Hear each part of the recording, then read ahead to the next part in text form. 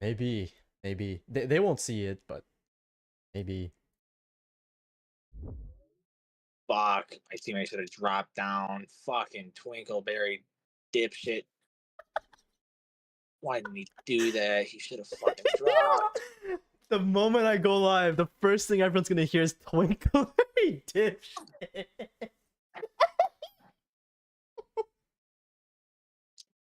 No, that's not why I was waiting so long for. Legendary opening, bro. Opening of Doom, bro. Opening of Doom. Killing myself immediately moment.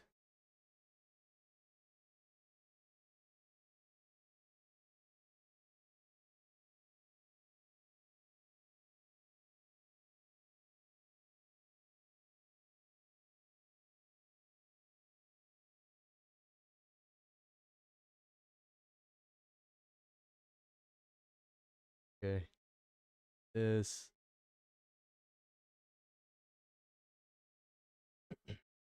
What a pussy. Who plays the game I'm like yo, this? I'm never streaming again with this nigga in my ear, bro. Yo, wait until I start talking, bro. Happened to who?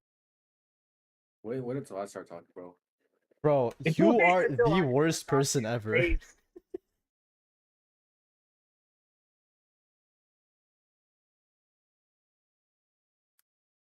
Are you like actually streaming now? Yeah, now I'm live.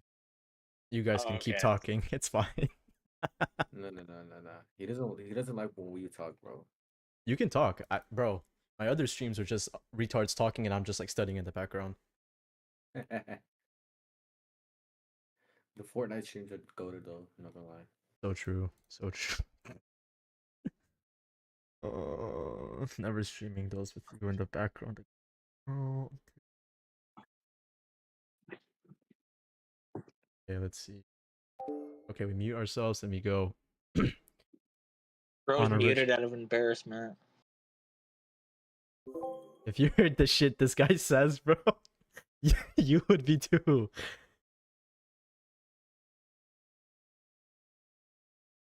It's a good thing.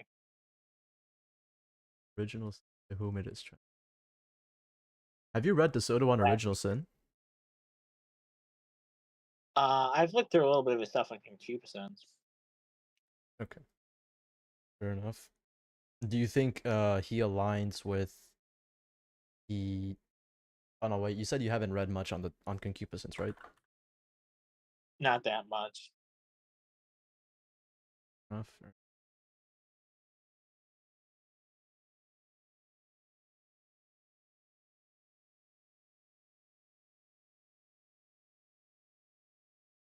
We have described man as he was at his creation at the height of the happiness.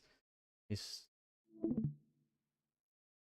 at the height of the happiness which he could have had on earth. It follows therefore that we should speak about the sin into which like sometimes hence you live in a good part of NY or NYC or the bad part. Oh, I don't live in the city. I just live in the state. Near the city though. Onto his posterity. This is the state. This is the third state of man which we have undertaken to describe. Rest of the book will deal with it. There are roughly 6 things which the Holy Synod, Trent, by the way, put forward for the disputation regarding original sin. Some call simply big? For our consideration, while others for others Easter, a disputation like is appropriate. You said 83 hours. No, I said 3. 3 hours. Okay. They are as follows: whether it exists, that is, whether it has passed from Adam to all of his posterity, so all of man. What's the cause? What is okay? So I guess we're gonna note this down. So, how many? Okay, all right. Let me test this mission issue, man. 6 questions. 1 is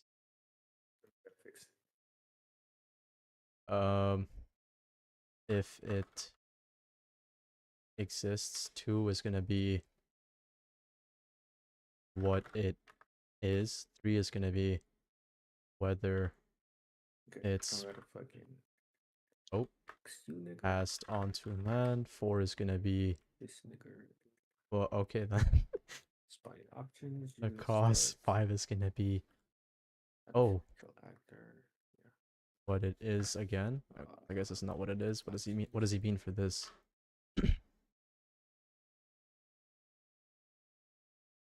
Okay, 6 is gonna be how it's raped. Rape, kill. Rape of doom. What would this mean, Dogma? Rape of doom? There are no. There are roughly 6 things which the Holy Synod of Trent put forward for the disputation regarding original sin. They are as follows: whether it exists, that is, whether it has passed on from Adam to all of his posterity, etc., etc. What would the "that is" mean here?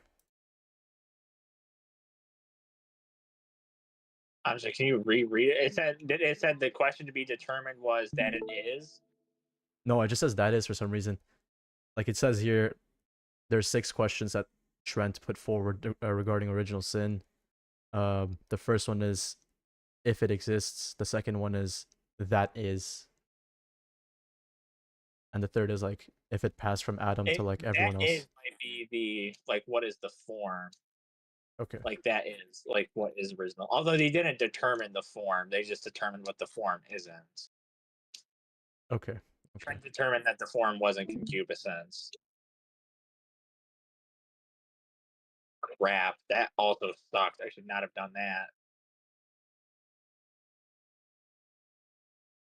What its cause is, what it is, how it's passed on, what its effect are.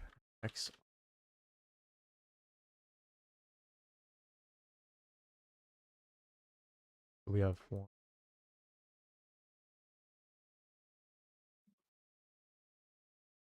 7, 8 things, even though he's at 6 questions.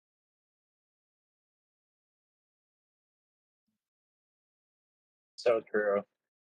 We love math is mathing hard. Although we will say something against the Lutherans in chapter 11 regarding its remission, we will be dealing with this in its proper place in book 2. The first is not at this time a matter for debate because there is no one who would once bring it into this question unless we were seeking to revive the heresy of the Pelagians. But the Lutherans who consider this the issue of our time, as do we, flee so far from the Pelagians that they deny dash against the opposite extreme.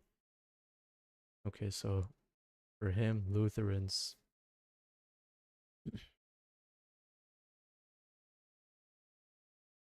Motherfucker. I threw a grenade right in my room. The Soto Lutherans are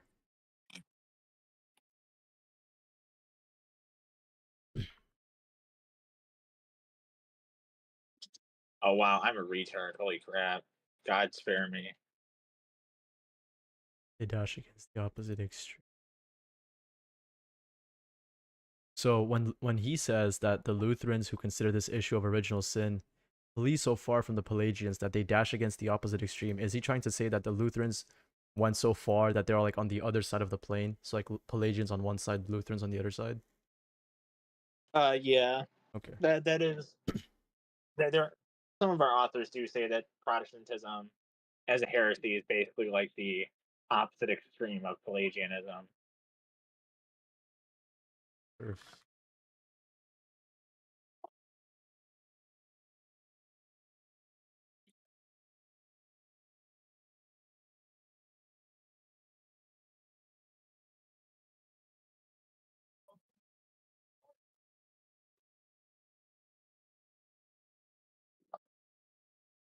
For we have most firmly established it as Catholic faith that all those who descend from Adam by natural generation contract original sin.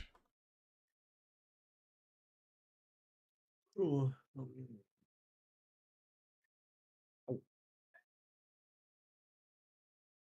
Yo, Diego, I remember you had a question when you first joined the VC on like scripture.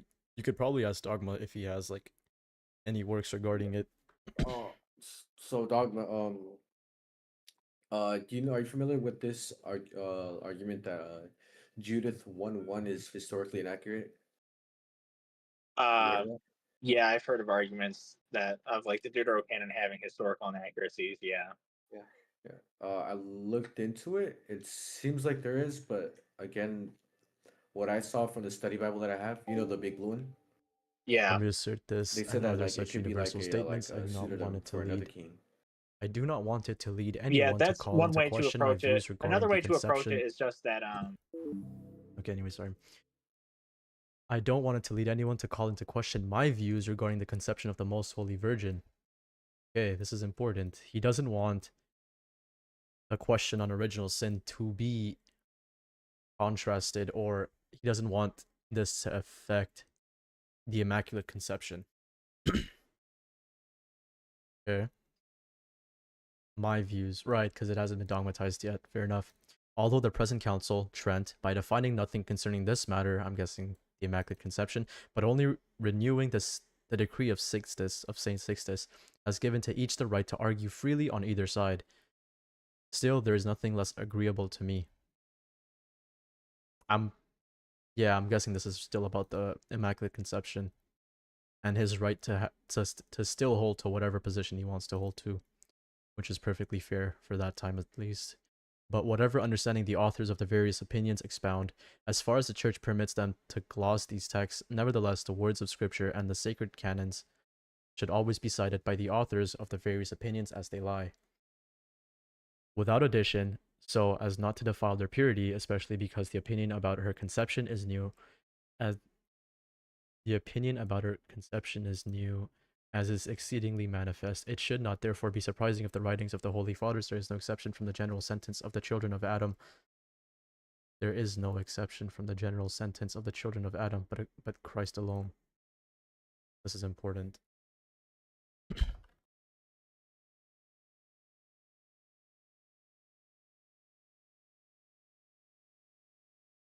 Um,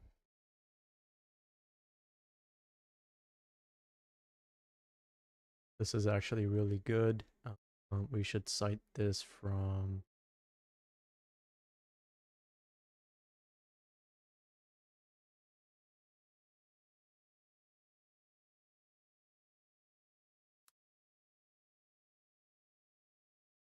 Sacred Cat.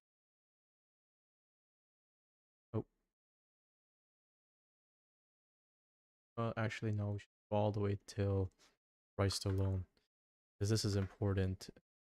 The Immaculate Conception, which we will cover eventually when we get to that point. But for now, we're only gonna cover a lot of soteriology and original sin and and whatever. Not really interested in Mariology at the moment. Right. So we're gonna highlight this part should be extremely crucial.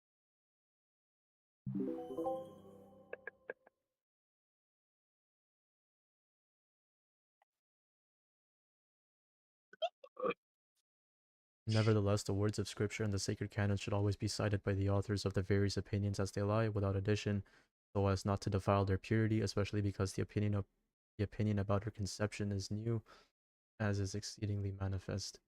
It should not therefore be surprising if in the writings of the Holy Fathers there is no exception from the general sentence of the children of Adam, but Christ alone. Bro started talking about original sin and immediately switched to Immaculate Conception. So based. The fathers who exclude him for the sole De reason. Soto. Yeah.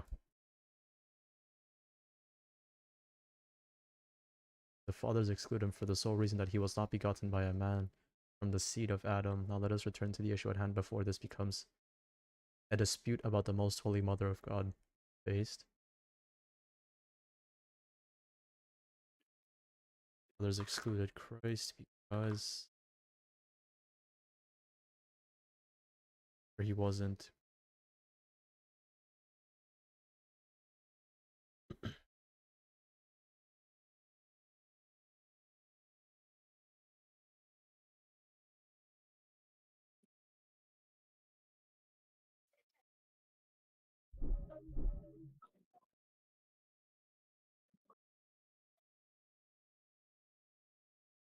what a pain. What's the first book about Immaculate Conception? With respect to the Catholic truth of original sin, the treasure of Scripture contains the most certain testimony, both old and new. David says, "Behold, I was conceived in iniquity, and in sin did my mother conceive me." And Ecclesiasticus, "From a woman the beginning of sin was made, and through her all die." Ah, woman moment. That simple and upright man from all among the Gentiles refers to when he curses the day on which a man has been born. As scripture says, "For Job opened his mouth and cursed his own day and said, let the day on which I was born and the night in which it was said, a man is conceived." He acknowledges that a defiled conception is the cause of all the evils that we mortals endure. In chapter 14, who was able to make clean one who has been conceived from. In chapter Septuagint translation, "There is no one without filth, not even the infant who has lived but one day upon the earth." Based. I need this. Hold on.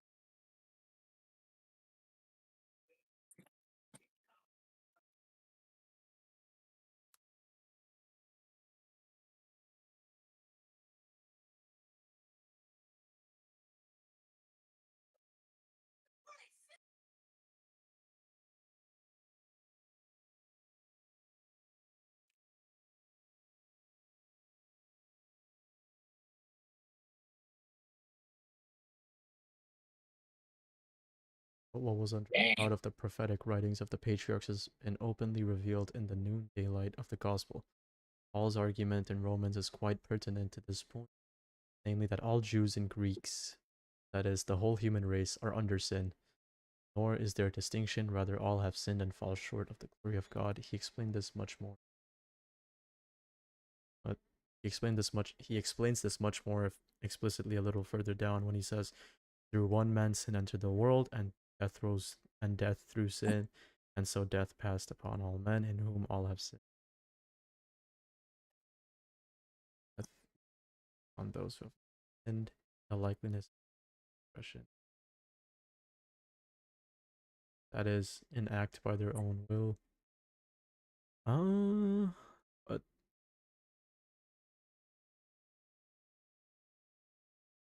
okay.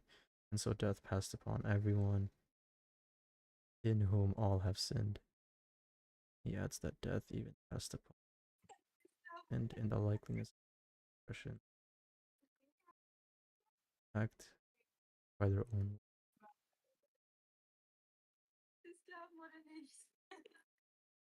All right.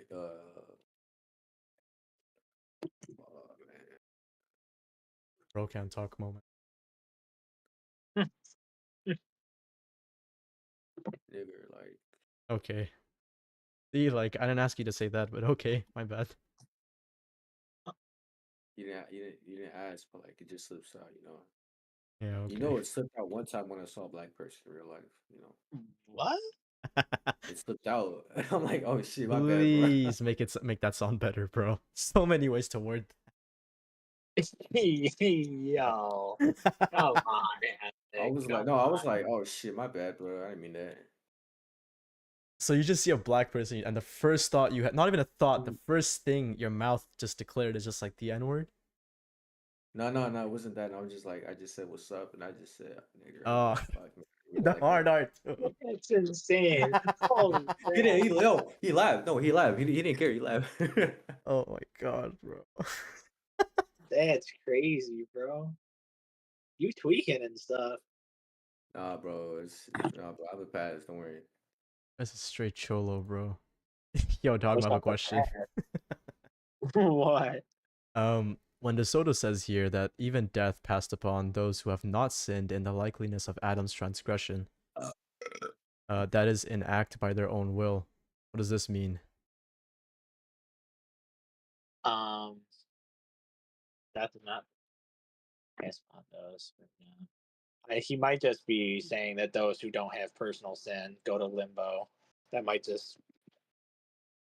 be what that is. I'm assuming by death by death passing on them, he means the sentence to hell.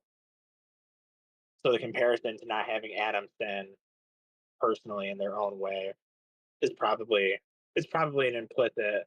But how can one not have Adam's sin personally though? If it's naturally if the sin is by natural generation. Well, you have the sin personally, but you don't emulate it through your own actual sins. You just have it originally. Oh. Oh, okay. Okay. Damn, holiness of doom. Um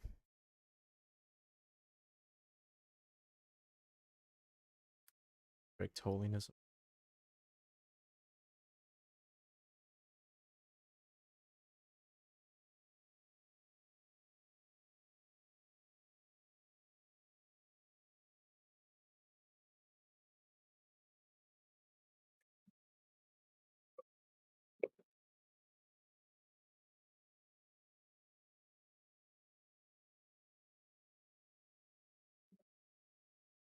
Or my eyes are dry as hell.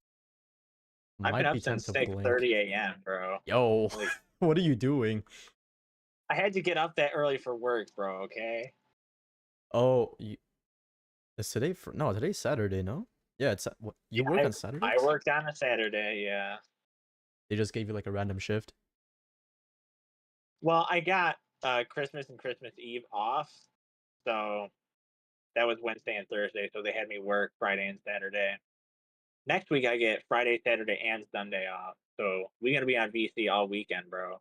Based studies of Fridays, Saturday. Oh, base 3 days I don't work. Let's go. That takes more clearly how all have sinned in Adam's sin, seeing how they die because of it.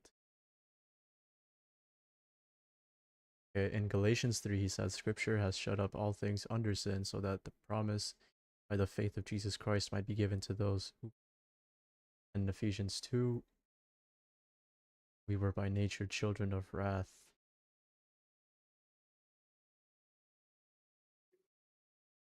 Verse of Ham reference? Messages. It was Pelagius and his disciples Celestius and Julian who pressed on, denying that the sin of Adam harmed anyone other than himself. Do you know what the Easterns say about original sin, or about ancestral sin?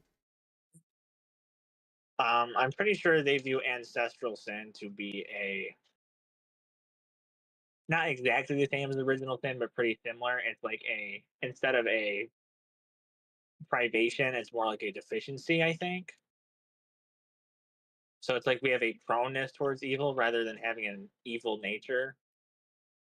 So they were just like, so basically for them, ancestral sin would be like concupiscence. Yeah, kind of. It seems that way. But they Interesting. wouldn't view it as like damning per se, always like Protestants do. So would it be valid to say that, what does he say here? It was Pelagius and his disciples who pressed, when like the Soto here says, Pelagius and his disciples pressed on, denying that the sin of Adam harmed anyone other than himself. Would it be valid to say that this could also apply to the Easterns?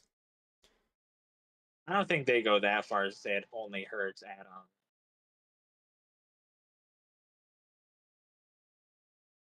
Hmm. Okay. But okay, That'd be pretty pride if they if did. if the Pelagians did say this, would it be valid to say that this would be applicable to Easterners?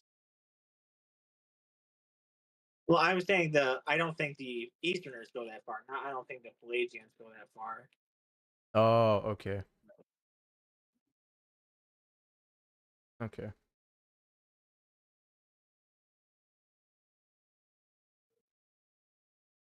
Interesting.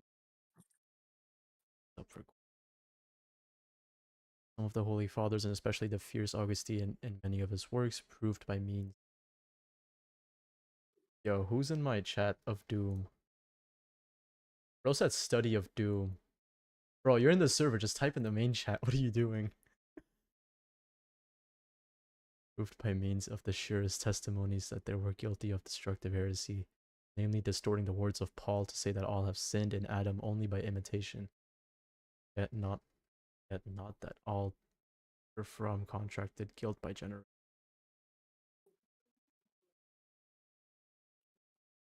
How is this not ancestral sin? What? Guilty of destructive heresy, namely destroying the words of Paul to say that all have sinned in Adam only by imitation, but not that all have contracted the guilt by generation.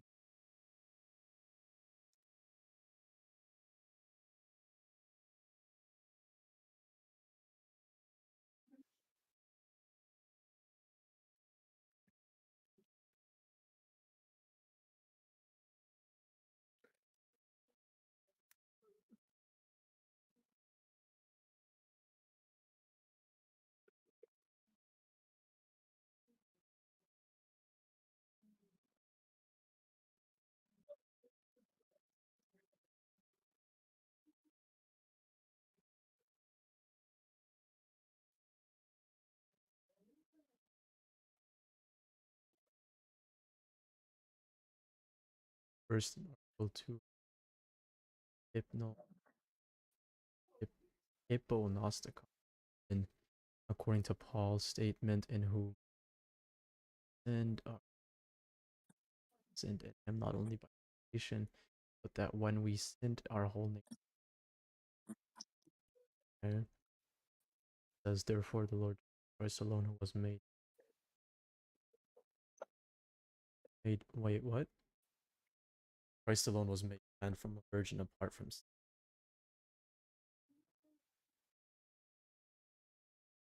He comments on the passage by saying all, he excludes no one, rather he means the whole human.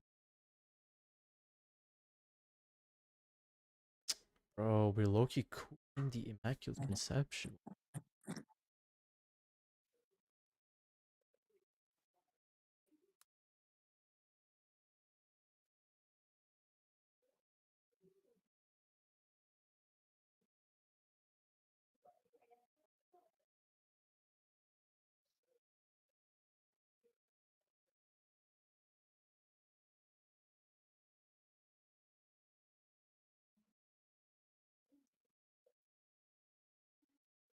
Book on the merits of sinners and the baptism of infants.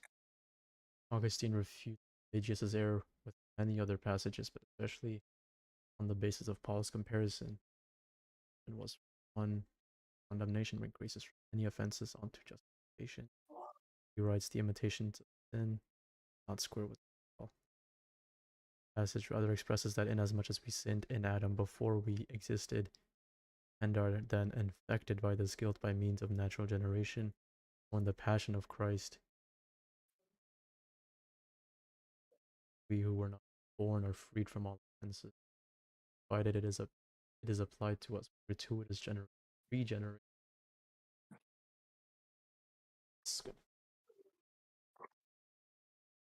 I have asked the following question 20. There there is or even what? Whether there is or ever even could be a human being born without any sin and never to be with sin. The book 2, chapter 12 offered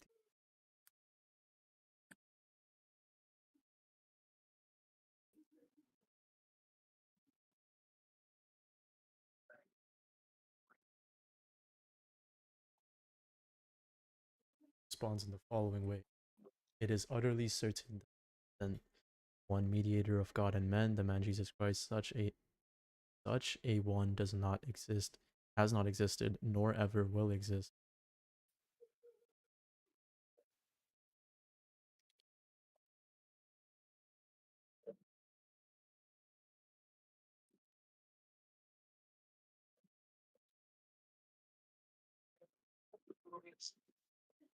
This is Loki cooking the Immaculate Conception. What do you mean it's cooking at? Because the last like 4 passages here by Augustine that he cites all low-key cook the Immaculate Conception. Like here, I'll give you the most recent one he said. It is utterly certain that other than the one mediator of God and men, the man Jesus Christ, such a one does not exist, has not existed, nor will ever exist.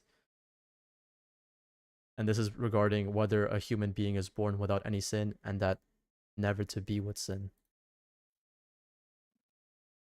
I don't know what Kevin Fernandez would say about that quote.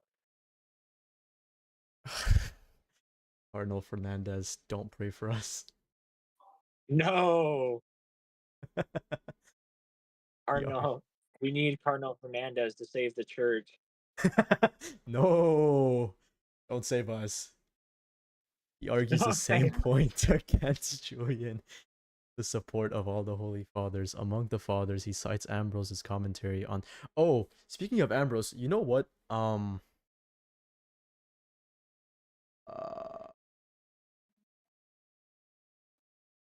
there was a goyim. There was a goyim that said something about. 1 second.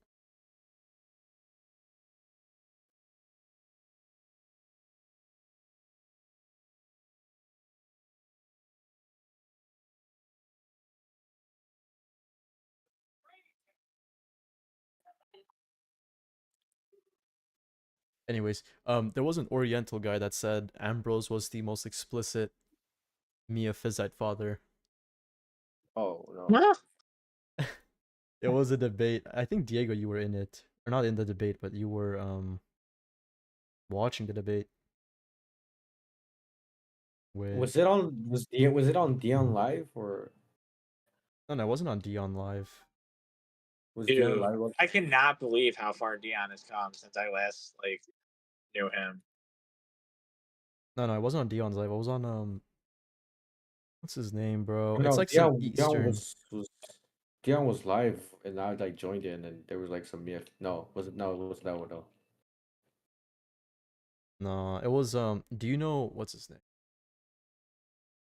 The Orthodox guy, like the quote unquote Orthodox guy on TikTok. What? Hold on, I'll find his TikTok. Get it to me, Orthodox.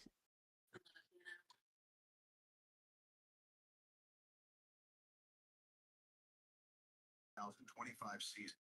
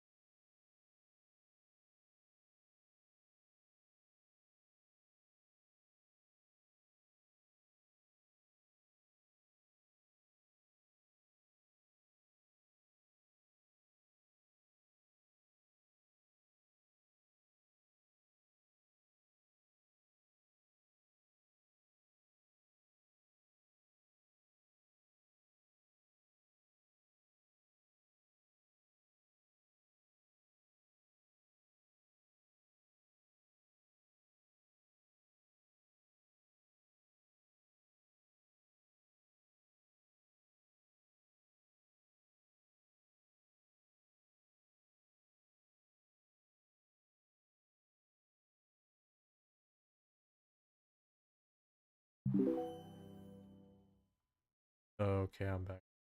Self. Among the fathers, he cites Ambrose's commentary on Luke, where he says, "Of all of those born of woman, the Lord Jesus is." Okay, we're actually cooked. Of all of those born of woman, the Lord Jesus alone is holy, not experiencing the contagion of earthly corruption by reason of novelty of his immaculate birth.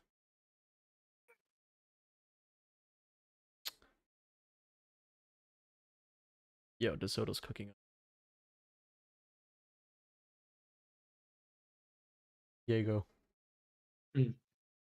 how are you defending the Immaculate Conception against all these passages, bro?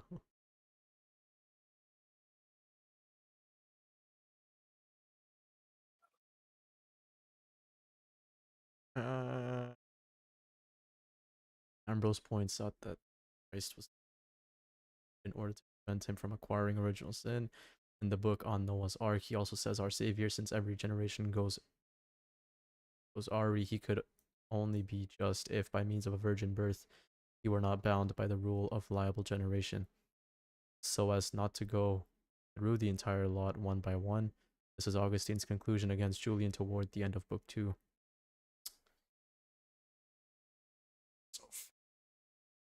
It is on account of this Catholic truth that the saints and the blessed, and in the treatment of the divine elegance, the renowned priests Irenaeus, Cyprian, Reticius, Olympius, Hilary, Ambrose, Gregory, Innocent, John, Basil, to which I add, like it or not, Jerome the presbyter, so as not to omit those who do not yet sleep advance an opinion opposed to yours regarding original sin of all men by liable succession.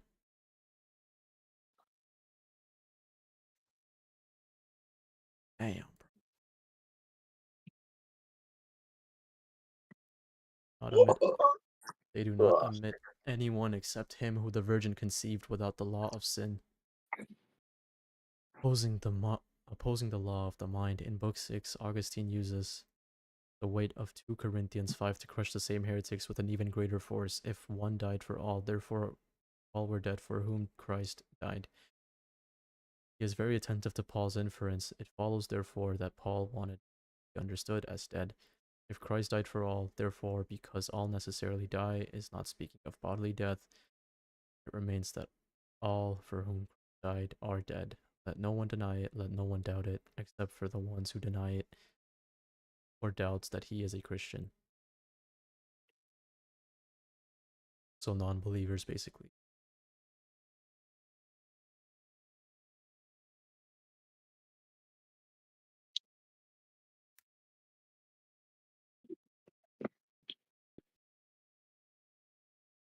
I've been up too long. Goyim did not take a nap today.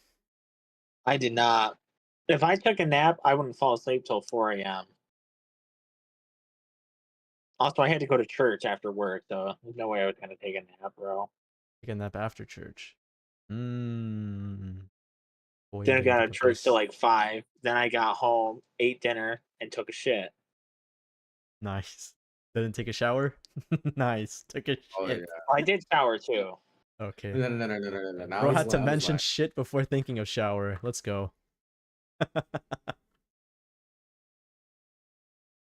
Are you Indian or something? Okay, bro. No. I shower like twice a day, dude. Based.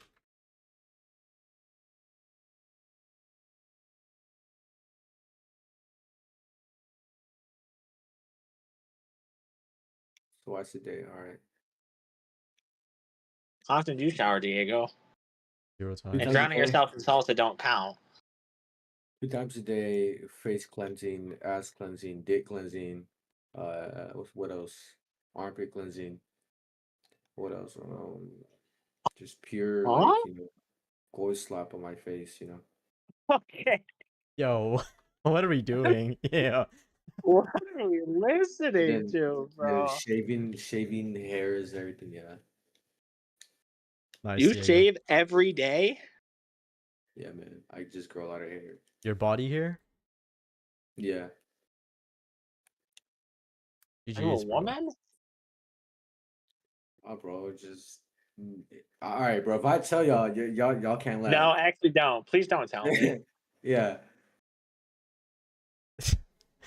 I actually want to know, bro. Yeah. No, I, Havoc. I don't know no. why he spiked my interest, but now I want to know. We do not want to know, Havoc. All right. So I need to midstream. save my pubes.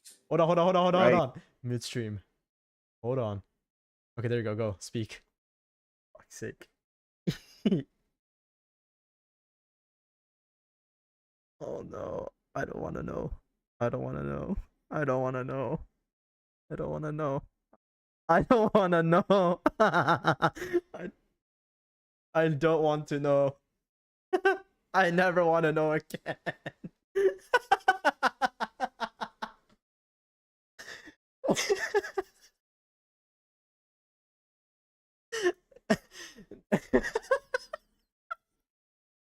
Yo, I'm never asking this nigga anything again, bro. Fuck this guy. Is this concupiscence? What is this? Let's go. Let's go, bro.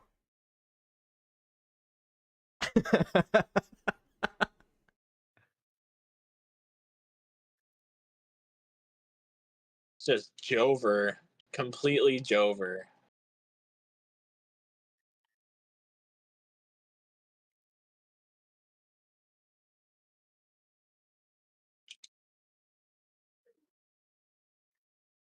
For a while, he conceded that Christ died for children too. Julian, in fact, denied that there were any conceived in sin.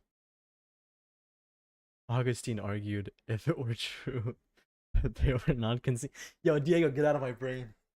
Yo, Diego, get out of my call as well, bro. What have you done to me, bro? You asked him, bro. Because you two shitheads spiked my interest. One's like, okay, I'm not gonna say it. The other one's like, yeah, don't say it. It's like, nigga, of course I'm gonna be like, say it now. No, you should not have. I am honestly, a reprobate. Prior to my baptism, I am a reprobate. You can't do this to me. Like that image is gonna haunt me forever now. Yeah, man. Yeah, bro. Poor thing, bro. You Stop talking. Mute. How do I mute this Please guy? stop talking. Fucking Diego. Never speak again, Diego.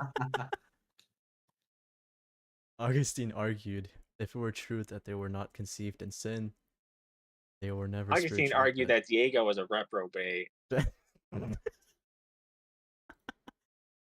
If it were true that they were not conceived in sin, then they were never spiritually dead. But if they were not dead, neither did Christ die for them, as Paul himself attested. Children are reprobate. Children are reprobate. Yeah. This might be true. Wait. It actually might. We can make an argument for that. Premise one: people start off as children. Premise two: reprobate exists. Therefore what, nigga? We're still waiting for the end. What's the conclusion here? Yeah, what's the conclusion, bruh? Therefore, children can be reprobate. What do you mean can be reprobate? Nigga's only a part Pelagian. He's like, maybe. He's an undecided Pelagian. No. Children are reprobate, right? Because once they grow older and they die, right? And they were reprobate. At one point, they were children, right? No.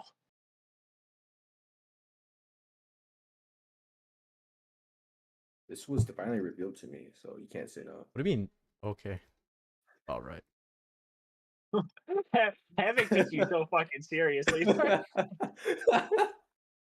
As Romans 5 says, God commands his love towards us in that while we were sinners, Christ died for us. He did not die then except for those who in truth were sinners. This is why the apostle also states in Romans 8 that only Christ the Redeemer came in the likeness of sinful flesh, so that all who have been redeemed are understood to have come, not in the likeness of sinful flesh, but truly in sinful flesh. Augustine explains this way in Book 1 on marriage and concubinage, wherein he discusses the marriage of Joseph and Mary.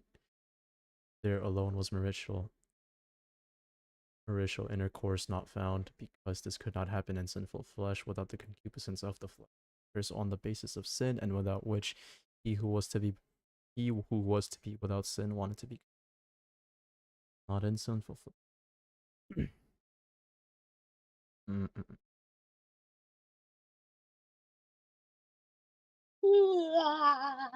It. The fuck was that? Okay, anyways. This could be taken to argue that after it was fine. This is so bad. Bro, I'm hungry, bro. I'm gonna get some Taco Bell and just shit myself. Fuck, man. GG's, Brown bro. person eats Taco Bell. Big surprise. Bro, I'm not gonna lie. Taco Bell generally makes me feel like shit. Like I Honestly, get Taco like Bell is kind of shit. no, it's so fucking bad for you. Every time I Taco Bell, I just feel like my nerves, my whole body's just shaking. I'm like, yeah, I should not be eating this Okay, shit. you might have like fucking death cancer or something. I don't know. Stage 4 Every time cancer. I eat Taco Bell, I start shaking. Nigga, that sounds like an addiction. Oh, bro, like every time I eat that shit, and I just start shaking. Like, fuck, bro, what the fuck did I just take? After he repeated all these universe, Thomas and let's go. Book 1, part 2.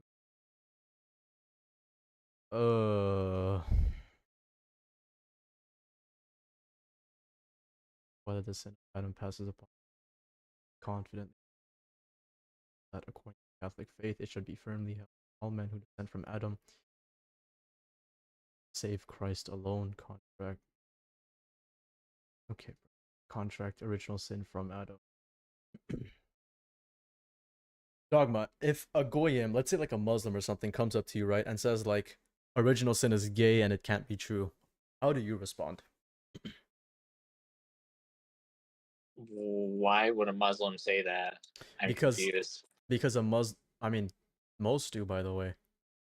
They're like, because they use it to argue that Christ's incarnation wasn't necessary or wasn't needed because original sin isn't real.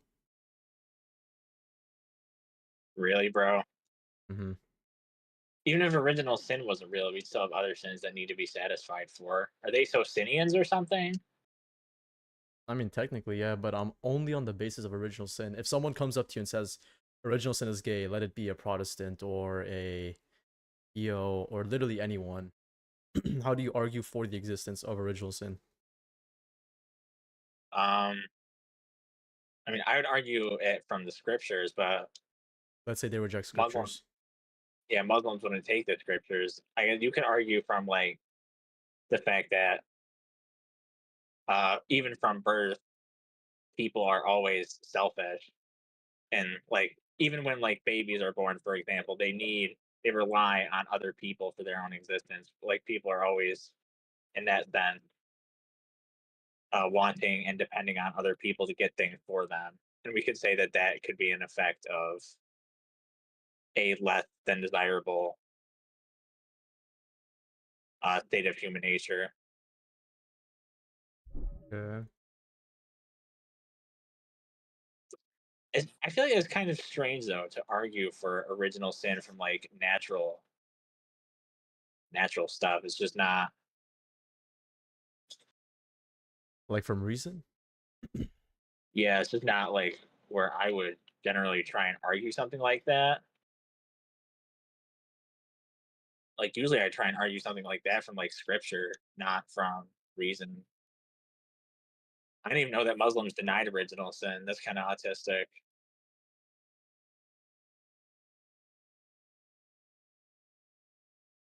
Well, I guess it is a retard religion. Makes sense, I guess.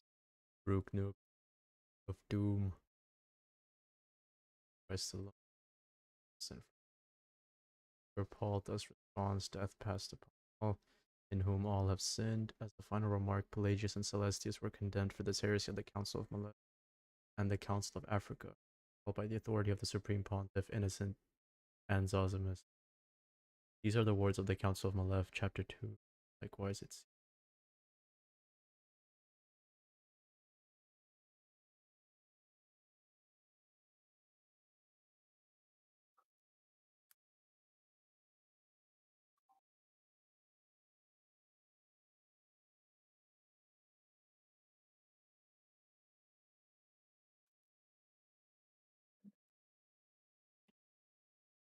freak was that?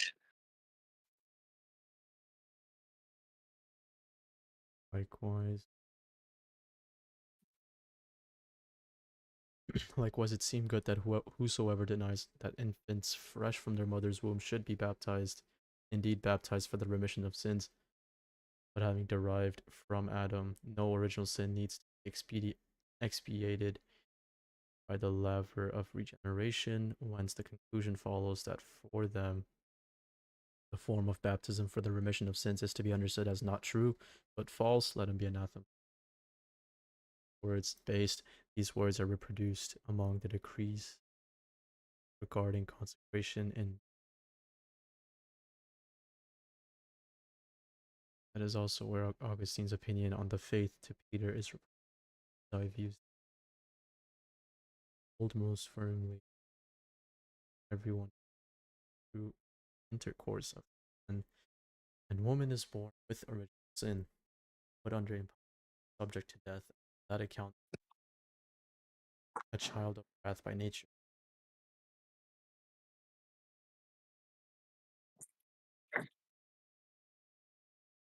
Things pertain to our firstborn, if original sin.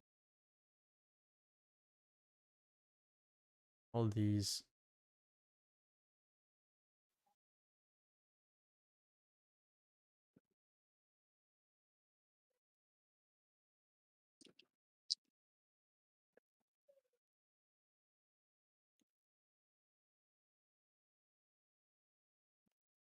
on the cause and essence of original sin.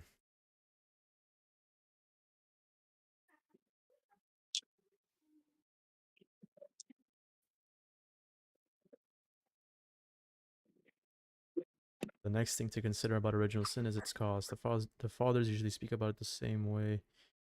Since the whole of humanity naturally, what?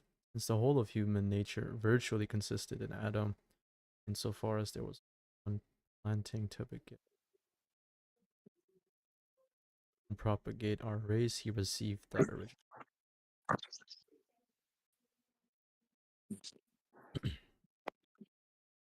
for himself, but for his offspring. The whole race by hereditary right would after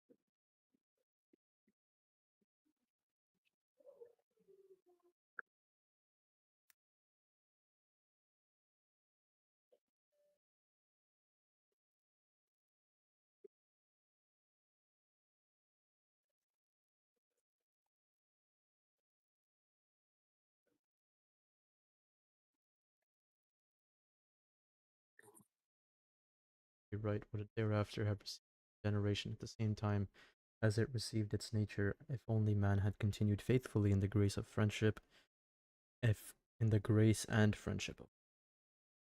Similarly, the precept forbidding him to eat the tree. But oh, the precept forbidding him to eat of the tree of knowledge, under threat of death, was imposed on him in such a way that the whole nature thereby bound. Therefore, because of this transgression, Adam was forfeit that justice he had originally, and he was driven out from the most happy station, angling all mortals at once in the same guilt, and thereupon the same misery.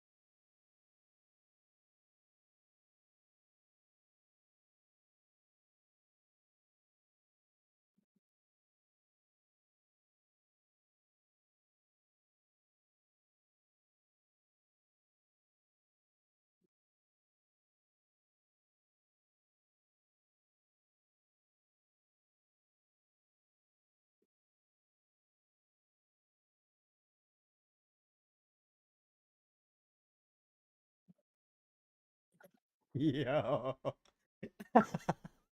What? So okay. Tyrone asked me to do a study, like if I was ready to study with him, and I'm like, not yet. Then he's like, all good. I'm studying Immaculate Conception right now. I'm about to open the article and pre R word it. And then I'm like, the Soto high key R words the Immaculate Conception. And then he's like, what do you mean? Like, what do you mean? And I'm like, he hooks the IC. And then he cites fathers and uses reason against the IC. Then he's like, oh nah. Oh, I mean nah, it's chill because Ty Nega figured it out already. The church answered through me. I'm the top N-word Thomist. And then Laudeman's like, the state of the church is so bad that the church is answering through niggers now. Oh no. W, bro, W. Not W. Where's our Aryan brothers and sisters? No. Screw sisters. Where's our Aryan brothers, bro? They died. At Burger King now? Let's go. They work at Burger King and they get useless degrees at universities and go in depth. Yo, Dogma, what's your degree? I don't have one, bro. You know that. Oh shit, my bad. No. Forgot. Memory of Doom. Dogma is from New York, so he's probably like the mob or something. I don't know. I wish I'd make a lot more money that way. Probably would, bro. That's Diego. He might have connections. Yeah, it's some fucking hoodlum niggas that fucking steal shit. Yeah, I'm not gonna fucking talk to those nigger one of these. Fuck. He is that nigga already. No, Dogma, no. Hitler's #1 goy. So true. So Oh true. yeah. Hitler's #1 goy. Oh my goodness, that would have been like Things.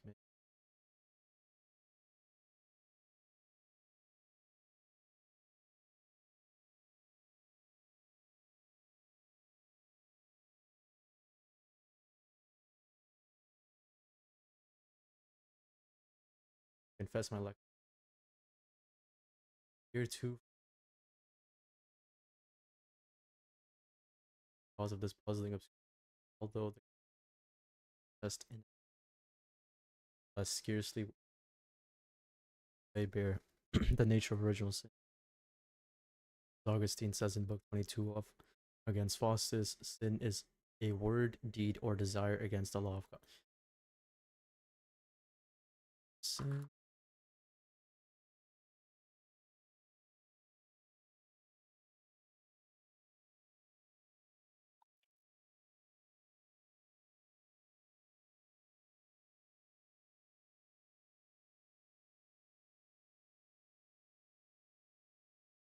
Wherein he shows that the essence of guilt is a work of creation and divergence from the law of God and the rule of Adam, transgressing the boundary. Since man at his conception is not yet capable of judgment and freedom, and can neither act nor avoid acting according to the standard of law, it requires great effort to explain how the essence of guilt impressed upon our nature in a bad.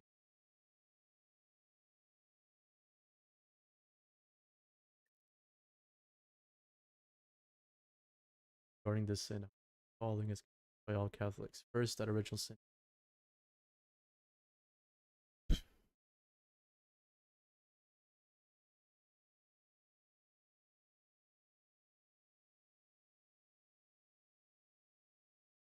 Yo, Diego, weren't you supposed to get Taco Bell? did I get it? I'm asking, did you get it, basically?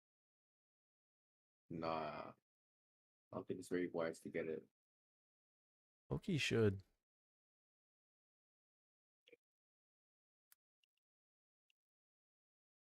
First original sin is not our own proper with respect to its cause, that is, we have not committed it by our own will.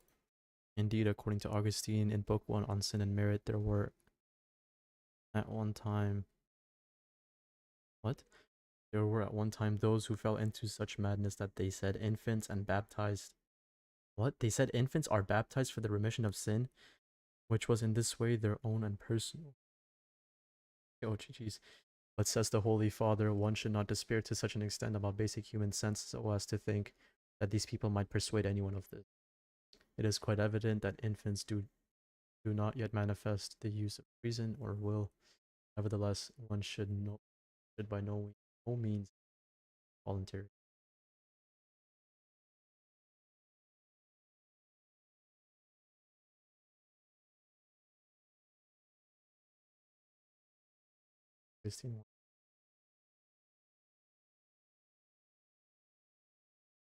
The retractions where he maintains that, and unless it is voluntary,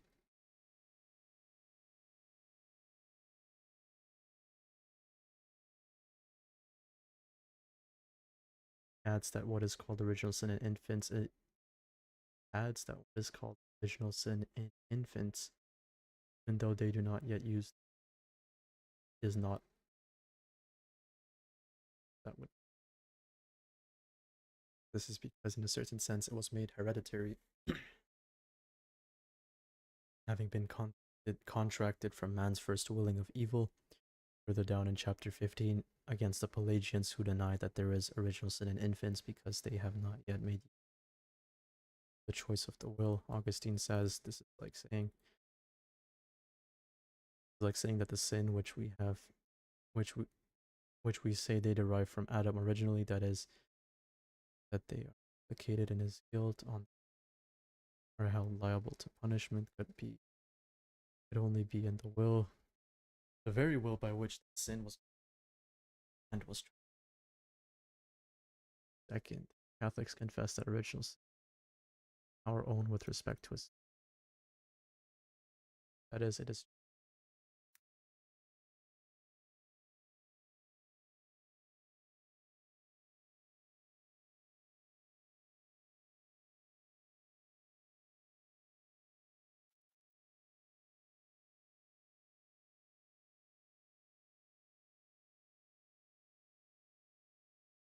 the sense we are truly sinners. The natural philosophers say by formal denomination, called us as sinners, and he is speaking here about original sin. Christ died for us. So if you consider its subject, original sin is properly speaking ours, but if you consider its cause, it's neither our own nor is it voluntary for us, rather it is necessary for the nature. Oh my bad, it's from the necessity of nature, according to what Paul writes, we were children.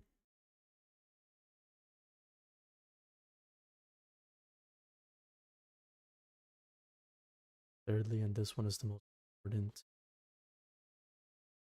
whoever does not want to be regarded as a Pelagian ought to hold it as certain that original sin is truly and properly speaking a sin.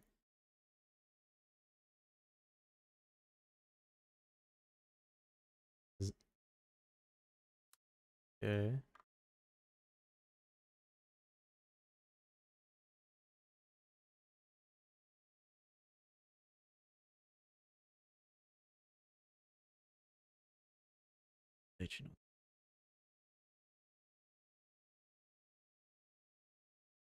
Whereas the out and the sentences 2 to 30, they have not been lacking, who believe that original guilt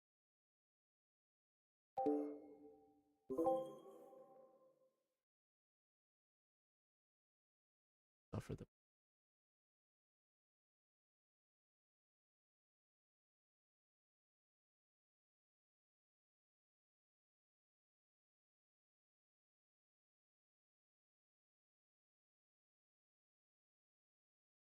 obligate.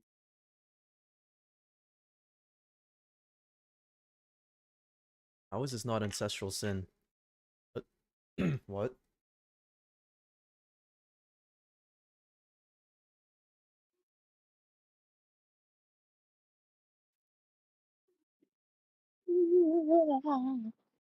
Yeah, I think we should just be like Eastern, like what's it called?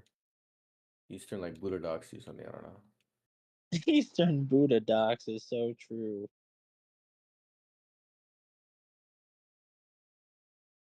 Eastern nigga docs.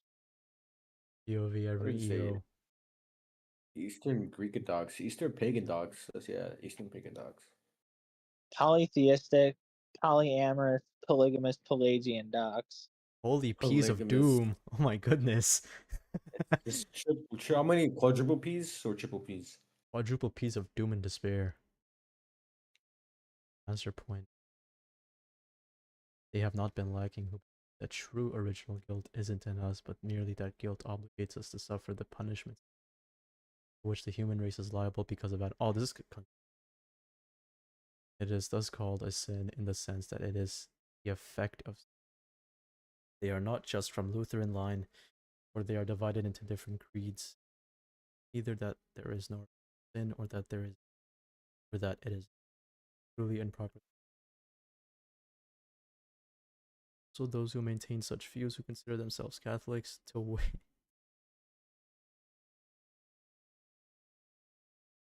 wit, those who appear among the theologians when their start was in Homer.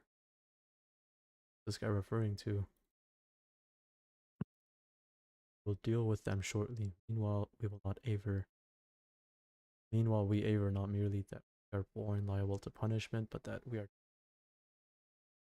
guilt and for that reason deserving of punishment. This is what Augustine states in the cited, namely that we are implicated in the guilt of Adam's sin and of that account liable to punishment. He explains this further commenting on Psalm 50. David says that he was conceived in iniquity because iniquity and the bond of death are universally derived from Adam. No one is born without deriving and deserving punishment, but sin is what makes one deserve punishment. Therefore, everyone who was born through the concupiscence of the flesh derives sin. In the Hypognosticon, Article 2, the sin of Adam did not only kill him, but the whole human race. When we receive this damnation and guilt all at once. Okay. But what need do we have for Augustine as a witness when Paul is such a clear and incontrovertible judge? For through one man, as sin entered the sin, and so death passed upon all men, in whom all have sinned. Yo, Diego. Hmm.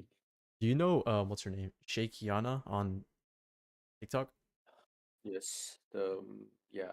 Yeah, you know this monkey rejects original sin. She's retarded. True, but yes. Remember, she went on a whole rant on why Catholics aren't Christian and all that. Like she went on one live, and every single fucking Catholic was just on. There's like 30 Catholics on her live, just fucking going. I was like, I don't even want to hear all that, bro. Just shut the fuck up. She's been on ghetto and shit. I'm like, oh my goodness. That's insane. Yo, today she was doing a formal debate against what's Mila, something I don't know. Mila? Yeah, and I don't know, Mila was a EO inquirer, but at some point Sheikiana like brought up a premise, like a proposition against Mila, and it was like, okay, Florence is an ecumenical council against Mila, by the way. Oh my goodness. Mark of Mark of Ephesus signed it. Therefore, when like, what was the fucking debate about? It was like on some shit about like development of doctrine or something, right? And then it was like about the filioque, and then like she brought up Florence against an EO, and then Mark of Ephesus signing the documents of doom. Bro. And the quote was so bad. It was like, what are we doing? And then everyone in the comments were like, what are you doing, bro? Hold on, bro. Let me try to find this. Niggas of doom, bro. So true. So I don't let niggas bro fucking debate theology, bro. You know? As soon as you give a nigga, This is very true. as soon as you give a nigga some knowledge, bro, they gonna abuse it, bro. He has no knowledge, bro. Apparently, she's a unit. She was like going to be a Unitarian, but now she's talking to Moses, so she's gonna be like a oneness. Like, okay, bro. Oneness. She used to hold to like the Trinity before. What the fuck? I don't know, bro. Her whole thing is going like crazy. I mean, you saw my story as well, so you see like, um, her talking to Moses mid debate. By the way. Yeah, this is bad. Oh yeah, it was on the infallibility of the Eastern Orthodox Church. Yo, what a shit Well, argument. yeah, yeah. No one can win that fucking art. Nobody can win that, bro. She's generally gonna get cooked, bro. Like Milo, it was Like, Milo only Snorted won that. because Shake made herself look so bad.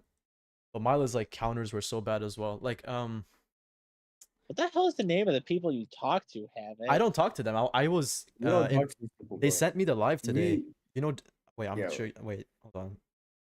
Uh Dogma, do you know G1? No, dude, I Okay. don't know these like random niggas y'all talk about. These are like uh, TikTok guys consider these guys like top goyams or something. I don't know. Oh, these niggas are Okay, retarded, dude, bro. TikTok We could- niggas would like consider like Astro like God incarnate. Nah, they would, bro. TikTok niggas think Bryce J is all that, bro. Rook. You see Bryce J, he cooks on Philly Oakland. They were asking Bryce to come up. Yeah, there's even do you know of a guy named Ethos Havoc? Yeah, he's in the He was server. friends with like Bryce. Yeah, yeah. He converted to Catholicism. He used to be like a top EO debater. Yeah, why'd he convert to Catholicism? uh, Blessed John and Scotus helped him, to be honest. I mean base, but is he a SCOTUS? He goes to Scotus view, yeah.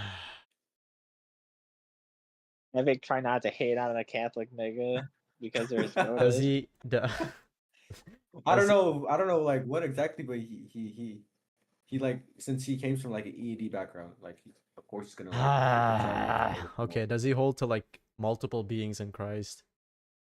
I don't know if he does, but I'm not gonna lie. Oh, okay. I have hope. I don't think he does, but I mean, if he's a SCOTUS, he should.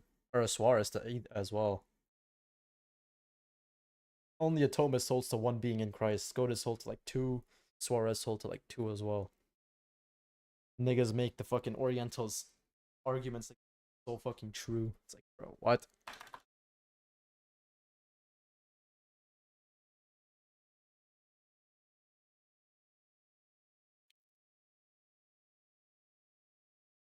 Wow. It's autistic ass nigga. 50.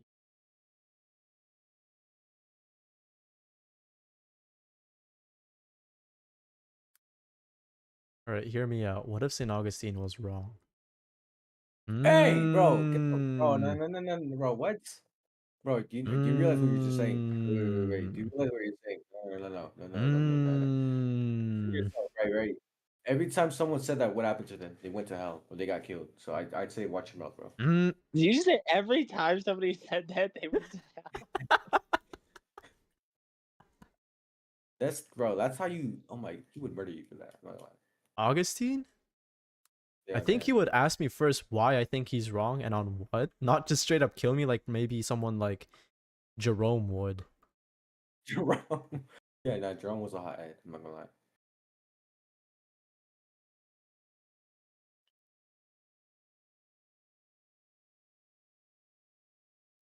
Remember that post I sent you, Havoc, on Instagram, where the guy was like, Augustine, he was a mannequin, this and that. Like he wasn't wrong, but he made it seem like Augustine just held to, like only held to the mannequins. I'm like, bro, you realize Was that Tete? he like, no, some other cults nigga, bro. Oh, okay. Like this, bro.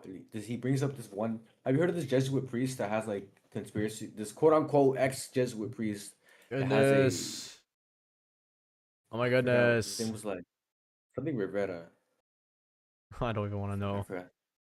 This nigga's like a quote unquote ex Listen. Jesuit priest that is that just pushes a lot of conspiracy theories. But the thing is, he's never been to a seminary. They don't have any records of him being at a seminary or him being ordained. And a lot of like the top Protestant scholars would just be like, yeah, this guy's BS.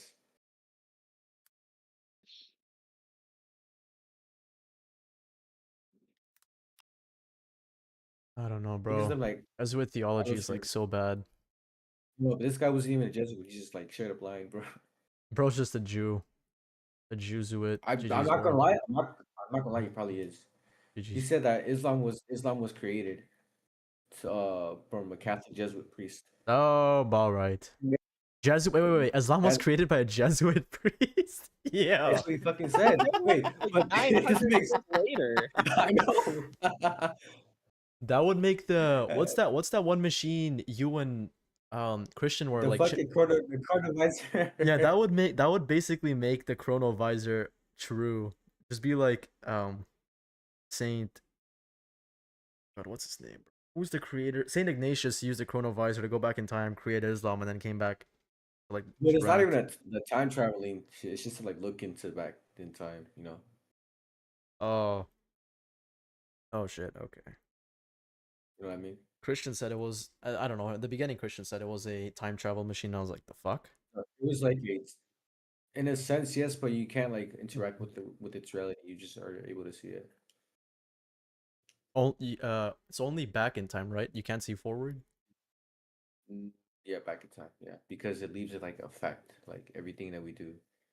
Okay. Could you see as far back as to like creation? I don't know. I don't think that's possible. Okay, so like I mean, wait, nigga, what? How is it not possible? If you can see Well, like back into time because and time starts at creation, then how can you not see into like when time is created? well, I think you would die if you saw that. I don't know. Like, You would die if you saw you would just creation. die. You would just die, bro. I'm not gonna lie. Bro locked it. Oh, I forgot Tyrone can't join the VC. The nigga is not designed to see creation. True. What if it's an Aryan chud? Bro, did not think that far. You're a nigger. Yeah, okay. Alright. This Tyrone. Tyronium.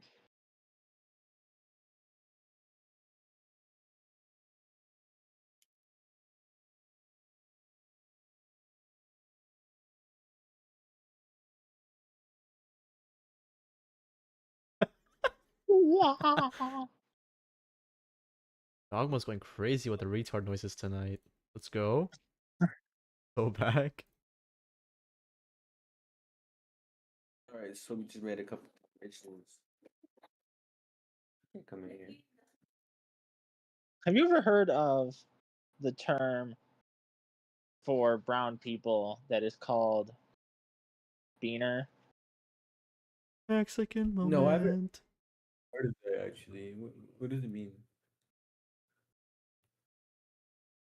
You're joking, right? You've definitely heard beaner Yeah, before. I've heard it. Yeah, I was about to say, there ain't no way. you gotta say, nigga, please. Ain't no way, bro. Never heard beaner before. Also, Adam was this. That's the form of Christ. Wait, what? Also, Adam was thus the form of Christ, because just as we are truly justified by the grace of Christ, so are we all unjust and truly sinners by the offense of Adam. Therefore, whoever rejects this extremely clear light of truth would be judged as a heretic, no matter what his station. Okay, Adam was thus the form of Christ.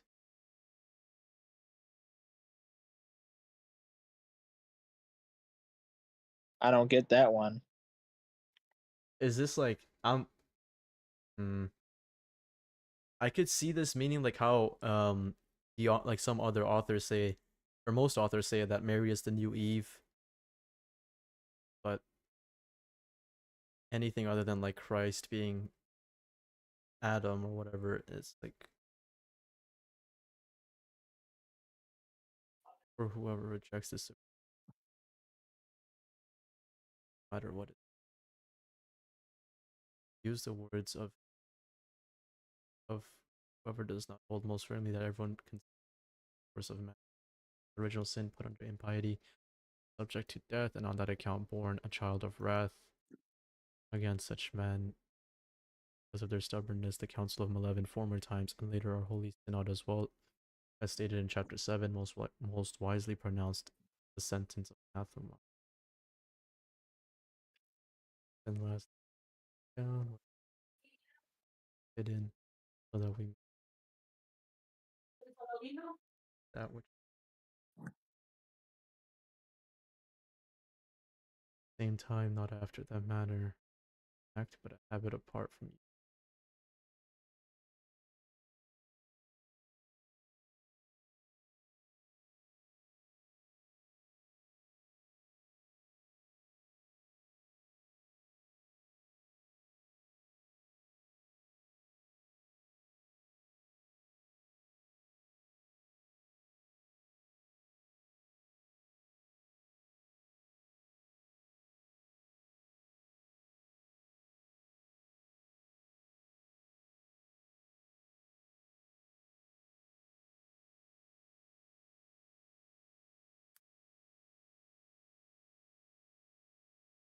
Wow.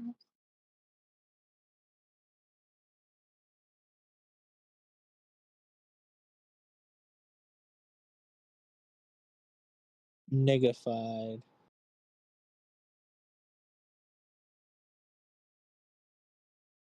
What if Havoc, who was the one that said the deniggified by racifying grace thing? you, bro, I said you, that? yes, nigga doesn't know what he says. Man, dude, I literally make so many jokes I don't even remember anymore. That shit was peak. I should pin that. Hold on.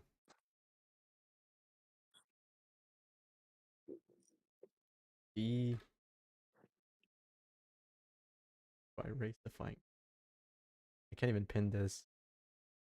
Bro just has to type in fucking side chat. Like, okay, bro, just type in main chat.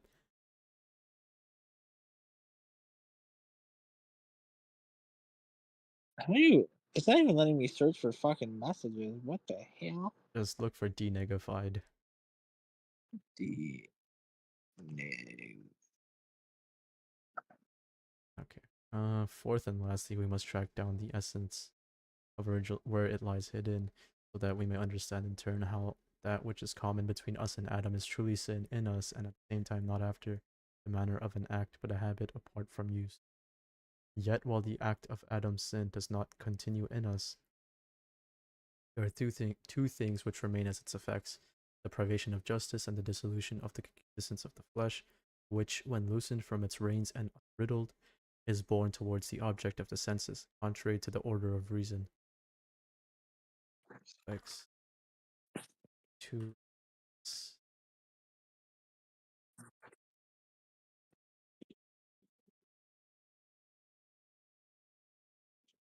So I said that in the side chat. NVC. Which VC was that? It's just called VC. Privation. Oh, I see. Second.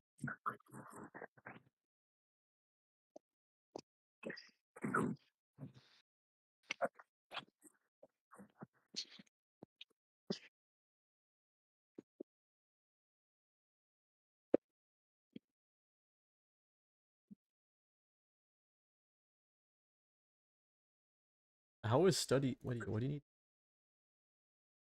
Oh, boy, a moment.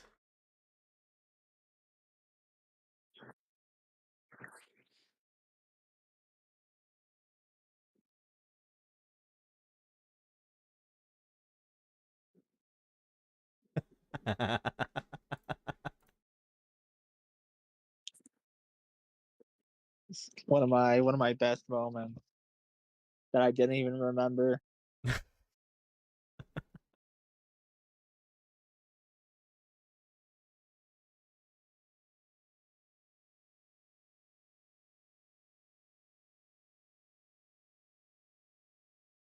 Did I just give Tyrone the burns to see?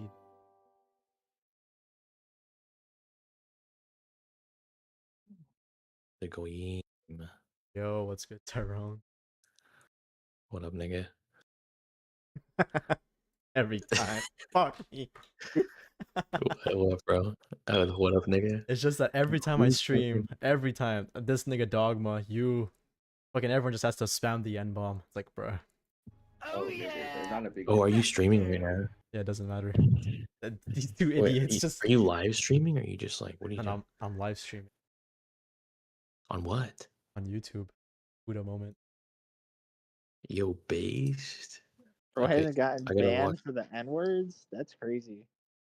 Just wait till Puda reports the live. Oh no. Yo, base, we're live, baby. Yeah, let me go pull up this live stream right now. Let's see. Do not pull up the live stream. I don't even know if I know your channel, gang. Good. What channel? Good. What's okay? Give me the title of it at least. You're not getting it until after it's been done recording. Bro, GG's. I was gonna like spam reports, like do that shit later, bro. Let me get like some views or something. Nah, I'm not gonna spam reports. I swear. You're gonna get it later, bro. I'm gonna be like a TOS, hyper TOS observant. Fuck TOS, strict bro. YouTube observance. Don't need TOS. This is YouTube. The worst case scenario, I'm actually of African descent, so you know. No, you're white.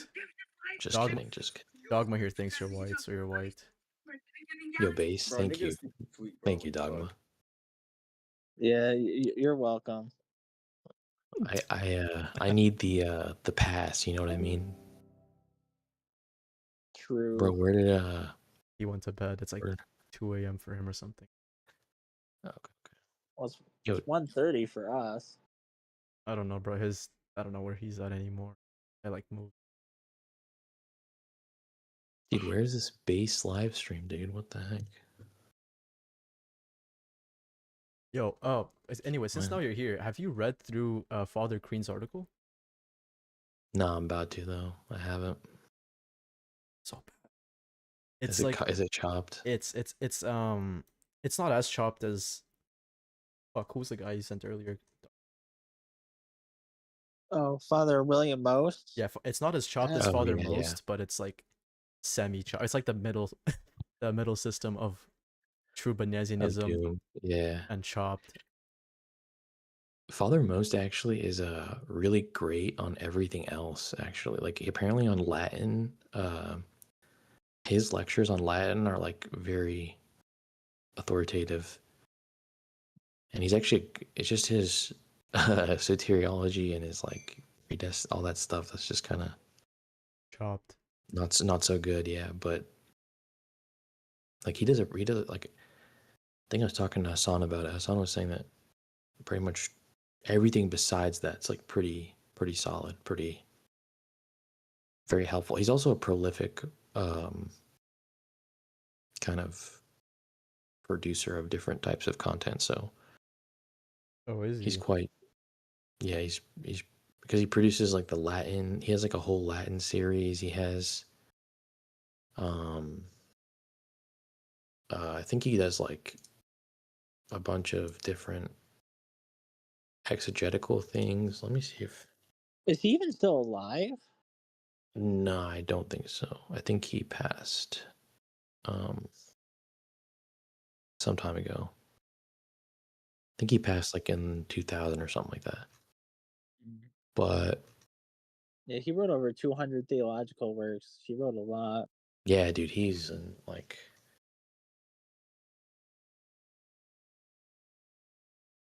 but I mean a lot of people find Thomistic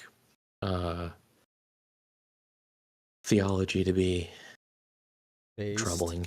Oh, yeah. Okay. Well, I mean, yeah, it is based, but like Father Most wasn't unique in this regard. Blessed Geach, don't pray for us. And then Juju comes in and kills us. Bro, Geach is not. I don't want to say it. That's mean. I'm not going to say it. Not intelligible? Well, I was going to say something probably worse, but... Of course you were. But I'm not going to say bro it. Was about to like... Bro was going to say some wild stuff. I was low-key about to say something mean, but I'm not going to say it. What's the worst thing what's the craziest thing you've read by Geach so far?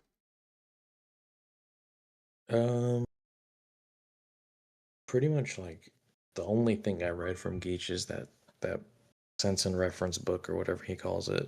Geach's sense and reference or whatever that absolute garbage bag of a book is. All right. I haven't read anything else. I mean, I don't See, I haven't exhaustively read any one analytic philosopher because they're kind of trash, you know? So it's like you're just going to give yourself brain cancer. So it's like, but at least in substance, you can pretty much see what he wrote. But I think what's that main book? No, not Sense and Reference. It's Reference and Generality, that one. So that one was like complete dookie basically. And then there's just some essays that he wrote about Frege, which were pretty dookie, but those are telling. Those essays that he writes, like in the 50s, he wrote about Frege that kind of tells you why he thinks the way he thinks. He actually is more congenial to Frege. Geach thinks Aristotle was wrong, so Fred Summers actually is like one of the biggest Geach A-loggers. Based. Very, very satisfying, and he actually says that Geach agreed with, disagreed with Aristotle, and he agreed more with Frege than he thought, than Geach himself thought, because Geach tries to actually argue against Frege, but ends up making some of the same agreements against Aristotle that Frege does. So most of the language philosophers are kind of like half schizophrenic because it's like language, you know? So it's like it's not like you're dealing with any sort of, there's no true standard of the impossibility of the contrary, if that makes sense. There's no like metaphysics technically. So all that stuff is kind of cheeks, but I mean, if we just take Geach's most like important stuff, that when he's looking at the issue of identity, it's essentially just the nominalization of identity. So it's not like he's actually, you know, doing anything here for anybody. But I don't know. Everyone glazes Geach. They think he's like, it's like the same thing with Wittgenstein. They just glaze him. They just say he's so great. They're like, dude, I am gonna partake in the Wittgenstein supper. It's like, bruh, all right, relax. You know, we don't. Peter Geach is not in the Eucharist, bro. You know what I mean? Like, St. Thomas, on the other hand, might actually be in the Eucharist, but Based. A blasphemous. Yeah.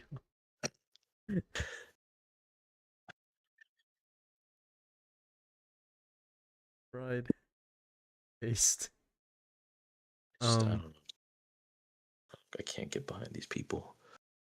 But everyone thinks that it's like mean, and I'm like, bro, I'm sorry, bro. If you want me to pretend that what's being said is intelligible, I'm not gonna do it, bro. I'm not gonna. We're not doing it. But I also agree. I was speaking with an atheist friend the other day. He's not an atheist friend actually, but I was speaking the other day, and he was saying that we got to stop doing the thing where we have like a, basically like a, I don't want to say the R word, but you know, a Retard or the other one? yeah, that one. Okay. Isn't that, you can't say it on YouTube, right? I think you can. I don't know. We said it like the whole time, and I haven't gotten banned for it. I said it before too. So Well, don't say the other one. well, we can't What's the pretend other that. one? RAP. Oh, okay. Oh. We can't pretend that like a stupid, like unequipped, unknowledgeable Christian always requires our support. So there was like a debate between this guy named KB and then Mike Brigandy. And KB was basically, yeah, he's like a atheist TikTok guy. Oh, but okay. So he is on TikTok. yeah, he's a TikTok guy, I'm pretty sure. But basically, like KB says something, and then every Christian basically just kind of like blindly supported him. So I was like, I don't know, bro. Like, we might not need to do that. That might be actually net negative to our position than positive. But that's the way I feel about Scotism, though. So, maybe I'm not the best guy to ask. Yeah.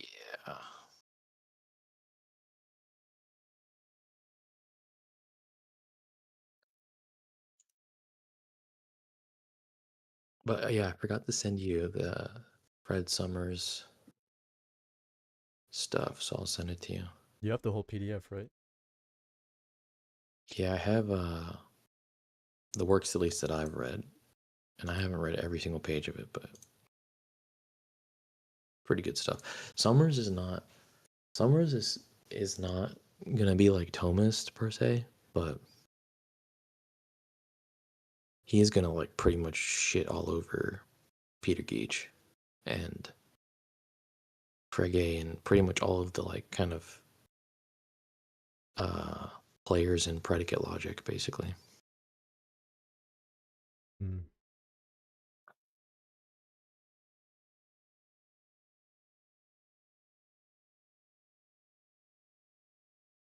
Both opinions saying that concupiscence is, as they say, the material. Damn.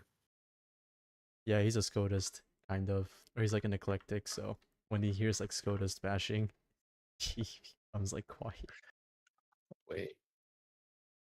Real. You'll might be for Scotist bashing. Come back, bro. Almost. Or he's tired, I'm not sure. It could be one or the other. But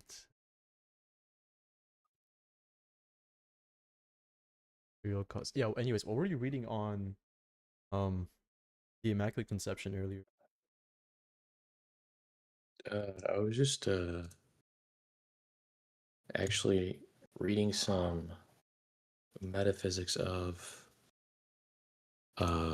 debt, of proximate and remote debt, and then basically trying to figure out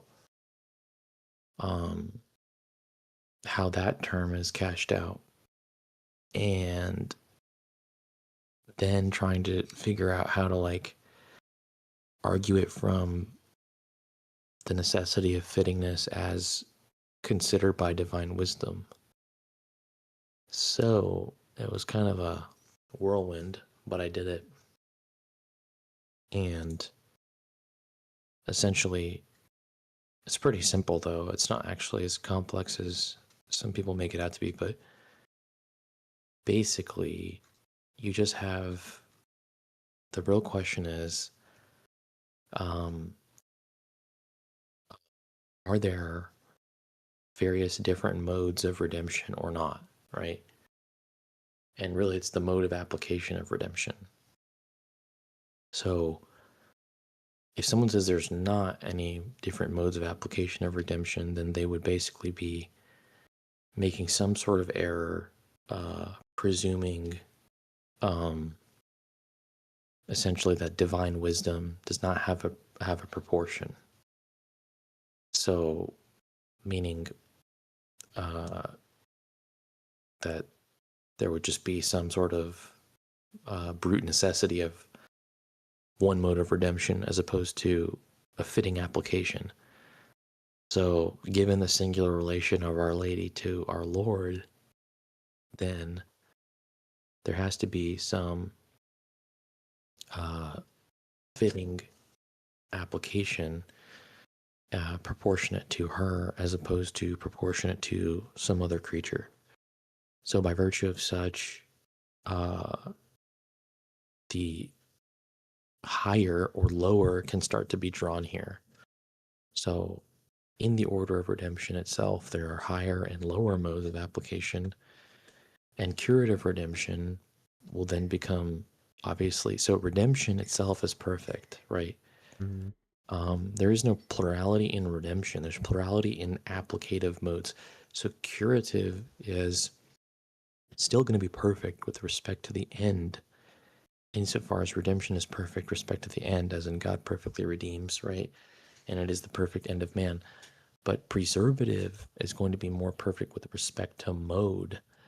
And the mode is determined by the subject's place in the divine order, as opposed to some sort of value assessment or something, right? Or like we're not ranking moral worth, so to speak. Because if we start ranking moral worth, that's where we start to ruin the distinction between sinless by nature and sinless by grace.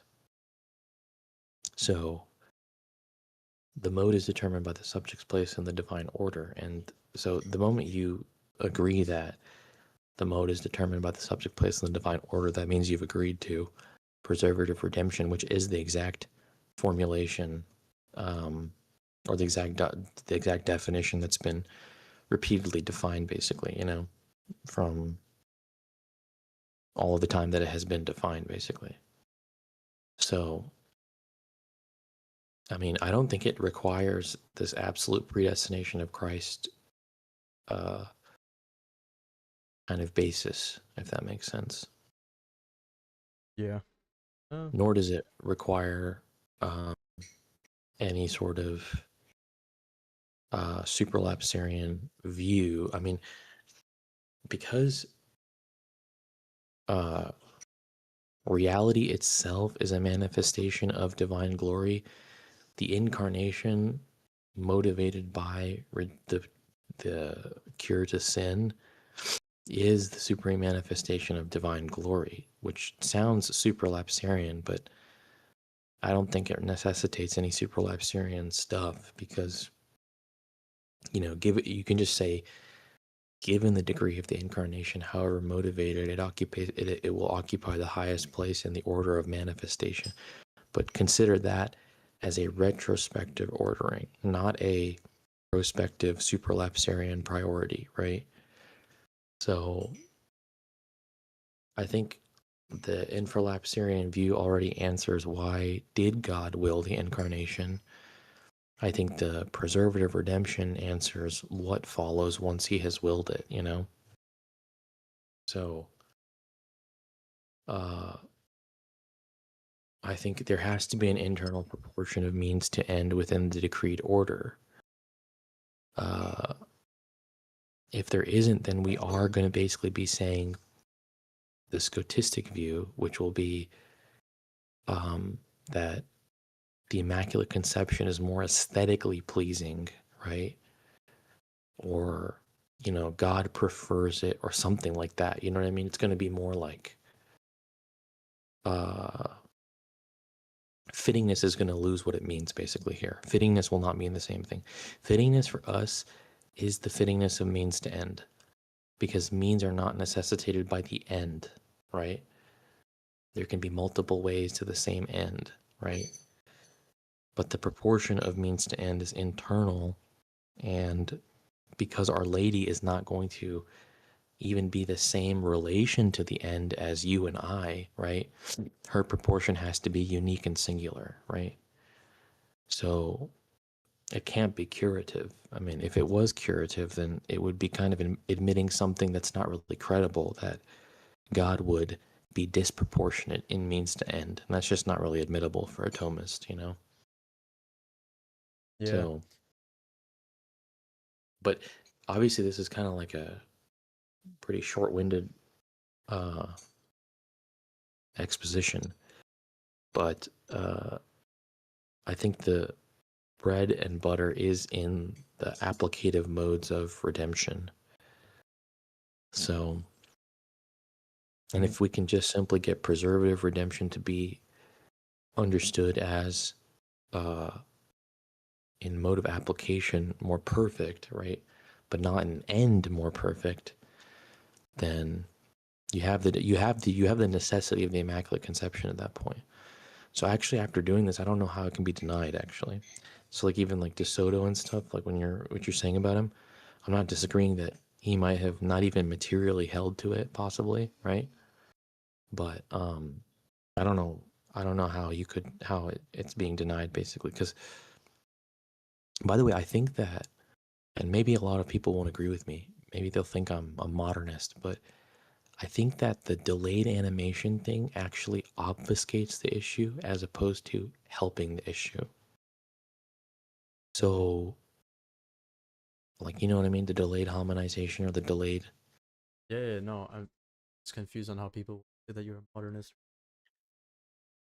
Well, I mean, people think it's base to hold to it, and I mean, it's not.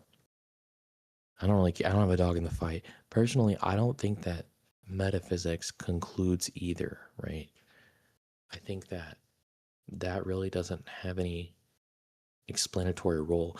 And if it did, it would actually be a problem because biology is going to be more contingent than metaphysics, right? So if biology has to do heavy lifting in the Immaculate Conception, then that's pretty cooked. So to me, it has to be like in the metaphysics. Otherwise, it's kind of a problem, you know?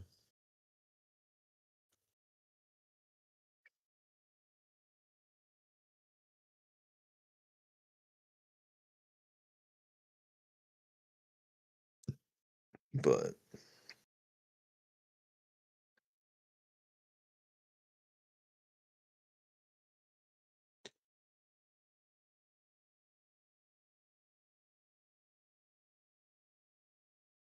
because if the Immaculate Conception's a metaphysical necessity, you would want to protect it from contingent biology, you know? I saw an article, like a Medium article. I don't want to say their name because we're live right now.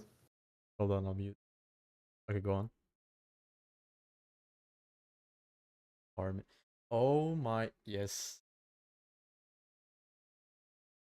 Say that the kind of the Carmelite Salamanca tradition of using the terms first and second conception, right, is going to help like show that St. Thomas was basically not congenial. He was not congenial to the Immaculate Conception, right? But I disagree with this because if there's two ways this term is used, either you can use it as the priority of nature and the priority of grace, which is just saying that nature considered as nature versus nature considered as elevated by grace, and you can mean first and second conception there. Or you can mean bodily formation, which is conception, and then animation, which is the infusion of the rational soul, right? But to me, that's, if you use the first one, then it's not really going to help the issue because, like, you basically would be stuck at not being able to affirm the Immaculate Conception because animation, I mean, you can't have original sin without a soul, right? So the preservative aspect of it isn't really gonna be intelligible here. But if you just use it as nature considered as nature versus nature considered as elevated by grace, then it can explain how Mary can be of Adam, like naturally in the line of Adam, but not actually contracting sin because the liability or the debt is conditional on grace being absent, right? So it will block this inference that maybe some people will make, which is like, oh, if something is from Adam, then it's sinful, right? But it can't establish the Immaculate Conception because it applies to everyone. The same order would exist in every person. So it can't ground Mary's unique privilege, right? It can just give you a framework in which the privilege can be situated without contradiction. So it's not going to be the core demonstration of the dogma, you know? And also in that article, there's a bunch of equivocation on reanimation debt, right? And then embryo body dispositions, and then there's a lot of semantics of stain, because it basically says, like, if I'm not mistaken, it says like the argument that is posed by that writer is like that original sin is the formal privation of original justice, which is fine. That's the proper definition. But then it says that like debitum, right, or the need to be subject to it is also a definition, which is that's improper, right? That's not the definition, properly speaking. And so the article is using it to imply that Aquinas' usage of the term or of the phrase contracting original sin in Mary could just mean debitum and not formal privation. But that's an unstable reading because pretty sure it's Tertia Pars, I think it's question 27 or 28 or something. St. Thomas says Christ did not contract original sin in any way. And then he says that Our Lady did indeed contract original sin. But I think the reason that he says this and why I still think it means he materially held the dogma is because I think that the physics his error was in the physics, not in the dogma. So I think in materialiter, I think he can be said to hold it. Maybe people will say I'm coping, and that's fine. I don't care, but I think he can say to hold it because the natural reading of those two is contracted and then cleansed, right? So how can you have the debitum but then be cleansed, right? Doesn't make any sense. And if I say to contract debt, that's already stretching St. Thomas's usage of the verb, and it's just like insinuating it. So, and also I don't think it goes far enough because the article is defending St. Thomas by saying maybe he meant something else, basically. That's like that's the writer's whole point, right? Mm-hmm. But that's just evading the issue. That's not presenting a necessity. And also, never tainted, the phrase never tainted, the phrase sanctified before animation, and the phrase not needing Christ's redemption are not convertible. They're not convertible phrases. So there are some blunders in there.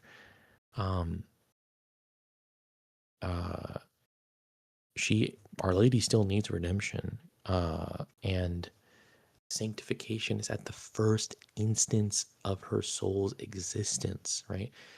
So never tainted does not, in fact, entail by any necessity not redeemed. That's where I would say the Scotist view is more so present, right? Because never tainted almost does entail for them not requiring redemption, right? But I think that's incredible. I don't think that's believable, right? It's not even possibly believable. So, yeah, that's just my kind of thing. But also, I think in the article, and I don't know if I need to read a little bit more on this, but I'm pretty sure it says that Our Lady had proximate debt.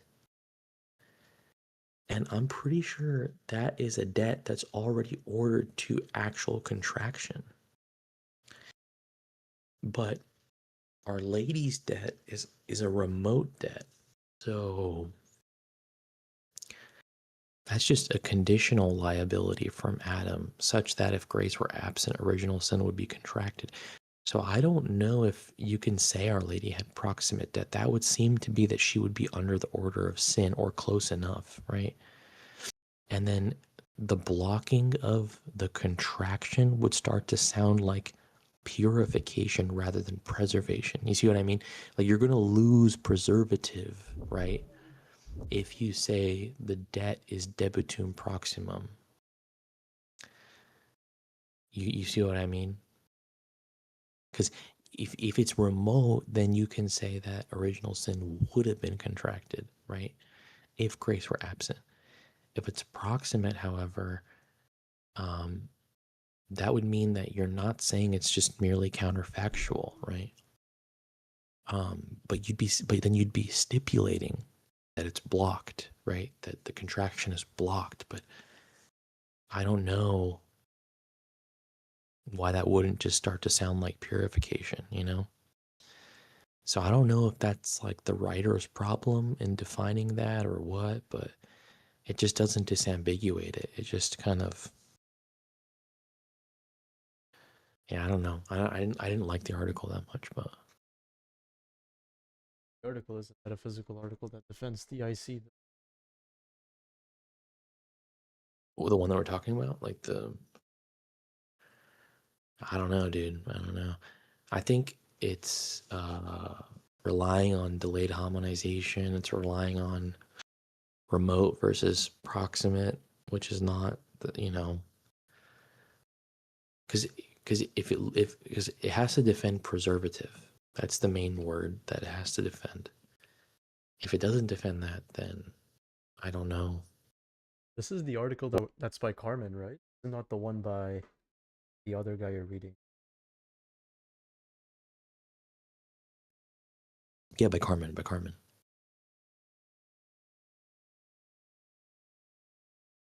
But if you want to go through it, we can. I mean, I was reading it today actually because Down.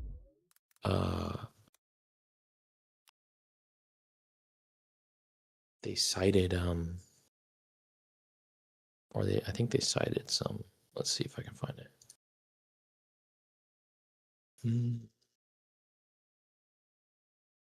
Yo, are we still muted? Yeah, we're still.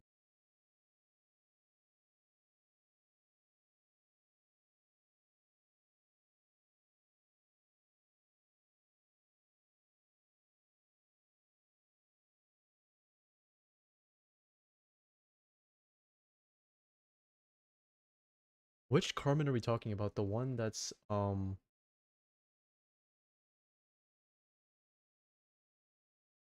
the 15-year-old Turkish Korean?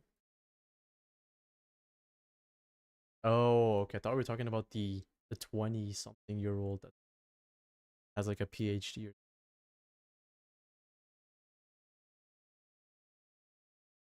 Yeah, the true.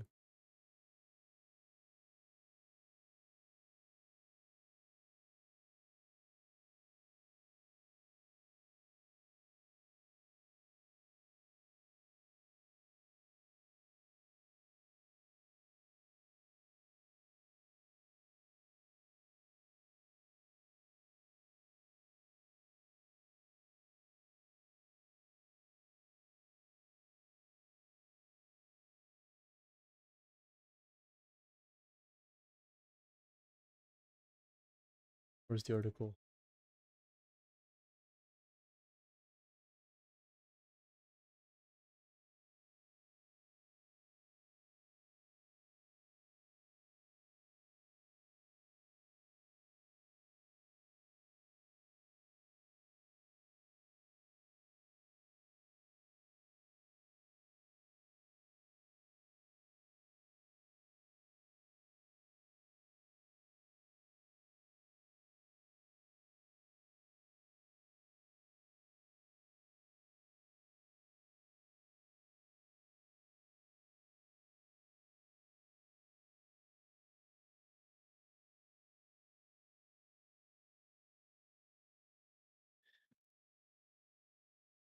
Wherever he's effect rebuffing the Manichaean in a substance. Against them, he says that the evil of sins isn't in us by nature, sound, but as a result of man's guilt. First man's guilt, it is in us as an accident. Let's see.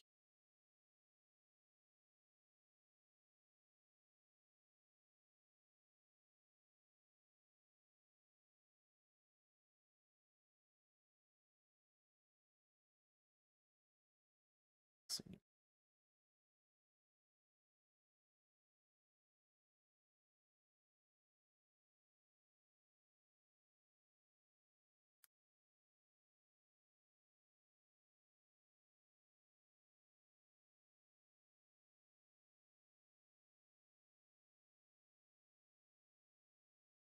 Flesh as a vessel, only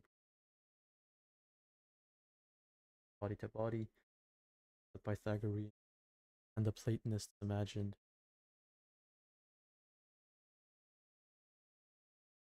Damn. That's where we either is it and souls are potency of matter descends from soul. The fact that child is made from its father, as with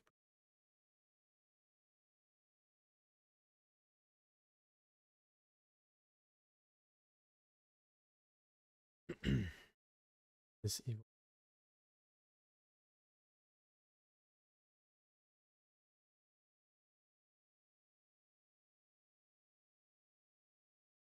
One is created by God alone, thus it is and from the fact that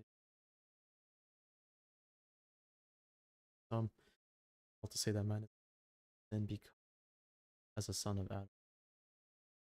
Best really confess what these assert, namely, nevertheless, that it is quality produced flesh, but rather a liability.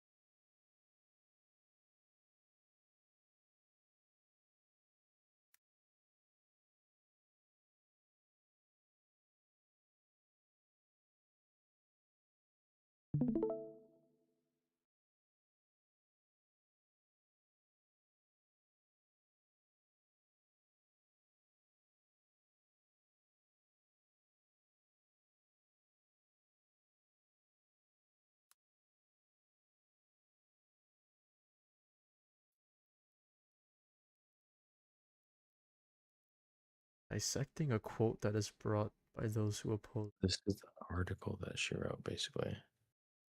On April 25th. Didn't we clown this? Or you or someone clowned this? Yeah, I did, and then it fucking stupid, fucking Zane's stupid ass ruined it, but he's retarded anyways, but... Oh, right, he snitched. Yeah, dude. Gonna kill that kid, but... Basically... Oh, wait, is this streaming right now? No, that's not streaming. Okay. Unless you want it to be streaming, I don't know. I don't, because this person is gonna if this person is so sensitive that they literally like ruin your day, basically, just to like. But anyway, so original sin is only brought forth secundo as a disposition from the body, which upon contact with the rational soul brings about original sin. It is the debitum which principally brings about this contraction. According to St. Thomas Aquinas, he only described the Blessed Virgin Mary to be subject to original sin before the animation of the soul. So automatically, this is kind of like it's an issue. So original sin is the formaliter in the rational soul as privation of original justice.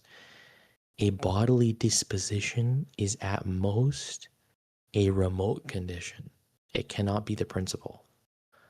So if this pre-animation talk is going to be what's leaned on, it's already in the wrong like kind of wheelhouse, if that makes sense, because the dogma that is defined is about Our Lady at the first instant of her personal existence, right? So debitum as well, right, needs to be clarified.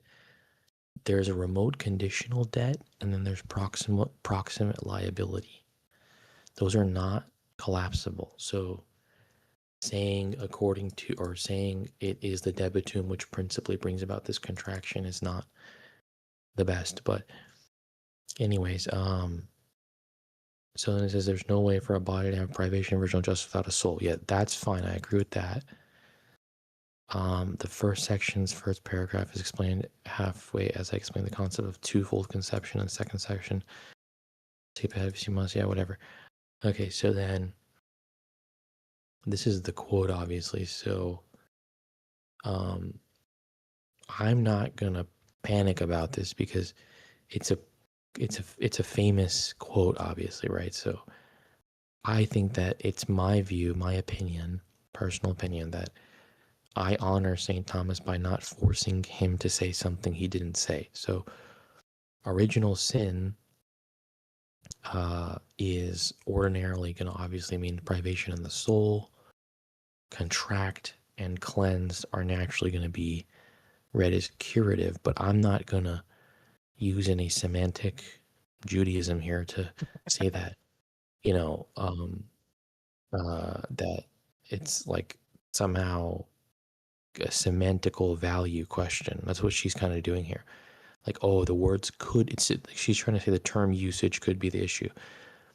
But I'm saying that once we take St. Thomas's principles, like the mode of redemption, wisdom, and fittingness, then the Immaculate Conception is conditionally necessary, as all reality is, right?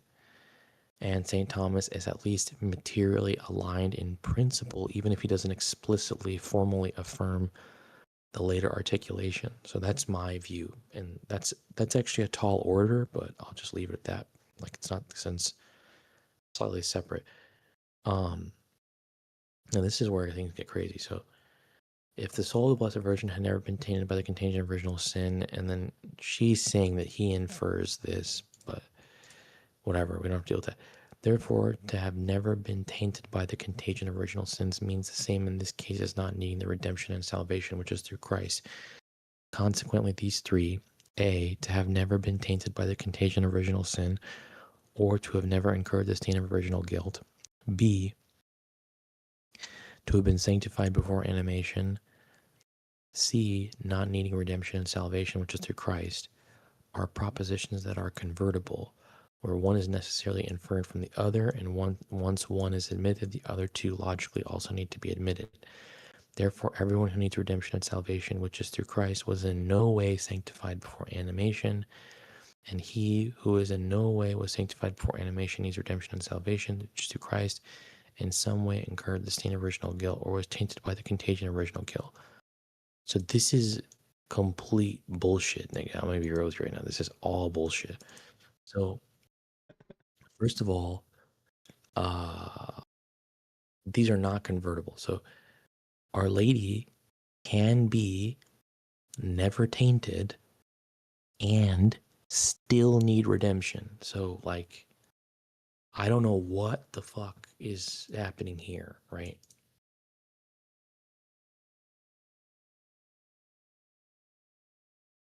Frequently, these three.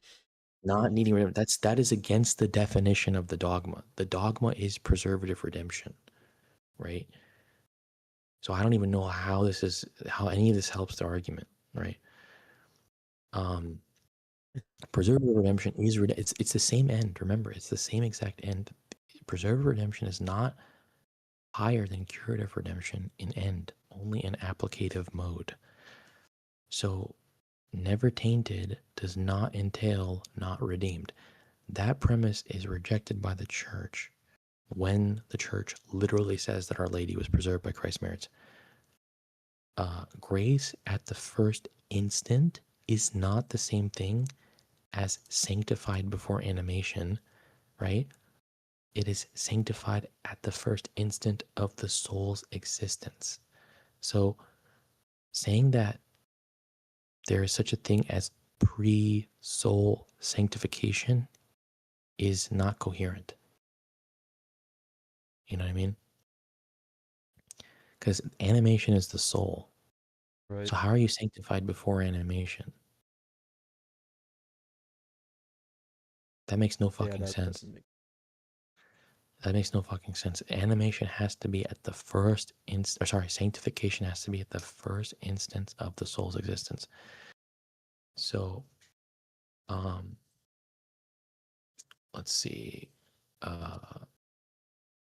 Okay. Here, the word soul is used in reference to her conception, i.e., her first conception. How could this be in reference to original sin as the privation of original justice in the soul when St. Thomas denied that the Blessed Virgin had a soul at first conception? He is speaking of the debitum here rather than her rational soul. Her parents had the fomus peccati, and she was a daughter of Adam with his seminal, I think semial or supposed to be seminal ratio. If this was not the case, this would put her outside of the redemption of Christ. So I don't know why I don't know if it's responsible to say that the soul, that when St. Thomas says soul, he's using a different sense, like the body in first conception. And I don't even know, again, delayed animation is not something that metaphysics settles. It's not even the proper object of metaphysics if you think about it, right? Immediate versus delayed. That's actually, the object of that is actually, or that's the object of, well, so animation is the object of metaphysics, but the immediate versus delayed is not the object, right? That's at least my position. I would argue that if St. Thomas's physics were in, I think St. Thomas's physics were in principle correct, but it's just simply the epistemic access to visualizing the moment of conception. So I don't even know why, but let's just say delayed animation were true. I don't think that licenses rewriting St. Thomas's words. And I think that would only affect how we interpret conception historically, not whether the soul, quote unquote, exists. So the real issue isn't when the embryo has a soul. The real issue is at the first instant Mary is a person, is she under privation? So the answer to that is no. So now in the definitions, right? This is just like kind of an issue. So debt. So Father Lagrange says this, that Our Lady has remote debt only, basically, effectively. The use of the word proximate here is going to be a little risky because proximum, right, is usually going to imply a real ordination to contraction. So they have to prove here. So and Armin doesn't do this. She uses proximum, but doesn't really prove that it's purely conceptual and doesn't actually entail liability. So, by the way, also fomus peccati is not really going to be stain of sin. Fomus peccati is the post-fall wound, and it's a penal tinder. It's not the formal stain of sin.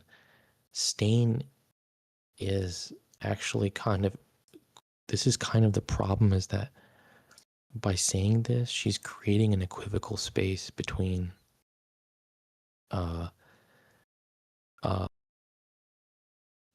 peccati and like basically, or yeah, essentially, because I don't know, it's really weird. So then original sin, there's two definitions she gives here, which is That's one weird because I think this is the only definition. I don't think this is the definition of original sin. privation. But That's it. Got the other one from. yeah, this one, I don't know why this one's here, because unless she means improperly, but then that would have to be said, it has to be picked out. It says improperly, right? It's not saying that. So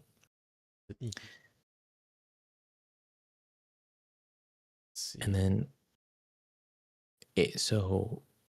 there has to be some, the quotes that she put doesn't show that St. Thomas uses it in this, basically, because this quote can be pretty much read, right? Original sin, right? As just the first definition. So I don't know why that's even a thing. But now in the second section, she says that at most, those who oppose St. Thomas have to prove that he used the first definition.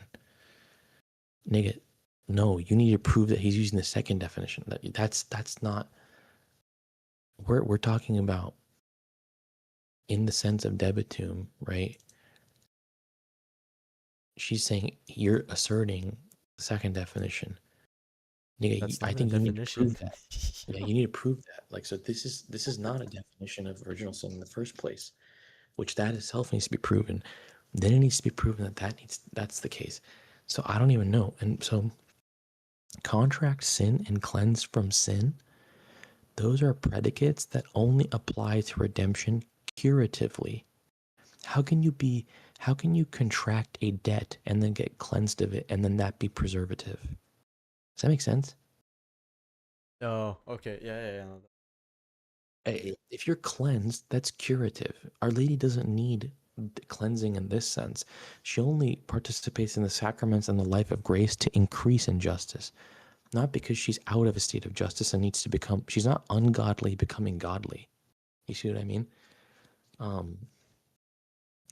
So I don't know why she's basing the case on trying to make St. Thomas like secretly say the dogma on this. Like, she needs to base it on the necessity of fittingness and the perfect mode of redemption. That will show the contrary is incredible given the divine order. So then here's this other thing. Why even mention this shit? It is also a matter of the twofold conception. The medievals distinguish between conception proper and animation. Conception proper here is the first conception, animation is the second conception. They believe that the body was formed at the first conception by a certain mixture of semen and menstrual blood. Then, 40 days later, this body was animated by the infusion of a rational soul. This is the second conception. Bro, that's like, I don't even know why. This is physics, by the way. This is not metaphysics. This can't be the foundation of a dogma. And I don't care about this topic either. I don't think metaphysics solves it. The dogma's conception is the first instant of Mary's personal existence. So even if this physics was correct, it wouldn't decide the dogma. So the argument can't be an argument that needs medieval embryology to work. It's not. That's just a weak in method, right? So this is really funny. Now St. Thomas, along with all Catholic theologians outside of the Scotus who denied Debitum, affirmed that at the first conception of the Blessed Virgin, she contracted the debt of original sin, which is also just labeled original sin or the stain of. What? What? That's nigga? like the most unintelligible thing I've ever read. Read that again. What is it? Affirmed that at the first conception of the Blessed Virgin, she contracted the debt of original sin, which is also just labeled original sin or the stain of. Then the rational soul is infused into the Blessed Virgin, which is given a singular grace wherein original sin, first definition above, is not contracted. Meaning when St. Thomas Aquinas uses original sin above, he was talking about contracted debt. This is why De regarding Leciper says, and I don't care about that, but by the way, this is just not precise, obviously, like we were saying. Even if we grant it, it doesn't help. It just would show that Our Lady shares Adamic descent and conditional liability, which already is understood under remote debt. So the entire question is, did she ever have privation or riatus in the soul? The answer is no. But if you call debt original sin, you're just introducing confusion. So I don't know why she doesn't just call it remote conditional debt or remote debt, right? That's fine, right? But she brought proximum in here, and I'm not sure why. And maybe I'm not the most knowledgeable guy on this, but at least like No, her definitions of original sin is like fucking bad, and I think that's where she makes like the ambiguous mistakes of do. Yeah, because I think that opens the room for her to like make this conclusion, but there's an equivocation. I think that's occurring. Now, this quote here is only yielding to us compatibility, not demonstration. So, sure, it's kind of rescuing St. Thomas by saying that St. Thomas is talking about a different conception. But that doesn't establish that St. Thomas materially held the dogma unless, like you take from kind of what I'm saying, which is preservative redemption at the first instant is demanded by the wisdom of God and the dignity of Christ, right? So then we have this material acceptance, but I don't know what this is really doing. I mean, for it's just showing compatibility basically. But anyways, so let's see, where's the next one that was really weird?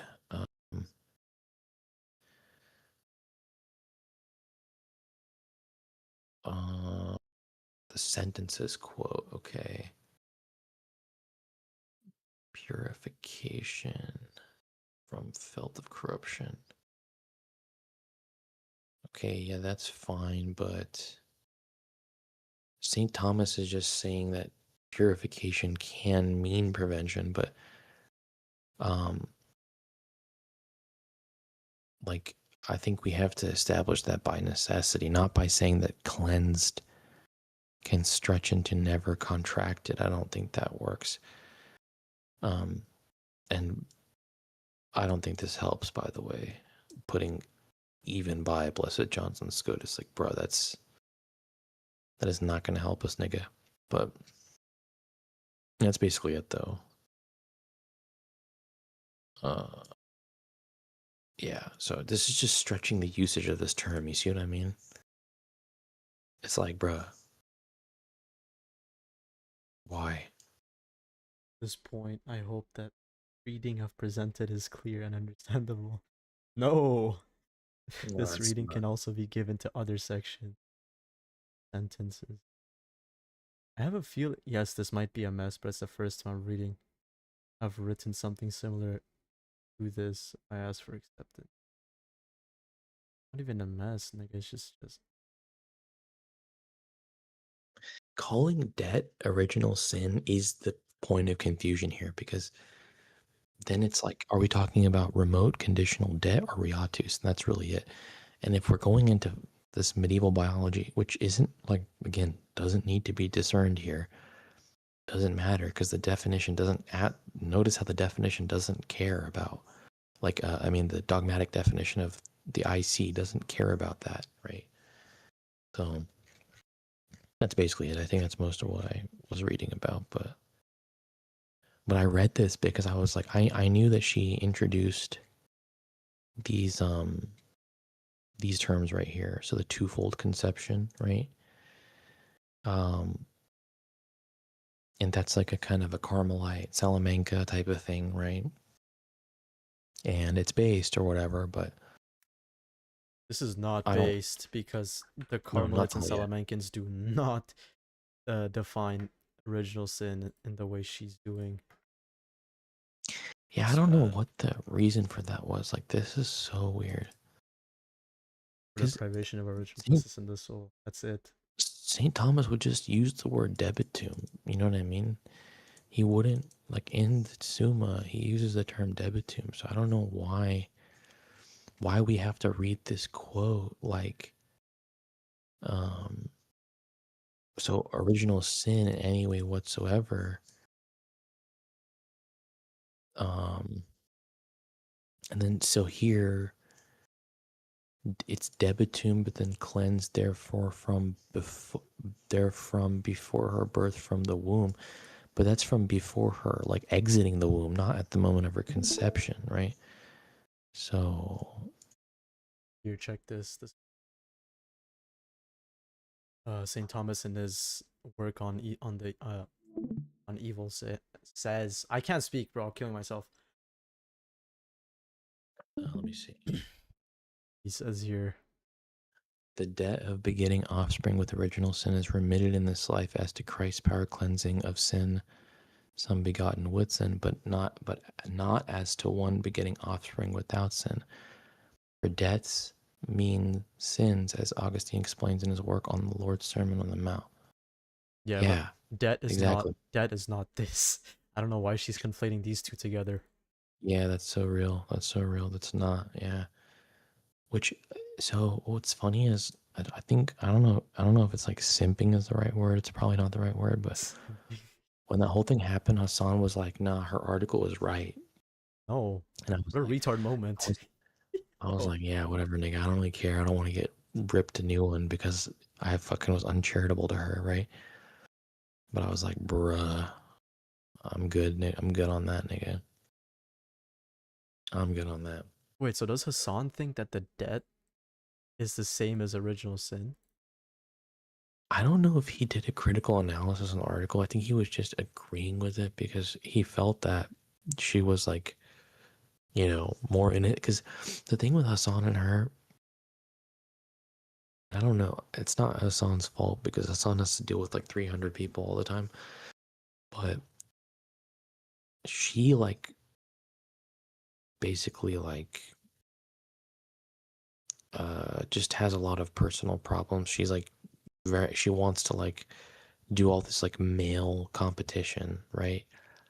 And she can never like behave normally, and she always behaves very odd and weird, and it's because she's like an isolated loner basically.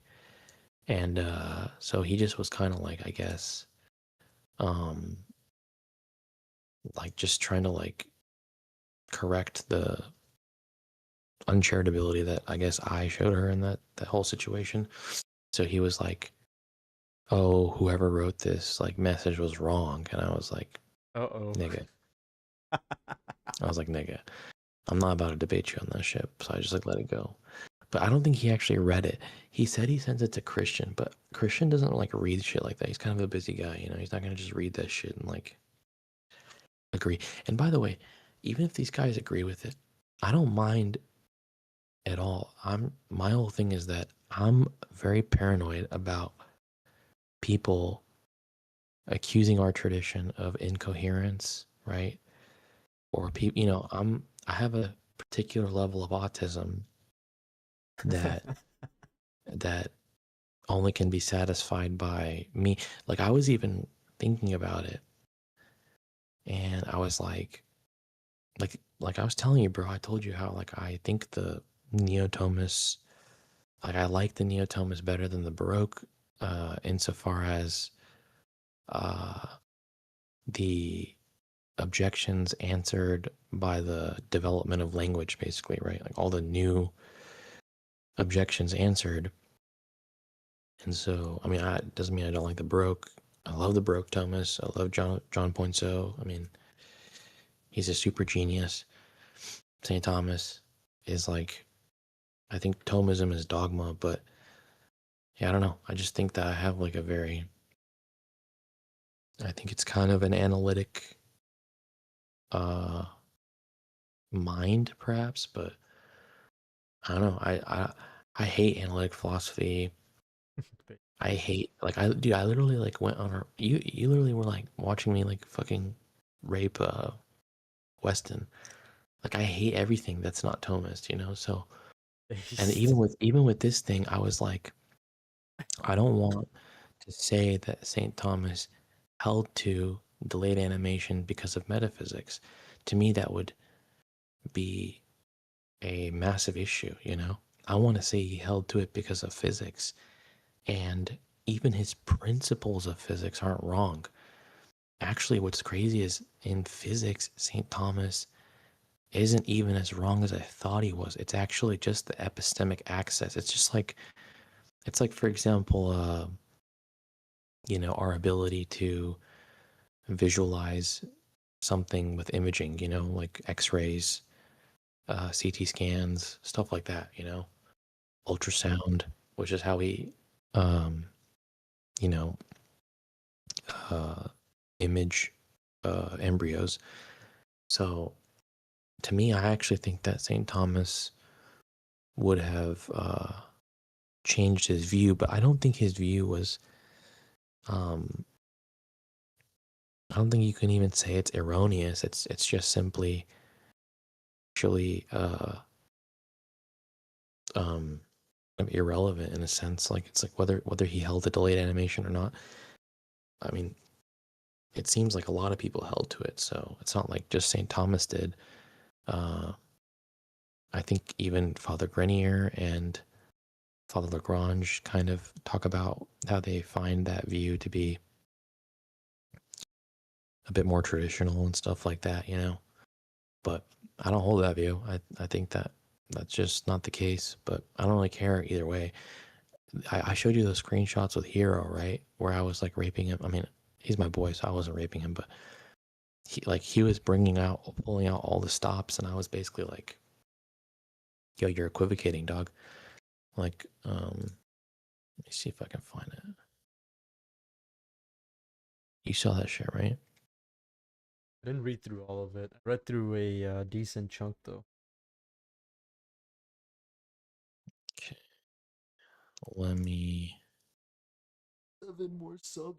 Doom. What is happening?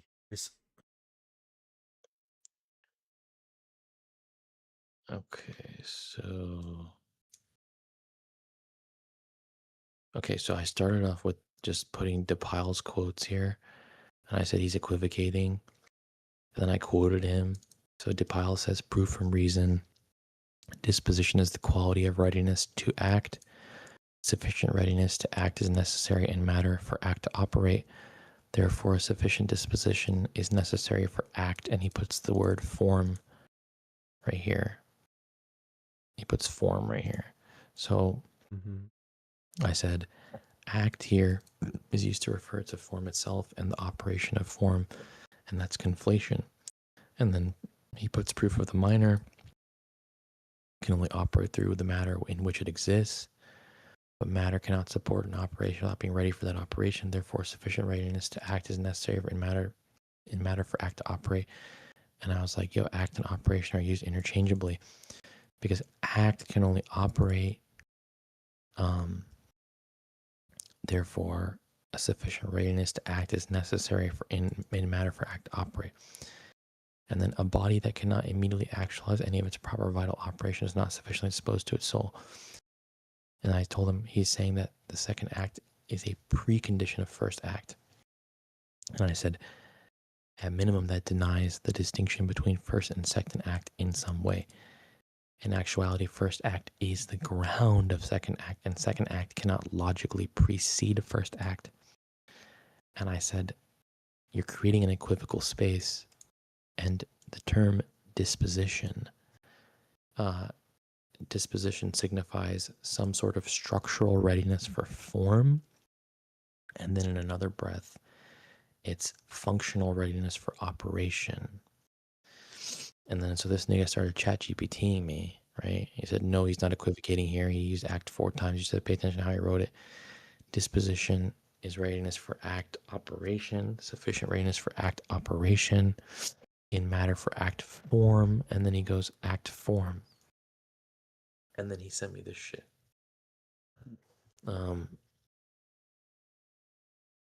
This is also chat GPT as fuck. Look at that shit. That's the argument. I know it's hard because he used act twice in the second statement. It took me a minute to see what happened. So he says, so he rewrites the argument. A sufficient readiness for act, operation, form, operation, and then form. And so I said, so I basically highlighted it. Act, act, act, act, form. And he says the third, he's using act as if he's form. And I said, he defines disposition as readiness for an operation, which is actus secundus, or second act, but then concludes that disposition must prepare matter for the form actus primus to operate, but forms do not operate. And then he said, third time he's using it as form. Read my message. He just did not specify. For act to operate is used twice. And he says, call me if you want. And he's smart, but I just was like, I don't want to gibberate. So I said, I'll just keep texting him. So I said, I showed him this line, and I showed him to act is operation, and act to operate is operation acting, and only operations operate. So in both uses, it seems like actus secundus. The term shift is in line 3, where he specifically says form. And then he says, disposition is the quality of readiness to act, meaning readiness for an operation. A sufficient readiness to act, meaning readiness for an operation, is necessary in matter for act, meaning the form to operate. Blah, blah, blah. And then he says, that would make no sense in line 2 to use act the same way. He would be sufficient readiness to operate is to operate. And I said, wait, nigga. What was it? Wait. You agree the term is shifting. See, because that's exactly what I said. I said, to act is operation, and act to operate is operation acting, and only operations operate. So in both uses, it seems like actus secundus. the term shift is in line 3, right? That's what I said. He says that would make no sense in line 2 to use act the same way. He'd be saying sufficient readiness to operate is to operate. I said, yeah, that's exactly that's what I'm fucking saying. So the term is shifting, right? And then I said, if he said readiness for operation is needed for operation, I said, it's tautological, sure, but it would be true and harmless. But he's switching the meaning from operation to form while keeping the same verb. And I said, I'm okay with it being a tautology, but that's why the shift is equivocal. He needs the equivocation for the conclusion. Then he goes, no, he's using it in 2 different meaning, but he only does so in the premise. And he's saying, he restates this shit again. He rewrote it a little bit. Operation form, operation form. He says the first premise, that's just the second line.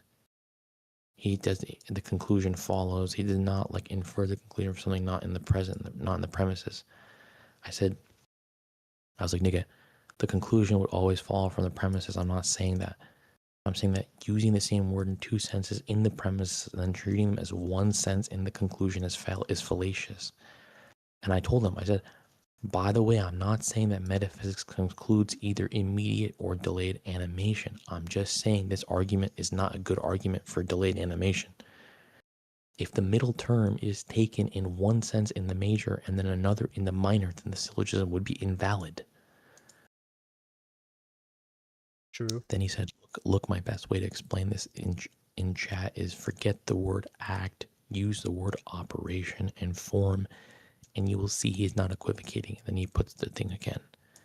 And then I asked him, give me the middle term in that one. And he said, readiness for operation is being used in the middle term. So this one.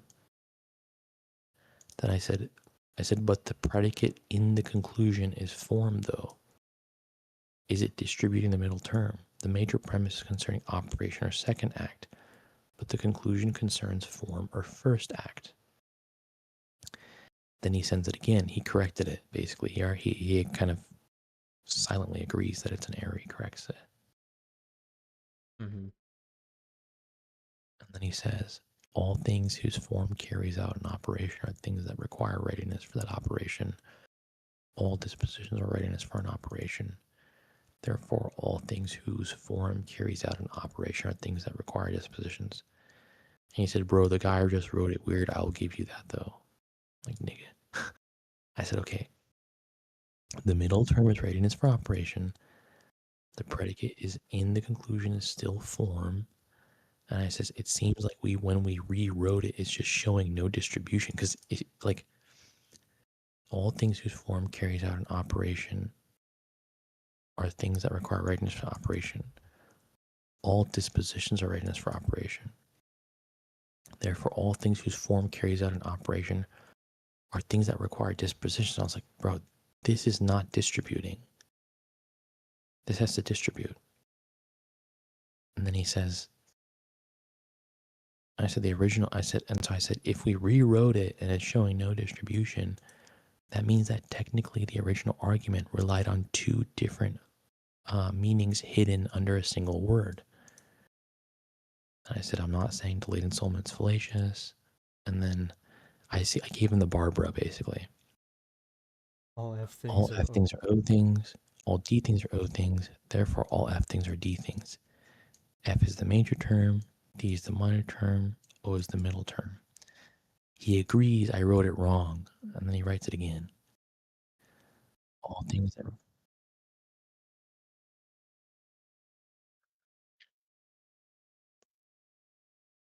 are ready. Yeah. So this is weird, right? So I said, okay, you have valid Barbara, but the only reason it's working is because the minor is unsound, because operations only belong to powers, which, yes, they flow from form, but are distinct from form by a minor real distinction. Because form gives being and powers. Form gives being and powers give operation. That's the first act. That's the second act, you see? Then I said, I think this nigga Damien has read Suarez and SCOTUS and stuff and unintentionally mixed registers. And this is when he says, look, I'm reading right now. I'll talk to you about this tomorrow. And then that was it. He never said anything about that. We never even followed up on that shit. Oh. This is recent. Yeah, this is like, but yeah, this was like all the way back then. This is like, so, but he agreed. So because this first syllogism, all F things are O things. So all things are O things.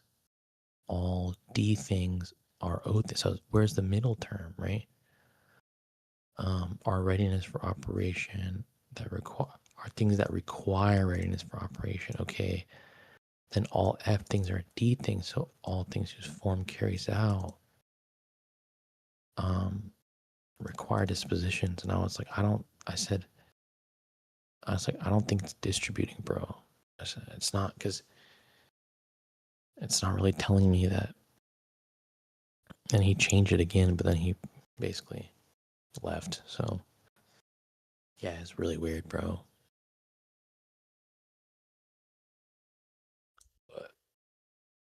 So I mean, again, I don't think metaphysics concludes either or. But Damien DePile's argument is fucking ass, honestly. Damien DePile's that one guy on Twitter, right? White guy or something? Yeah, he is. I want to open up a burner and run this against him, and then run against this nigga, Father Crane. Father Crane. We just hating on Father Crane like that bad now? Yeah, I mean, not like, I mean, Bro, Father Crane had articles. let me see.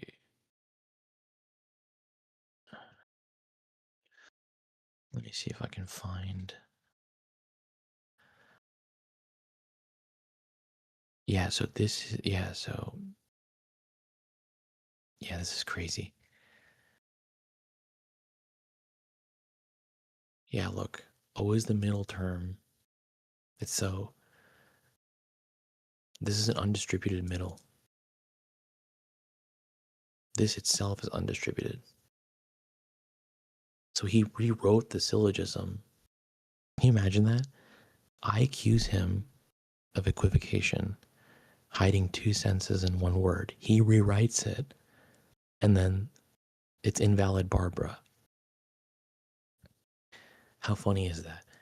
And then he has to rewrite it again, and then he has to, the premise is unsound. That's amazing, bro. That's crazy.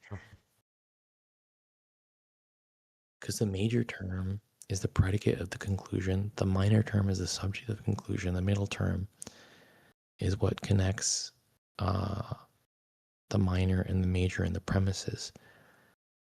So here you have all F are O.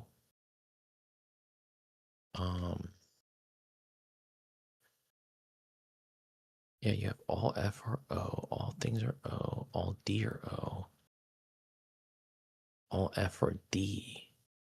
But all F are O is not distributing O, and nor is all D are O distributing O. And if O is not universal, then it can't unite F and D. So this conclusion is, yeah, this is so crazy, bro. That's like, dude, okay, this is like saying, like, imagine I said this shit. Like I said, I go back to that chat. Let me see. Where the fuck is the server? Oh, here it is. Like this. Like this. All dogs are animals. All birds are animals. Therefore, all dogs are birds. Like, see the bro. animals has to be the universal. It's not distributing. Yeah, that's So he rewrote what I called equivocal. He disambiguated the senses of the word, and then it immediately fell into invalid Barbara. I was trying to show Christian this, but Christian didn't respond to it, so I sent him a different message, and he responded to that. But one of these days, I'm gonna get like an hour of Christian's time after he moves and shit, and walk him through this and be like, dude, this is fucking not a good argument, basically. Damien DePile is not a good argument.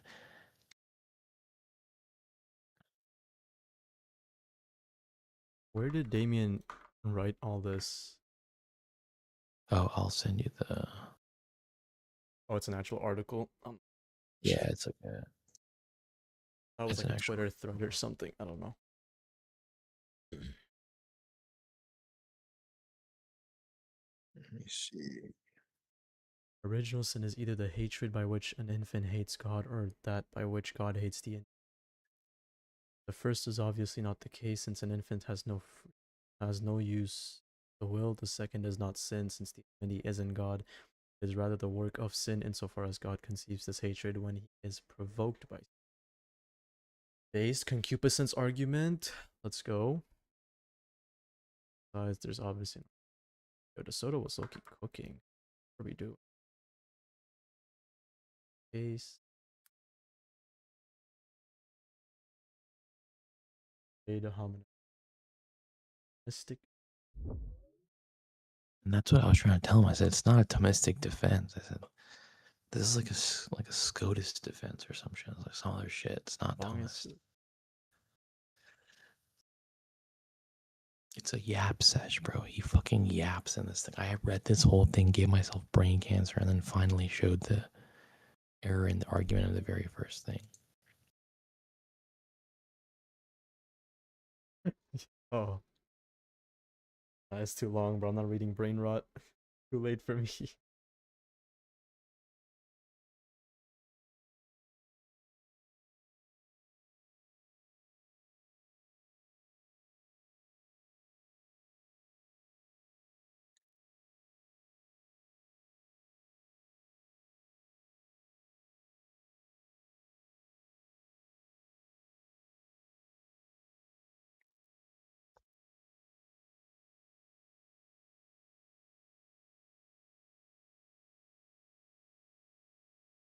Wait, so was it you who already read the article?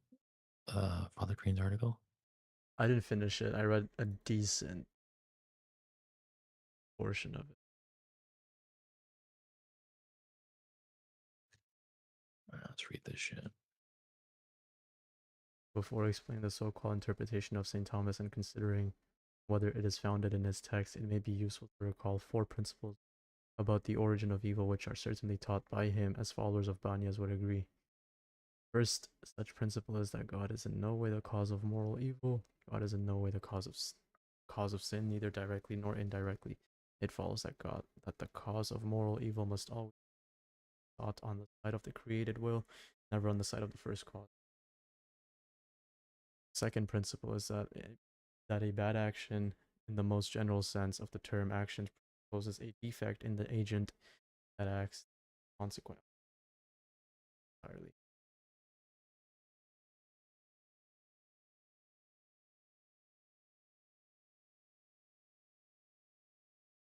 Or 28 pages of shit, bro. You want to read this now? No, I'm just scrolling through it, seeing how many fucking pages of shit this is. No, we don't have to do it right now, but I'm down to read it now. I just have to do another stream. I don't want to mix 2 picks in one. no, it's fine. I mean, I can just skim it for a little bit. If I see anything crazy, I can pull it out and we can go to it. So, like, I'm just laughing at the idea. It's 28 pages of shit. Yo, I'm so dead. Yo, bro, God bless Father Crean's heart, bro.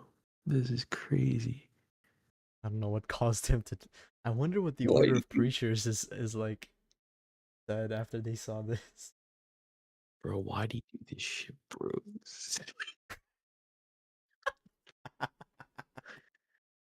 Yo, I'm so dead, nigga. This is frying me, bro. This nigga wrote 28 pages of this shit, bro. Alright, it's so funny. I gotta pop Wait, a Zen actually, in, bro. wait. Actually, there's more because this is a excerpt of his work. Wait, what the fuck? There's more. This is just an excerpt of his work.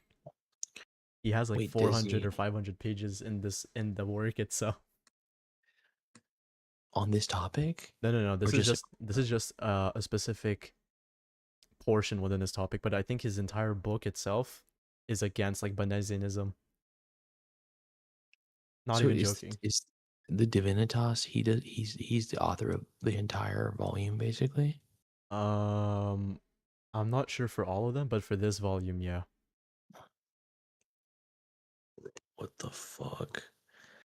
This nigga just posted 400, 500 pages of shit, bro. Let me see. Divinitas online collections. Let's see. Bruh. Wait, Yeah. wait, how did you send this link in the No, chat Hezi, earlier? Hezi, I think No, Hezi the bought it. file did. But where did he find it where did he, like, I'm trying to see. Oh, it was on his Twitter today. He posted the official link to it, and you could buy it for like $4.98 US. And I think Hezi just bought it and posted it. Okay, I'm going to his Twitter because I want to see, like, if Funny. Are in this age who have defected of the old opinion, but who do not bring all the arguments against it. Only a portion of they are not in. They say that there are not individual original sins in each person, but that original sin is solely the one sin which the first parent committed, of which we are all guilty, by which we are called sinners. Albert Piggy is certainly a pious and learned man, is regarded as the oh, okay, he's addressing the Soto. Addressing the alone.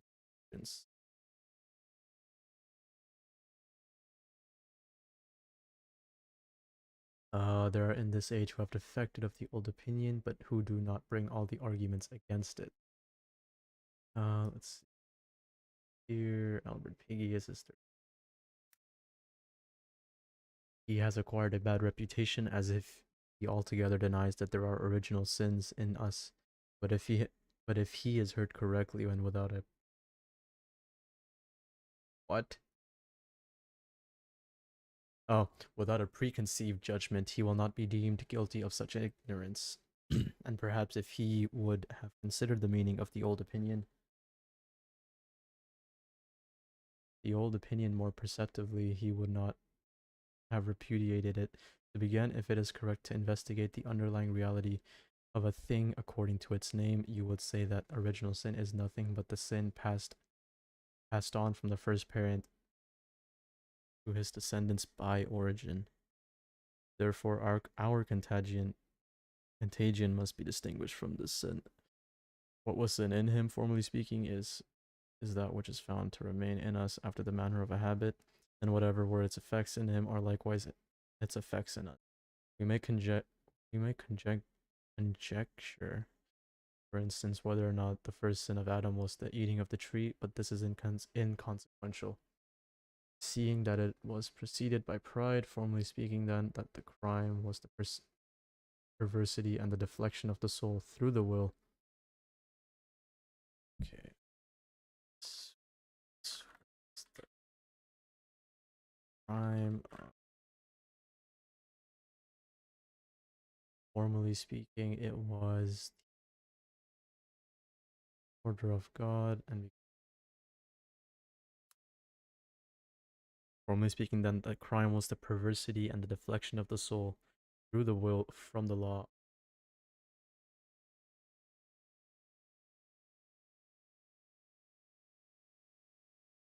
And because that personally bore the whole nature, which had received in him the benefit of justice, that was to remain in that nature for as long as he did not sin, The whole nature in him was made guilty of that sin and rendered displeasing and hateful to God.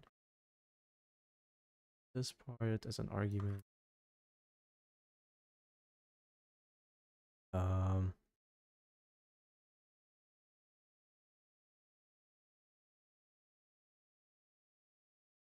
Reason.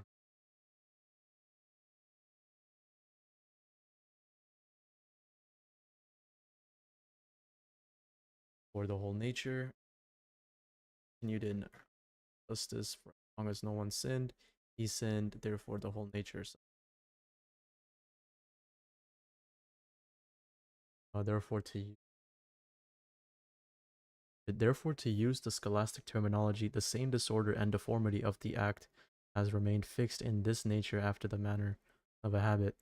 Accordingly, we contract this perversity together with our nature. Therefore, just as it be. Accordingly, we contract this perversity to. Okay.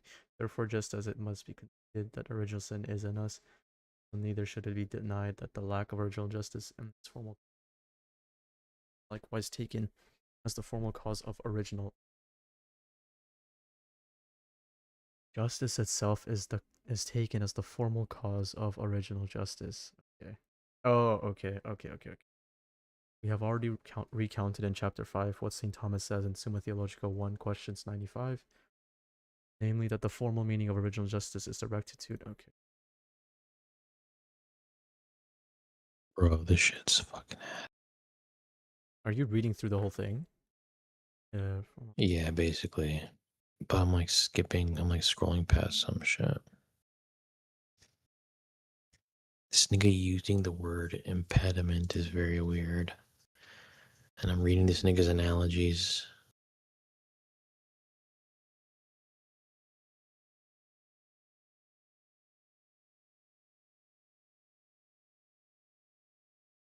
Why I have not done stuff. So based. Real meaning of is the other rectitudes, that is real meaning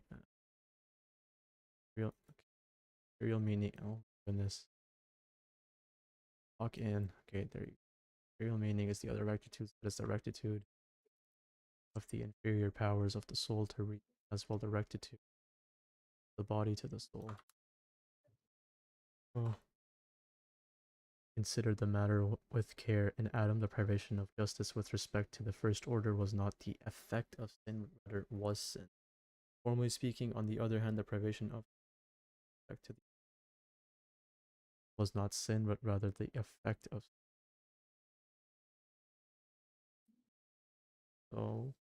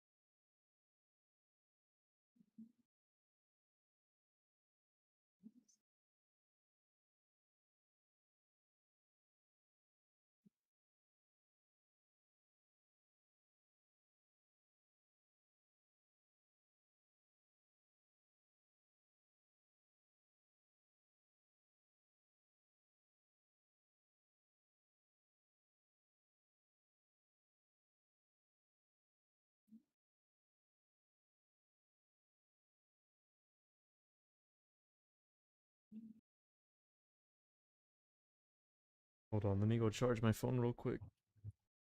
Alright, no worries.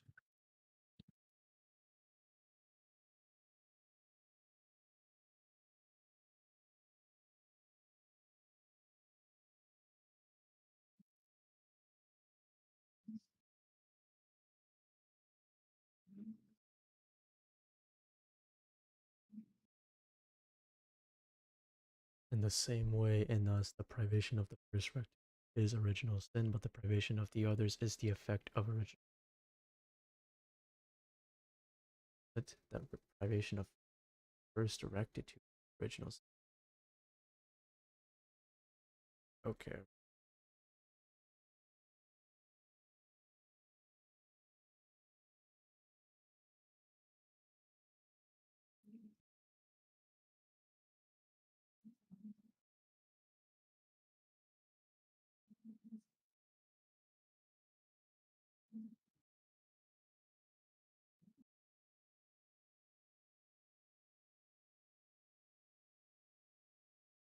Second.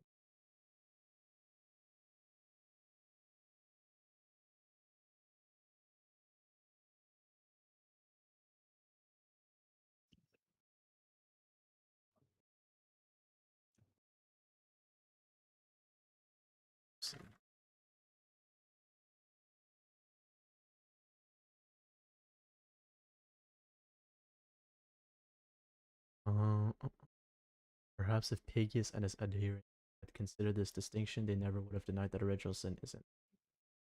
But I should use dogma.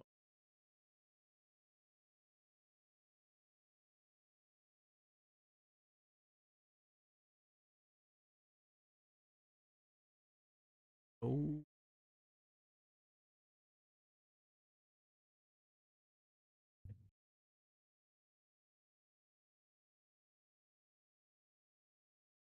And nevertheless, I would add for his sake. Nevertheless, I would, for his sake, add this statement: if either Pigius or anyone else denies that original sin is in us in a way, such a way as to say that we thereby contract liability to the punishments we suffer from the sin of Adam, but not liability to guilt, he would be in clear opposition not only to Augustine but also to Paul, as we have demonstrated in the previous chapter.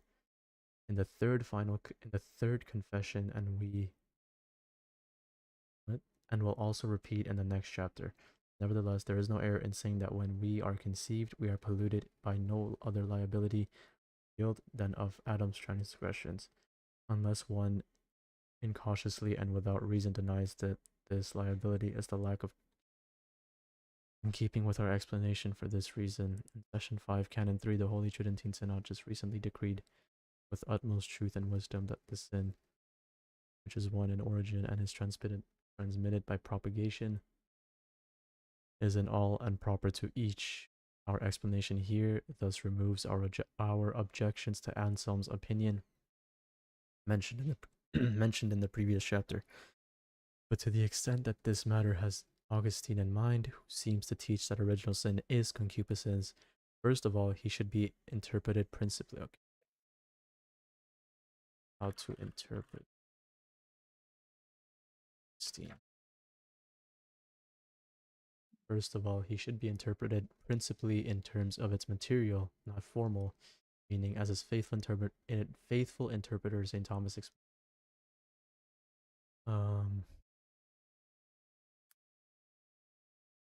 Augustine asserts the very same thing: the liability of concupiscence is related in baptism, even though concupiscence remains. Oh, liability is released in baptism, okay, but the concupiscence remains. But liability, at least in the case of original sin, is the same as the form of sin.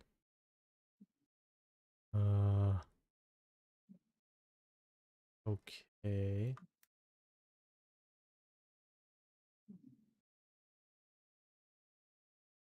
But one should not go from thinking of concupiscence as the matter or secondary meaning of sin to thinking that it is an act, an actual transgression, for in an actual transgression, an action lies beneath the perversity as its subject, since it is through the act itself that we turn away from the reason and the divine rule. Hence the act itself properly called perverse and a sin, just as snow is called white with respect to its color. But in the case of original sin, there is a considerable difference, because the form of sin is to no extent concupiscence as in a subject. Rather, it is in the soul, wherein there had been justice, where we have said in chapter 5, in the will, as others claim. So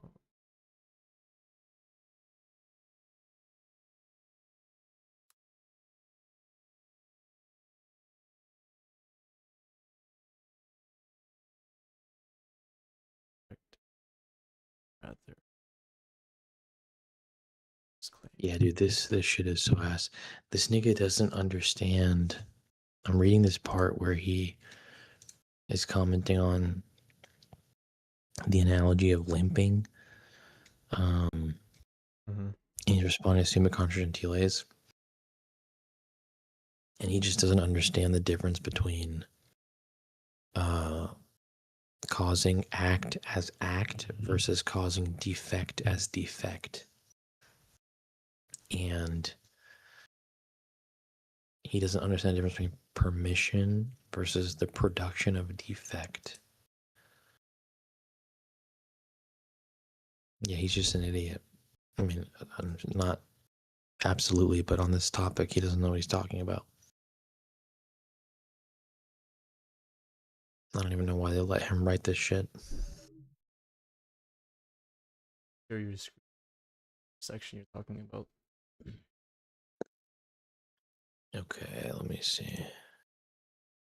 Concupiscence, therefore, is not properly called sin in the same way that the soul or a man is properly called a sinner.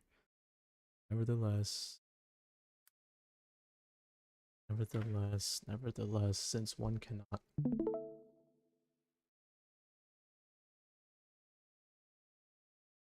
Damalo. Oh, he's using Damalo. Cooked. It's right. Yeah. Oh, no.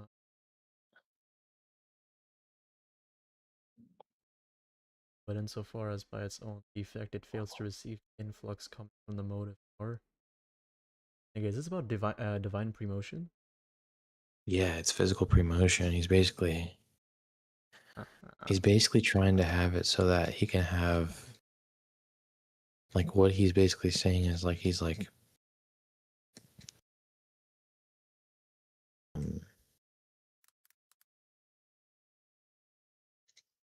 to receive the influx of motive power, so the limping is not caused by the let me read from the beginning.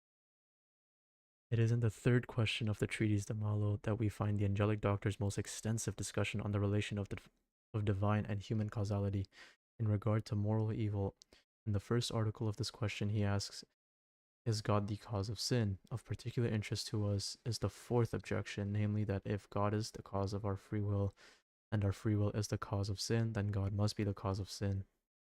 For what causes an effect is said to be is said also to cause the effects of that effect.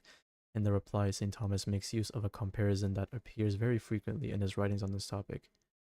If something comes from an intermediary cause, not insofar as this itself is caused, it is not attributed to the primary cause, so the motion of the leg is caused by the animal's motive power, which moves the leg, but the indirectness of the walking does not come from the leg insofar as it is moved by the motive power, but insofar as by its own defect it fails to receive the influx coming from the motive power.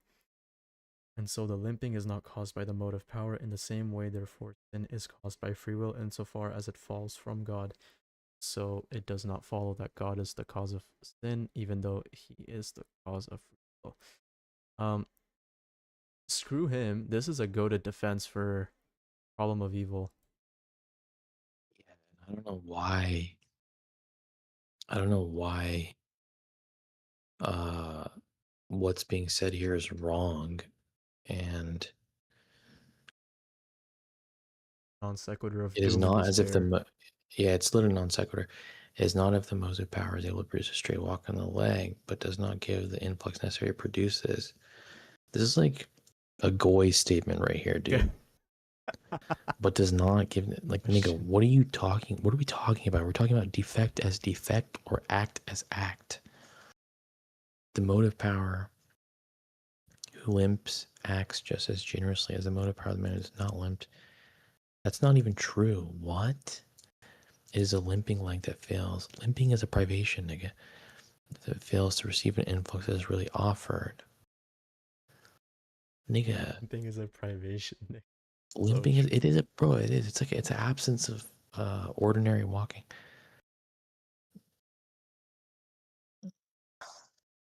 That is a true nuke.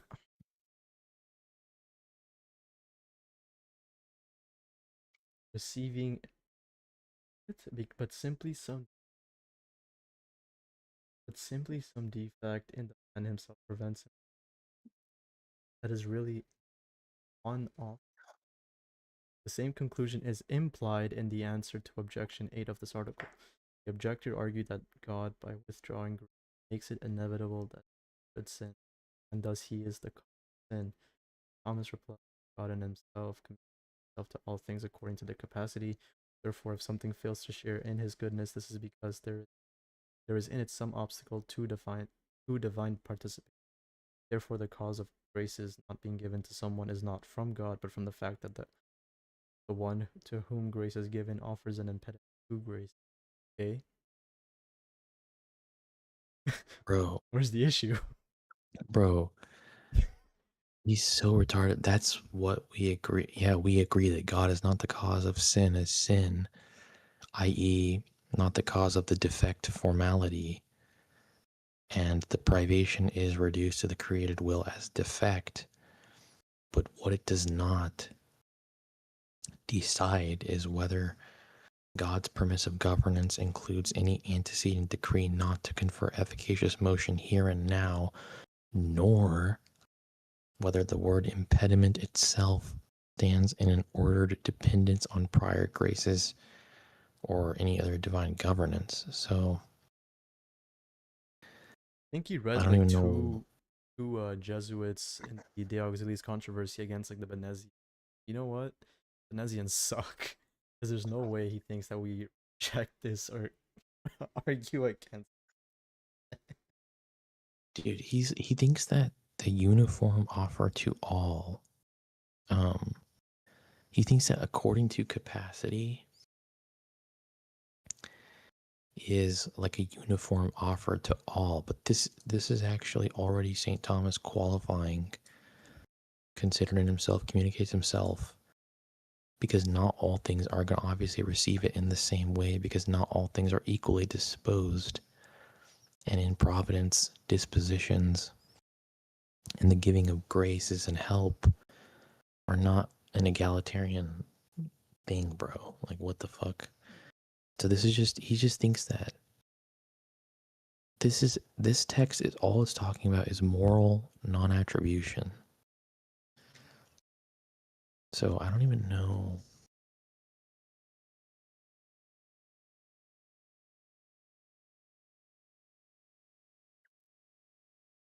Yeah, I don't even know why this guy's even taken seriously. Like his works, I guess some of them now, but this is Yeah, but yeah, I see. I mean, I know what you mean. I know his other work is pretty good, but this is horrible. Don't you have Banya's translated on premotion and like predestination? No, I don't think so. Not in a organized typesetted way, and it's like gibberish in like a Word doc, basically. They're like rape GPT translations in like a Word doc. I'd have to like find that. I don't have them. I didn't like not like Crumb style like typesetted. All I did for that was just like fucking keyword search and archive the Latin and paste it in the search, and then basically screenshot like 50 screenshots, then uploaded it into fucking Claude and ChatGPT, and then it's not even in order.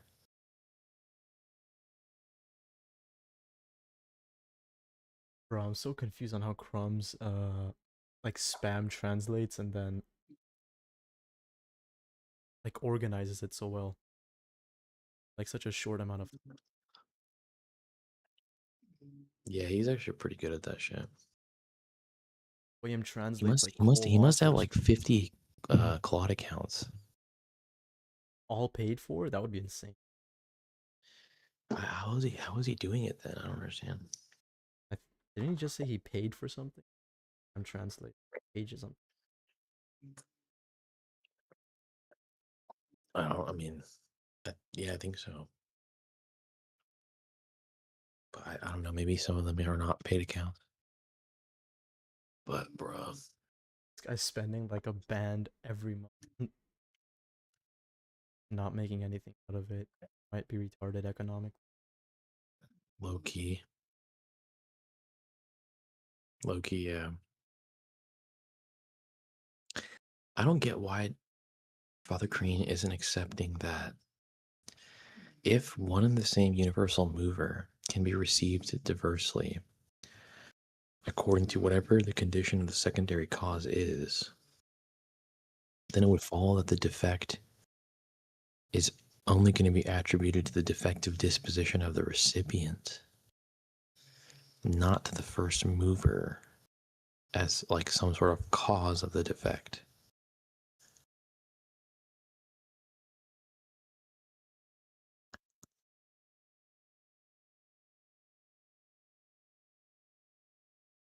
This is just like dog shit, bro. I want to low-key read the whole thing, so I don't feel like I'm strawmanning him or like reading him out of context.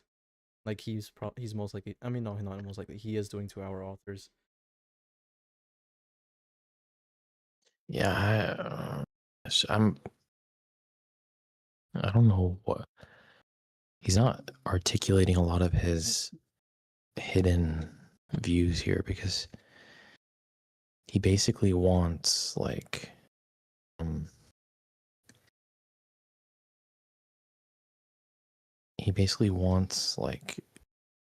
predestination to be like eternal and unconditional, and reprobation to be purely consequent but not consequent but reactive, and then essentially saying that sin is never infallibly permitted, so the permissive will is not infallible, basically. But that's just all that is just moral premotion without physical premotion.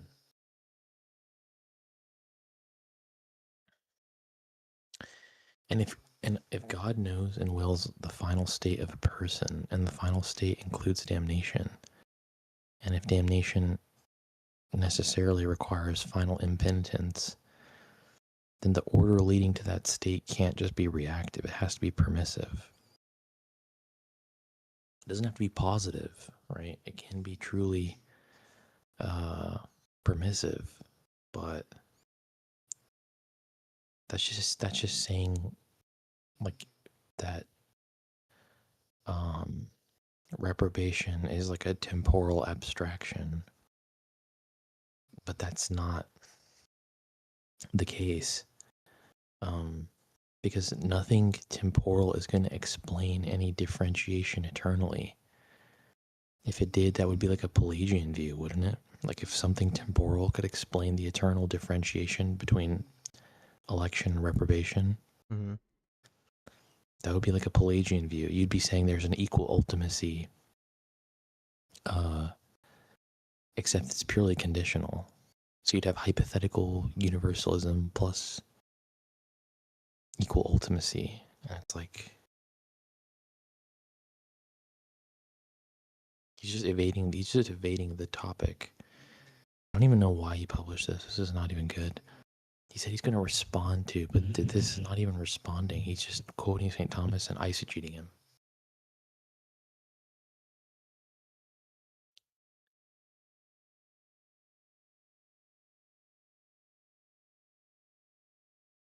I think he probably holds like a Zumelian view of like the libertarian intuition that freedom requires the possibility of being otherwise under identical conditions, basically. So I don't think once you accept that view that you can hold premotion, basically. Isn't that his whole contention, that he doesn't want to accept physical premotion?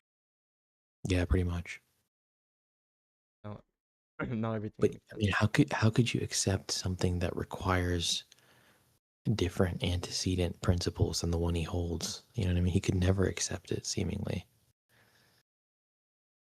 I'm not saying that cooks him or something. I mean, perhaps you don't have to accept stuff like that, but it seems to be the case that if you say it's moral promotion, that seems to open up a whole other bag of issues. So I'm not sure.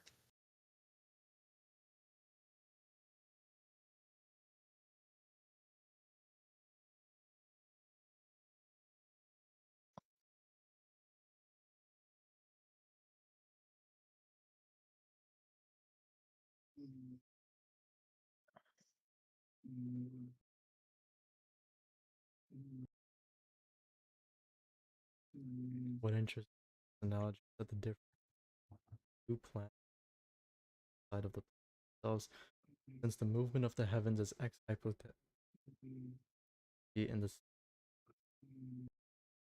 sea. When something is perfect action according to the intention of the first mover, but if it is not right, goes nor apt first mover action. Thus, therefore, we must say that although God is the first principle of all things,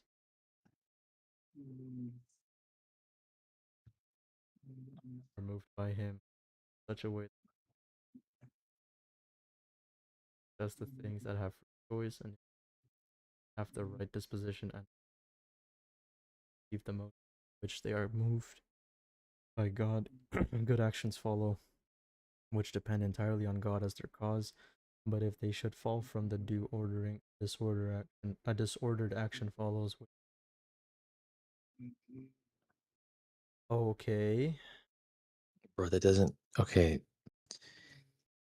First of all, his language doesn't disambiguate our position from his position. Second of all, just because the same first universal mover can yield different outcomes, it doesn't follow that God's rule is not a differentiator in the relevant question. The differentiator in outcomes can be the recipient disposition, it can be divine motion, and both in an ordered manner. And the principle of defect from recipient does not exclude divine providential distribution of motions. I don't know what it's a false disjunct, right? He's saying that what explains defect as defect or recipient failure, well, it's a false disjunct, and he's basically failing to distinguish what explains a defect as a defect, which is a recipient failure, from what explains the whole series infallible occurrence under providence, right? But that just seems to be like saying that that's just like mean or something. You know, I don't even know what the argument against that is.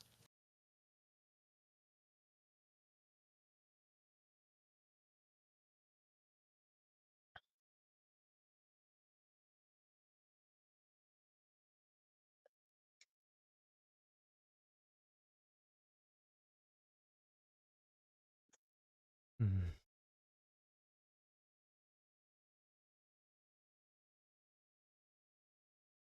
What? No, what are you talking about? Again, we notice that St. Thomas does not explain the non-imputation of man's sin to God by claiming that God made all infallibly into sin for the sin. Huh? That's exactly what St. Thomas says. What? This is just quote mining St. Thomas. This is not even. What? He explained only in reference to man. This does not.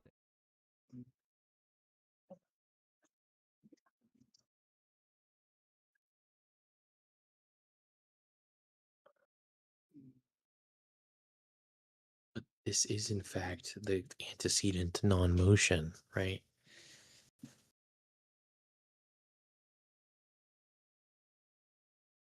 That this is only one part of the equation. You still have to explain the Antecedent non-motion.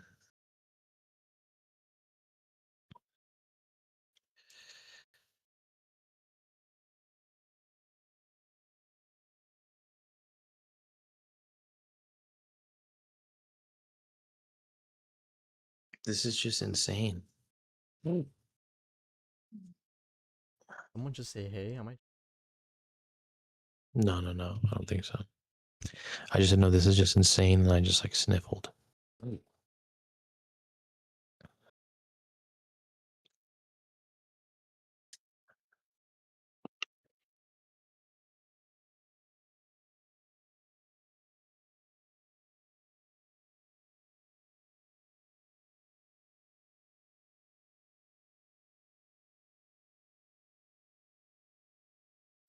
Based Augustine moment. Okay. Summary of texts which express constant and formal teaching of Saint Thomas. Relation between divine causality and no suggestion that sins arise from a non on the part of God that makes it inevitable that a man will cause a sinful will contrary to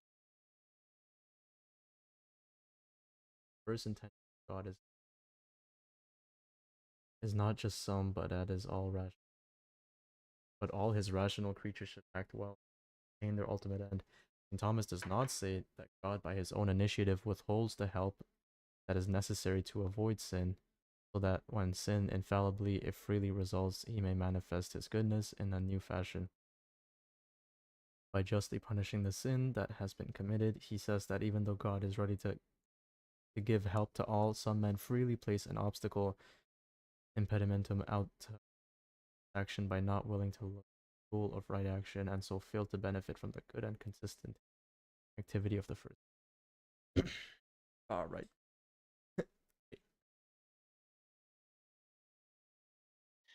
Like, bruh, I don't even know what's supposed to be understood by this. I feel like he's conflating Benesianism with Calvinism for some reason. Yeah, I don't even know. Yeah, I don't think he's as knowledgeable on this topic as he gives off, because the reprobation is consequent, but the antecedent to the consequent is non-action. So, I mean, I don't even understand, like, it's not the case that we're not equal ultimacy, so I don't even know why he just doesn't understand this topic.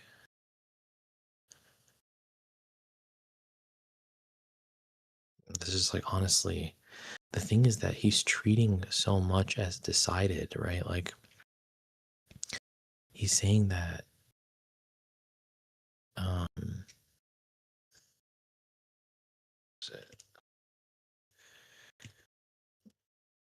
yeah, this line. Therefore, if something fails to share in his goodness, this is because there is in it some obstacle to divine participation. But then he says, this is surely decisive. Nigga, no, it's not. What are you talking about? That's the whole point. We need to disambiguate further. Like,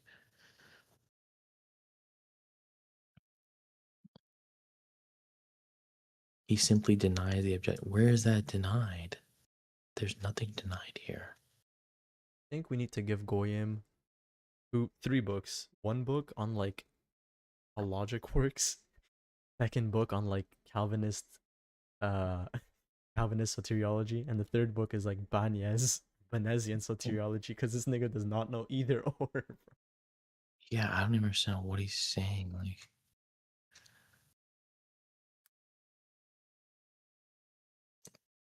all of this is completely compatible with non-action. Like, the cause of grace is not being given to someone is not from God. Yeah, because it is permissive, so it can't be, because we're not positively causing.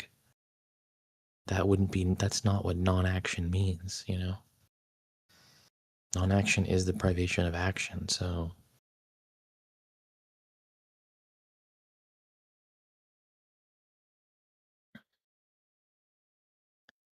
Okay. When we receive a soul, we don't sin, but we are conceived in sin. Nor should one say. What does you read Mariology? I am not that, but what does the defense of Thomistic Mariology say on this about like her conception? Read the line again. The Soto here says that we concede that all we have sinned only in that sin of Adam, as has been shown clearly, since when we receive a soul, we do not sin, but we are conceived in sin. Like, what do we say about Mary's conception? Mary's conception is just that. So we would agree with that because the redemption is curative in that regard. In the case of Our Lady, because of the condition of her specific relation to Christ, and this relation itself being in the order of wisdom, it follows then that this relation would have an interior proportion to the end of redemption, which would not be curative but preservative. It would be disproportionate to say that Our Lady is redeemed curatively. It would be proportionate to say she's redeemed preservatively. And so that means that the grace provided is in the very conception itself. That's why it's immaculate conception. But he may not say that because of his harmonization view that creates a problem, because conception and animation are like two different terms technically for them. Conception can mean the conception of a body, and animation is the infusion of the soul. So perhaps because in conception she's already Adamic, right? Then infusion of the soul has to be, or informing of the soul has to be with the privation. But that's actually not that's not the first and second conception reading that I use. I use first conception to mean nature is nature. And second conception is grace, either positively or it's privation. So in the case of like, say like everyone besides Mary, right? That don't have this relation to Christ, and we just have the relation of brother, not mother, right? Then that means that if God preserved us from even original sin, then that would be like, why, you know? Or do we merit the grace to be preserved? No, clearly not. Not by nature, not in the first, because the first conception doesn't allow that. So I think the delayed harmonization thing confused the issue quite a bit, to be honest with you. Give me some works to read on Mariology. You're gonna hate me, bro, but You don't read? Yeah. Oh, I don't like Mariology either. you're gonna hate me, but Father Grenier. Father Lagrange, yeah. Oh, all right. So I did Dude, not there's hear no one that. in the Baroque tradition. Most of them, I don't think, hold to it. Basically, I mean, they basically don't. They wrestle with it like St. Thomas did, basically. Like St. Thomas is, I think, difficult, but it's doable to defend him piously and say that he materially held to it. But other, like a master Thomas, like De Soto, I don't think you can even say materially held to it. Oh, he doesn't say explicitly that he rejects it, but you can see that he explicitly rejects it, because he right after cites like 4 or 5 or even 6 fathers all like go against the IC verbatim. Yeah, that's what I'm saying. I don't think that. I think Thomas, we can say, material. I mean, I just think that's because we have kind of the most centralized access to his works, and we can read his quotes, and we can. You know Vasma? Vasma? Mm-hmm. Who's that? It's some goyim in the server. He's like a TikTok goyim, and he's been reading on St. Thomas and like Mariology. And he made a post that proves St. Thomas held to the IC, or that at least he held to it in the beginning. He logged it in the middle, held it again at the end. But recently he recanted that position and said that St. Thomas always held to it. So you could probably ask him how he came to that conclusion and what he read. Yeah, I probably read Lagrange, because I don't think there's a lot of other works on there. Because if I show you, let me show you.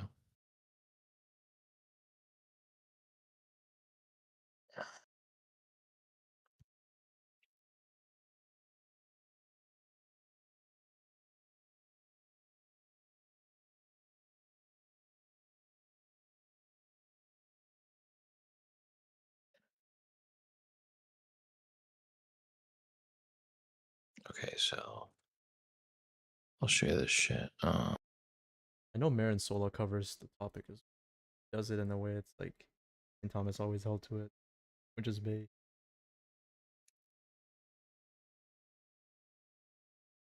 Change stream. Father Okay, Marin Sola, homogeneous dogma. 1. Comparison between the Scotist and the Thomist schools with respect to the dogma of the Immaculate Conception. As we see it, St. Thomas and Scotus together with their respective powerful and loyal schools have in this matter of the dogma of the Immaculate Conception played respectively the roles of the rudder and the steam in the movement and course of a ship. The steam, not the rudder, makes the ship move, but the rudder, not the steam, causes it to move in the right direction and arrive at the true port without going astray. Scotus and his school, coming out in support of the fervent sentiment of the faithful, clamored with all their strength that the Mother of God was and had to be immaculate in order to arrive at this port, described by their ardent devotion to the Blessed Virgin. They were more concerned with getting up more steam and acceleration than with accurately determining the route to be taken. St. Thomas and his school, accustomed to bridling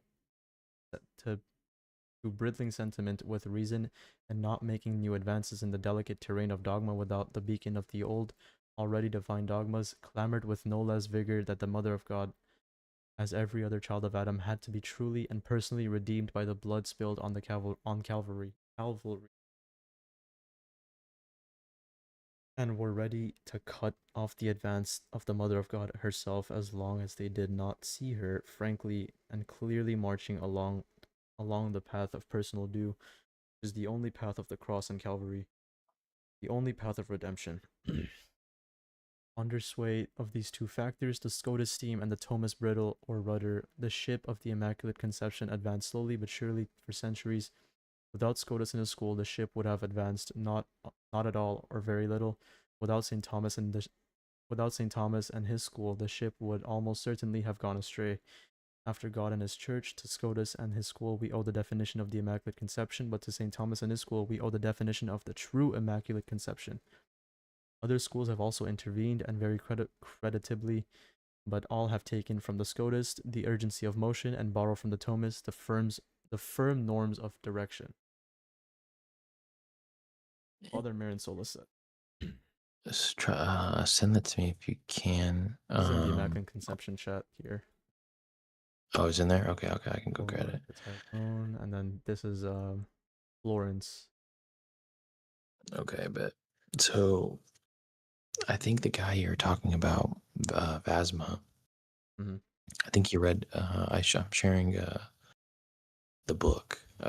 It's The Mother of the Savior. I think it's where I got it from. So basically it says like the Holy Doctor, I won't read the whole thing, but so he says, okay, he favors some, and then even taking conception to be that which precedes animation, i.e. bodily conception. Then he kind of like rejects it somewhat. The guilt of sin can only be by grace, which has an object, the soul itself, right? That's where, so see how delayed harmonization is confusing the issue here. Then he goes, even had he written after the definition, St. Thomas could have said that Mary was not sanctified before, but he goes further. So he says that, nor does he distinguish, as he does in many other contexts, between posteriority in nature and posteriority in time. Now, okay, this distinction only exists because of delayed harmonization. In reality, there is no posteriority in time, in my view. There's only in nature. Then in the answer to the second objection, he says contracted, and then it must be recognized that the whole point of this argument is to show that Mary incurred the debt of original sin. And she descended from Adam, unfortunately did not distinct sufficiently from the debt from actually incurring the stain, which this would be the remote debt probably. I need to do some more research on proximate and figure that out. But then it goes, regarding the exact moment, he believes nothing more precise can be said. The time of sanctification is unknown. So he kind of comes to a little more of a congenial space. Then it says he didn't do it in the Summa. And then he even did not celebrate the Feast of the Conception. And he was reserved. St. Bonaventure answered in the negative. St. Bonaventure, wait, negative as in that like not positively proving it, but basically like saying that it's not incredible or something like that. And then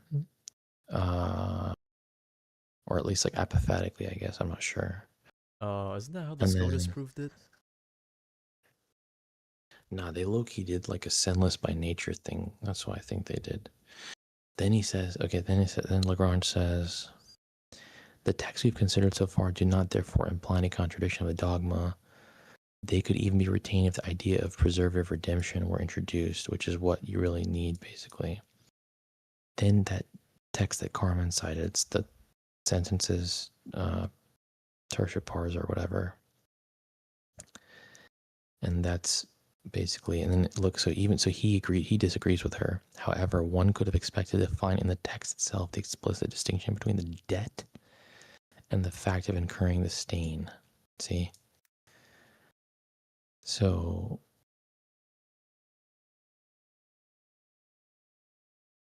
as that would mean not to stand in need of redemption. So she's just wrong. In the final period, when writing this, which is authentic, so this he thinks is authentic, and he says, was most pure in the matter of fault, culpa, and incurred neither original nor mortal nor venial sin. In this critical edition of the commentary, Ave Maria stated, passage quoted is just now found in 16 manuscripts out of the 19 consulted by the author, who concludes that it's authentic. So, towards the end of his life, moved, we may believe, by the love of the Mother of God, of the position he adopted from the exception of his communist sentences.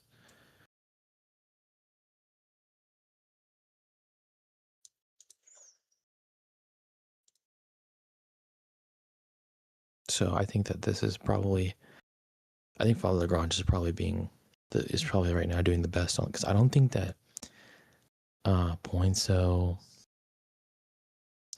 or Banez or anyone else is going to be able to do a better job than this, honestly. So that's the thing. But I go a little bit ahead of Lagrange, right? And I say that he did hold to it materially throughout, and that his writings were not, because it's not like any Thomist or any like, it's not like anything you write is like formal belief, you know what I mean? Like we don't know what St. Thomas formally held, right? But his writing can show materially what he believed, you know? So even though there's that problematic quote that he pointed back here, this quote, right? I mean, that quote, the sentence, this one. That's not St. Thomas, though. That's St. Anselm. No, I think this is Thomas. No, St. Thomas is not right in the sentences. No, his commentary on the sentences. Yeah, that's why he's saying, there is, however, one text which cannot be so easily explained away. In the third part of the sentences, distinction, this, question 1, article 1, we read, nor did it happen even in the instant of the infusion of her soul, namely by grace being given to her as so to preserve from incurring the original fault. Christ alone among men has privilege, not any redemption. Del Prado and Hugo explain this text as follows. So they kind of mean it. This is like how Carmen said it. But then Father Lagrange says, however, one could have expected to find in the text itself the explicit distinction between the debt and the fact of incurring the stain. So that's the only quote that's really problematic. But I think that we don't have to say that this quote is formally anything, right? Because it's not like there's anything formal, like formally necessitated by some writing, you know? We can just deal with it materially. And maybe some people would push back on that and say that I'm coping. That's fine. I don't mind that. But so, yeah, it's kind of interesting. But I mean, this book I think is really good, though. I think this is the best Mariology book I've ever read. Have you read Shebin? Or any manualists? Yeah, I've read Shebin. I don't hate Shebins. I don't like Duranzo. You read Duranzo? Duranda. On the Dogma, yeah, but I don't like their. I'm not like a huge fan of them. I think Duranzo and Durandus are good on magisterial stuff. I don't think they're good on metaphysics. Like, pretty sure Duranzo or Durandus, one of the two, pretty much says that Protestant justification and Thomist justification is a semantic dispute, which I don't agree with that. It is. Nigga, it is. Nah, Nigga, that's crazy. That's crazy. Nah. It literally is. Everyone agreed to this. Oh. No, I don't think it is. I think it's worse. It's Nigga, like what? Bad. Yeah, I think it's worse. It's really bad. Dude.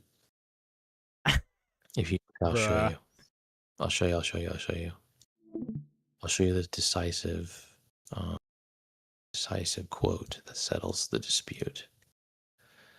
And you're gonna hate my source, but I'm gonna do it anyways. I don't even care if it's Lagrange, bro. No, you're gonna hate it. It's worse than Lagrange. No, if it's Zumel, it's like I'm actually gonna kill you. No, it's not Zumel. It's Grenier. Oh.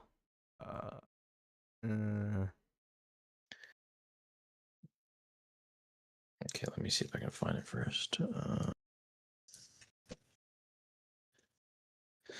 I'll find this, and then I'm gonna hit the hay. I need to call my dad before I go to bed. So let's see.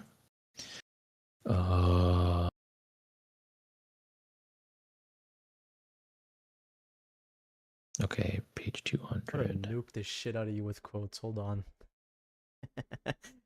You can, that's fine. Okay, look, okay. Wait, let me see. Okay. Let me share this.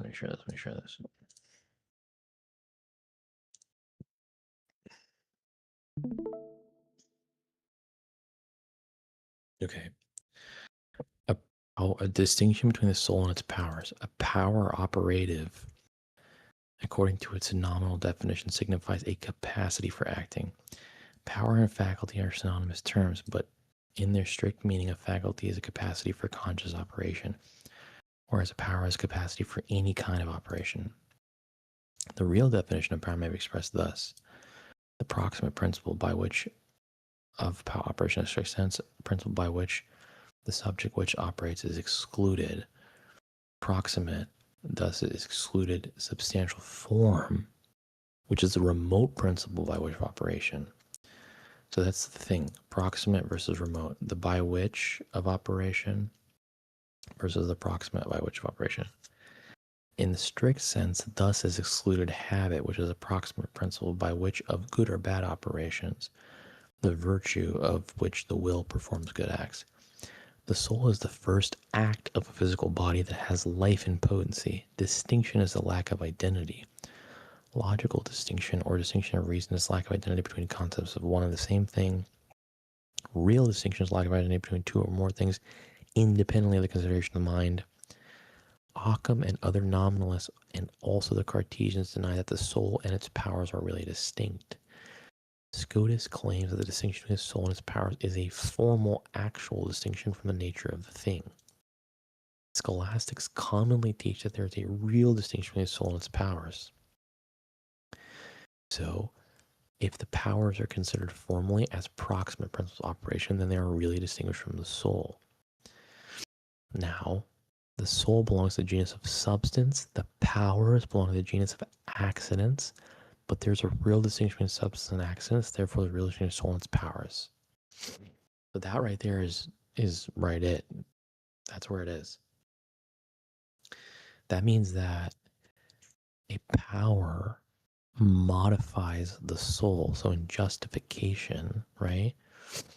The power modifies the subject. That's why we say that when we denominate the ungodly that is justified as just, it's an intrinsic denomination.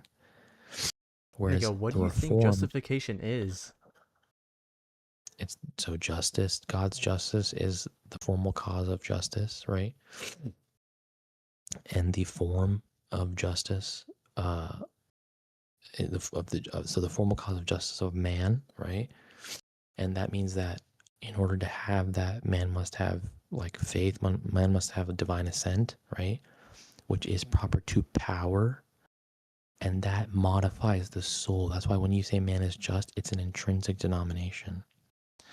But Reformed believe that it is a formal, actual distinction. So the Reformed are going to either be nominalists or Scotists.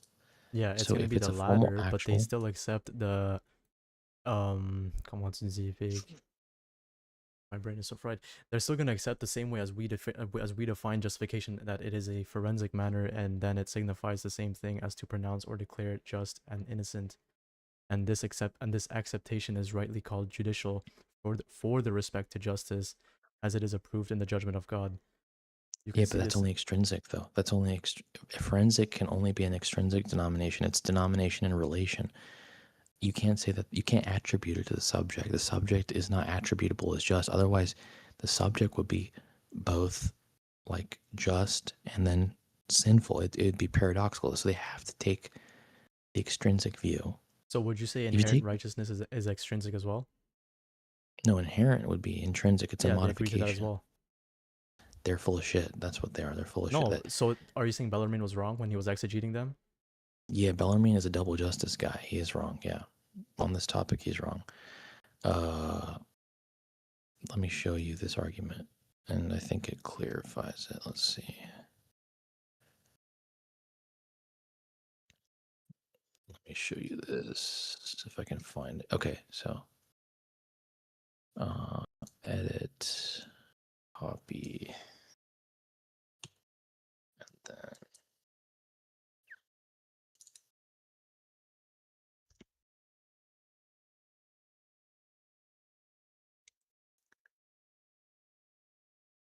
Okay, who so would it take for you to say that that they're not full of shit? Is it a Thomist? yeah, Okay. but no Thomas will say that. So.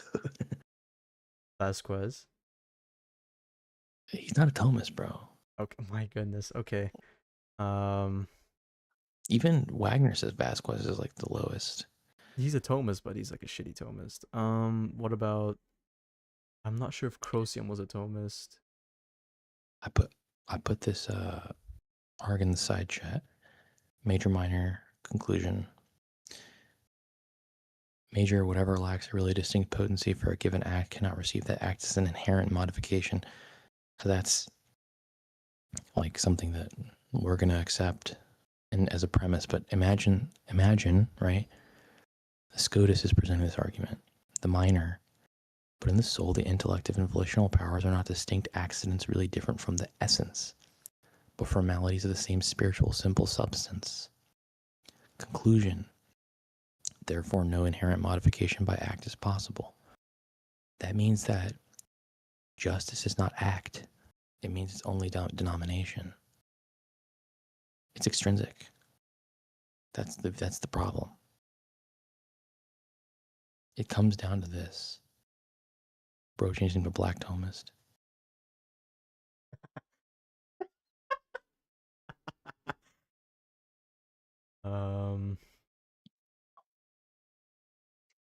Yeah, even their main authors also concede that it's a fucking semantic debate of doom and despair.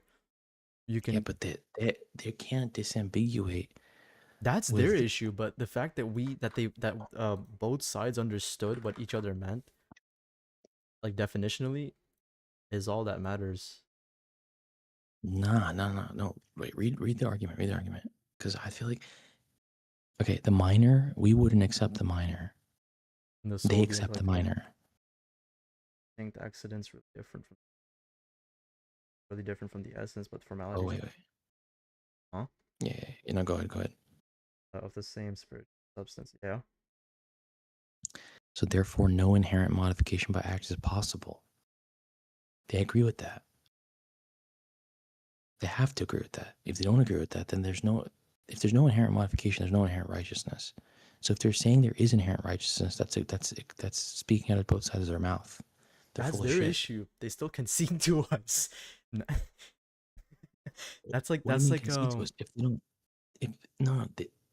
if a Protestant says I'm just, right, or so and so is just, they don't believe it requires inherent modification. For Brent, for like pretty much like inherent modification is a must. Inherent righteousness is a must. It's defined by the magisterium. Mm-hmm. So I don't think that they can ever. I think that this is why I think post-Tridentine Scotus like rape themselves. Scotus. So Maestri tries to create a power as not formally distinct in definition only, but as a modal distinction. But that's bullshit, because if it's a modal distinction, then it's an accident, right? Then that's a Thomist view, but he doesn't accept the Thomist view. So his view is not a real view. It's like if I said either A or B, and you're like, oh, well, neither A nor B, but C. It's like, there is no C, nigga. There's no C here. Like, it's either A or B. Like, it's does that make sense? It's not possible. Like, let me see if I can show you.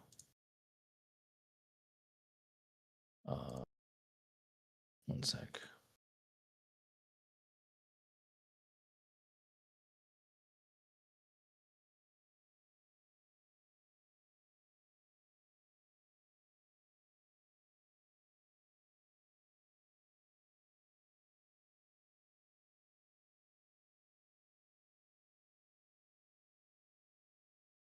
Hold on, let me get my book on Trent. Hold on.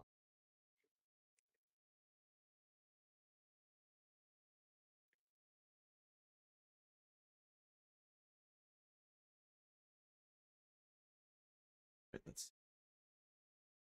Protestants admit that there is inherent justice. Okay, let me send you this. Okay.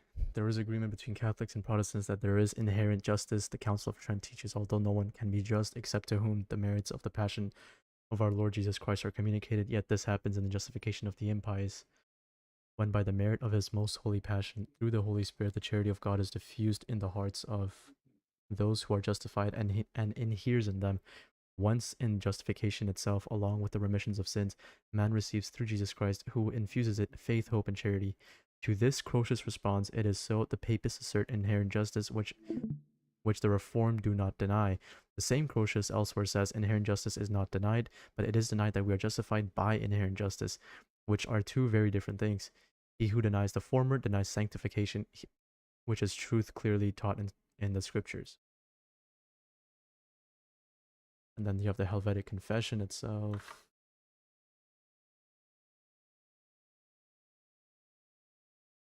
Helvetic.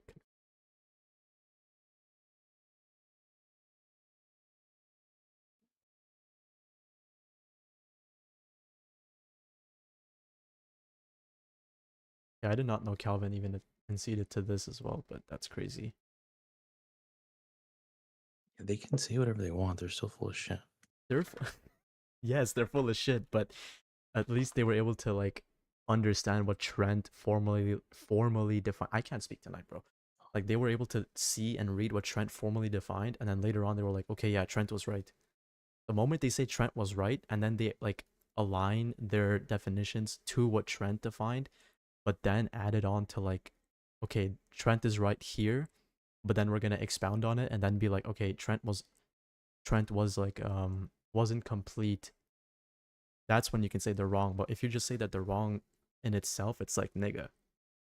Bruh. Because okay. If I say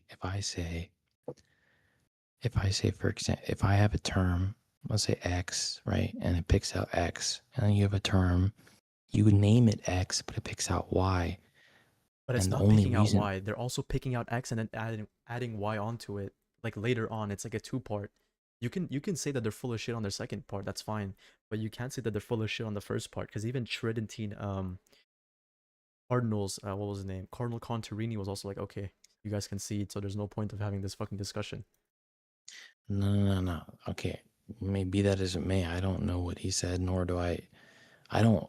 The Vatican hasn't had like if you're talking about pre and post Tridentine commentaries during Trent and after Trent. Hold on, I'll send it to you. But go on. Yeah, I'm just saying that I don't really know what they may not be using the same register as I am or any Thomist is, but we can disambiguate what the ratio is like two. If you say these are one and the same ratio, but they have different res, that's just not intelligible to me. Like,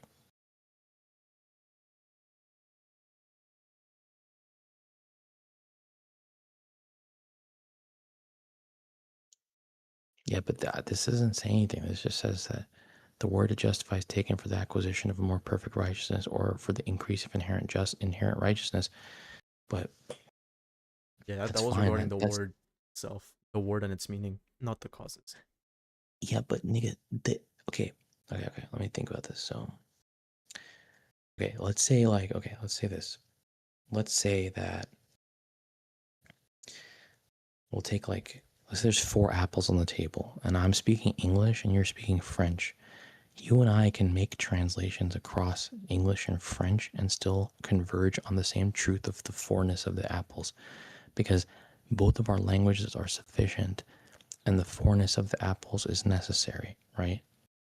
In the case of the SCOTUS, right, now we'll substitute the 4-ness of the apples with justification, or man is just, right? The SCOTUS can't make this denomination and not be either Pelagian, because if it's an inherent, that means that it's inherent prior to act. Hold on, nigga, when you say SCOTUS, hold on. When you say SCOTUS, nigga, you're only referring to the Lutherans, and that was like the second generation Lutherans. The other... No, I'm saying all SCOTUS. Every even Catholic but why SCOTUS. are you referring to the SCOTUS? It's okay. Imagine if I have a false disjunct or a false dichotomy, and I have either Reformed extrinsicism or Pelagianism. This is the issue with the SCOTUS. This is why I'm saying earlier that their doctrine of the Immaculate Conception is not even the defined dogma. Yeah, that's the right. Holy Spirit didn't even bind their fucking bullshit.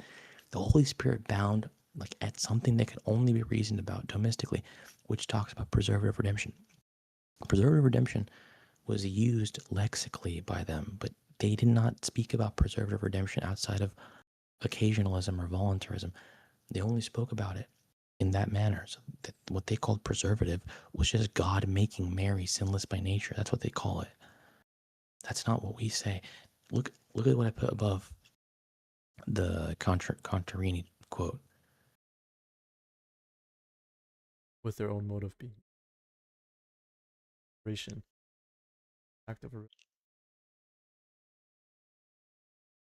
and Scotism, Operation Equal, Sector of Essence, no inherence, and then okay. That's extreme. That's the Reformed view. Now, if I no, that's the Lutheran view, nigga. No, that's the Reformed, bro.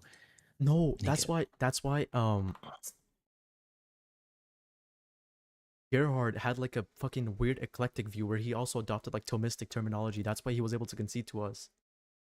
That's why a lot of the Reformed were like, okay, there is like an actual act of power that actually inheres in the soul, which actually does modify the subject.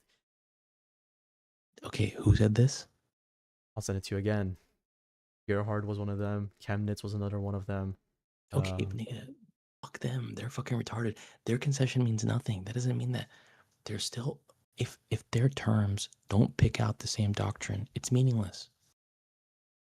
Define same doctrine. I mean, what's defined at Trent? What the Holy Spirit binds us to. Now, if you want to say that what the Holy Spirit, if you want to say that what they are picking out is bound by the Holy Spirit to them, that seems to nominalize the Catholic faith than anything else. That would be saying that the definition can't discern between. Yeah, go ahead. If a post-Chalcedonian heretic retard bastard was agrees with Theophysitism, does that render Theophysitism nominal in itself, or does that just mean that the retard is admitting the truth and the validity of the Theophysite definition? If he agreed with Theophysitism, he would become a Roman Catholic. If he doesn't, what if then he he's agrees with the bullshitting from the definition? sidelines. No. He can bullshit on the sidelines. Anyone can do that. That's what a lot of Chalcedonians, after every council, that's what most of the niggas did anyways, like the heretics or the dissenters. That's fine. But if a person agrees with the definition, but they still have other reasons why they can't be, for listening in this example, it's going to be a Catholic, then does that render the definition that they conceded to false, or does that just mean that the person's a fucking idiot for not becoming a Catholic, and the definition is still valid? If in fact they've converged upon the truth by some other sufficient language, which I don't even know how that's possible, by the way. Like this is an impossible condition. That's like saying, again, 1 ratio different res, right? But 2 ratio 1 res. So either 1 ratio different res or 2 ratio 1 res. Those are both like basically equally absurd to me, right? So let's say it's the other one you're saying, where it's 2 ratio 1 res, right? That's like saying the difference between Thomism and Scotism is English and Spanish. I don't agree with that. I don't think that's true. So it's very difficult to entertain that. But now let's put Scotism out of your mind. Get that shit out of your mind, because they were whatever. Suarezism, you name it, something else. Reformed or eclectic. Reformed or eclectic. That's the first thing you have to keep in mind. Eclectic just means that you don't observe any one tradition. It still means that they took for different things. That's why for justification itself, they were able to agree with us, but not on other topics like concupiscence or whatever. Okay, how can you agree with justification if you don't agree with concupiscence? Because concupiscence is part of original sin, and they were holding on St. Augustine's, the nominalist position on Augustine, the Augustinian view on original sin, which was saying that concupiscence itself was formally sin, and we were holding on to like the realist, right, which is like, okay, this can't be original sin itself, it can be like the effect of original sin. That's it. That's where like the whole divergence came, that's a real debate. Right, but there's no definition at Trent that's going to bind the nominalist view. There's no definition at Trent that's going to bind the nominalist view. So Trent didn't just bind because an either Augustinian, view. What? Trent didn't bind either view. They just said what concupiscence wasn't. I mean, okay, it didn't bind either view, but I mean, it pretty much bound the Thomistic view. I mean, I don't think that's like controversial. What we can even read the canons of Trent. There's nothing in Trent that like this is why you and I talked about this like probably 2 or 3 weeks ago. This is why Maestri, when responding to this, Maestri disagrees with Scotus and every other Scotist because he tries to create real modification in the subject, but he doesn't want to admit an accidental mode of existence. So he says it's a minimal mode, or he creates gradations of modes. But then when pressed by Thomas, that just ask him, is this just accidents? He says, no. Well, if it's not just accidents, then that means that you're back in the same place you started.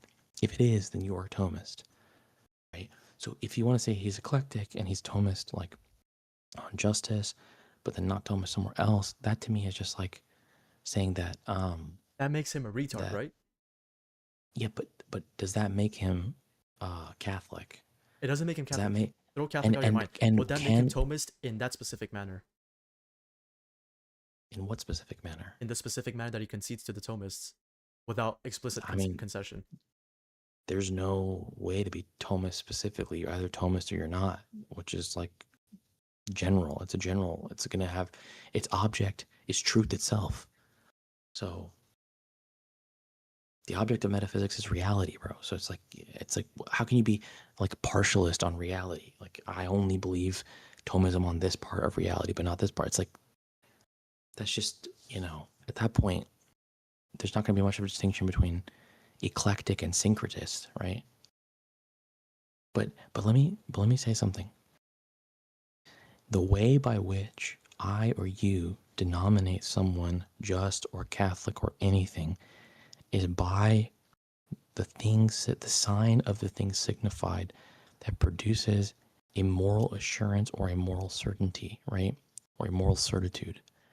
So what cannot be admitted by me is that any of the people you're saying conceded can be said to be truly Christian, truly Catholic, truly having any of the marks of the church or anything like that, because I can't arrive at moral certitude because the very manner by which that they're quote unquote assenting, right, is not one that has anything intrinsic or veracious to it. It's just not. I'm not congenial to it, man. I don't know. Maybe it's my problem, but it's not a semantic. Semantic dispute means valuation, okay? So think like, for example, like you and me are making the same valuation, but we're using different languages. That's a semantic dispute. Yeah, how is that different from the Reformed and the Papists on justification? Because the Reformed at present, even if they adopt Thomism, seemingly contradict their adoption of it. At present is because they adopted the third. Okay. Third when I say at present, I shouldn't have said at present. At any point in time, right? When they adopt Thomism just to deal with the question of inherent modification, wouldn't this contradict the very definition of total depravity? That is the fucking Calvinist view. Bro, Gerhardt agrees with total depravity. Lutherans and Calvinists agree on the same points here. They only disagree on soteriology.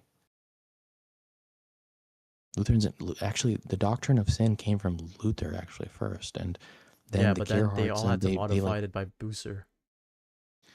Yeah, the second Reformed scholastics all still agreed though. Like I'm pretty sure Voetius commends a lot of Lutherans and stuff like that. We could check it.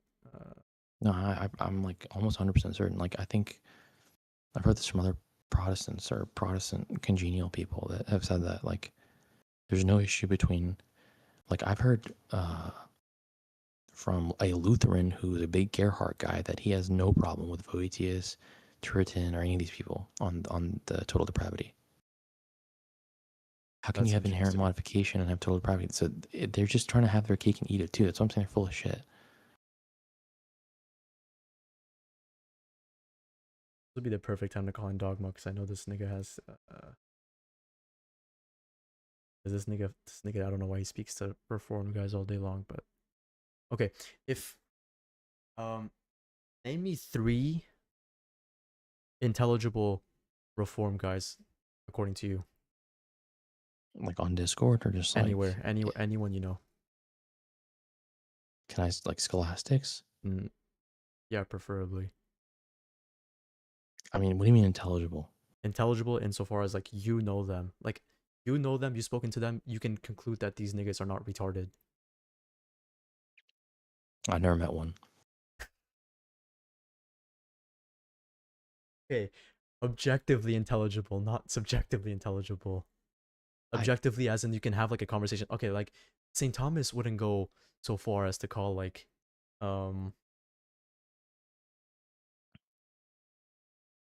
okay, wait, you say SCOTUS are like unintelligible, right?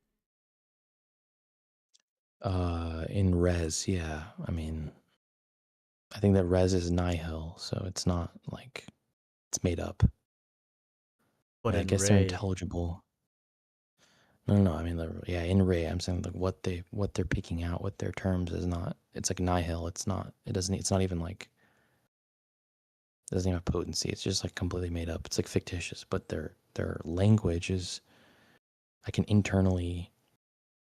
Like if I grant their definitions, then I can internally understand what they're saying. But then, even on that point, they don't pick out what. That's what I'm saying. Like, have you, when you read these people, have you seen like where they're, what you're granting basically? Because if you're granting certain, like, okay, I'll give you an example. So if I like say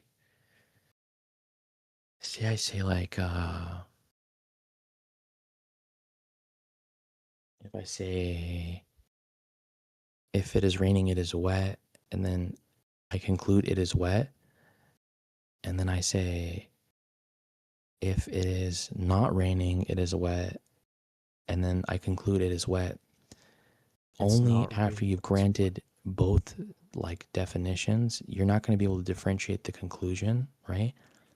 But the conclusion could not possibly mean the same thing. So internally, you're not going to be able to understand what inherent righteousness means unless the prior principle is like disambiguated. Now, once you go, because the conclusion is only as necessary as the prior principle. Once you go up the chain of reasoning, then you'll say, oh, well, this nigga is saying it's a pure negation. The first antecedent is if it's raining, and then the second system, the antecedent is if it's not raining, right? And then they're affirming two different antecedents, so that there's no way that these two can possibly meet the same conclusion. That's the difference compared to where I was saying earlier with like the apples. If I'm speaking English and you're speaking French, we can both sufficiently describe the foreignness of apples. In this other system, these two systems are not even sufficient to describe the truth, because the truth is actually like somehow relative to those axioms, but then also not relative to those axioms, right? Because two systems can arrive at the same derivation. Now, the only thing you have to admit at this point is then, if two systems arrive at the same derivation, and we know that derived theorems are as necessary as their axioms, that means that the derived theorem cannot, in fact, be any truly identical with the other theorem. It must just be nominally identical, right? It's only a name. And if it's only a name, then that's not going to work for Trent or anything, because inherent righteousness is not only a name. Inherent righteousness is a state of being. It's like it's act. It's like I was saying, like modifying the subject. So where do you think Trent got their definitions from?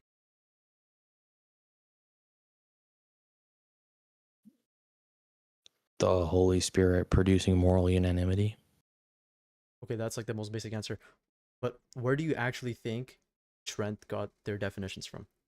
Don't say Holy Spirit, like an actual person or school or anything else. Probably the only place I think that's safely able to be said would be like De Soto. No.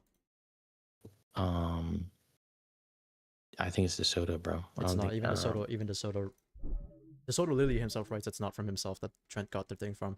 Trent used De Soto to make like exegesis and stuff and like writings, but it's not from De Soto. Yeah, but it would have to be from the Holy Spirit.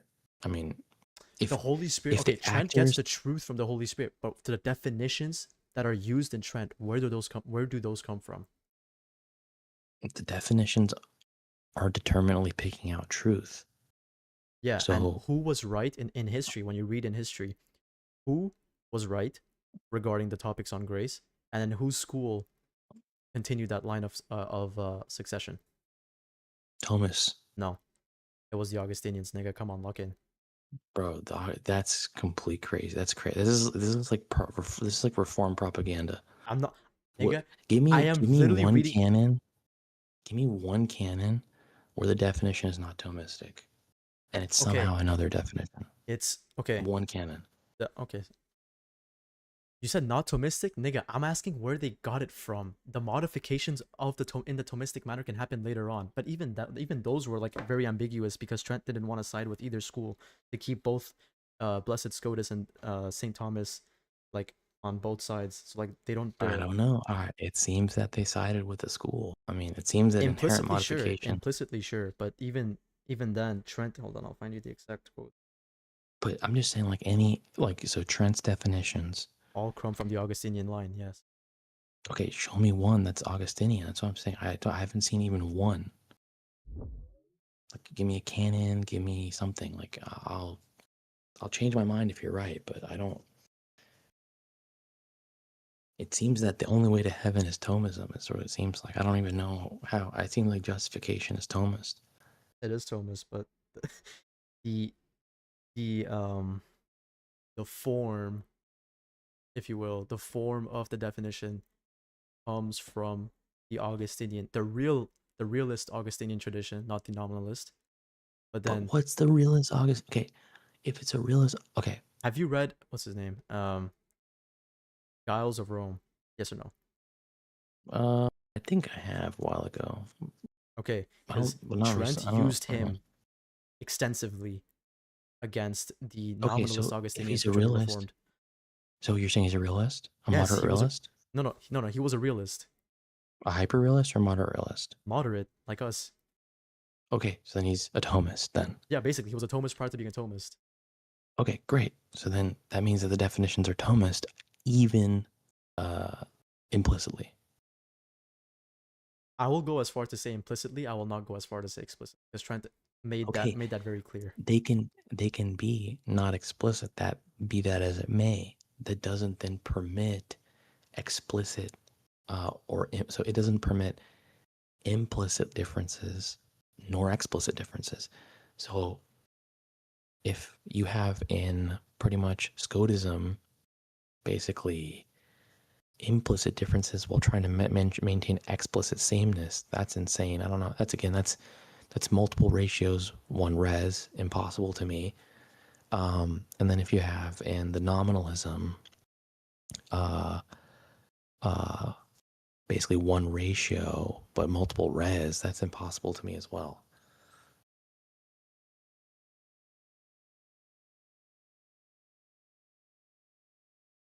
And you wouldn't even agree with that. If I told you, yeah, 2 ratio, 1 res, or 1 res, 2 ratio, you'd be like, nigga, what?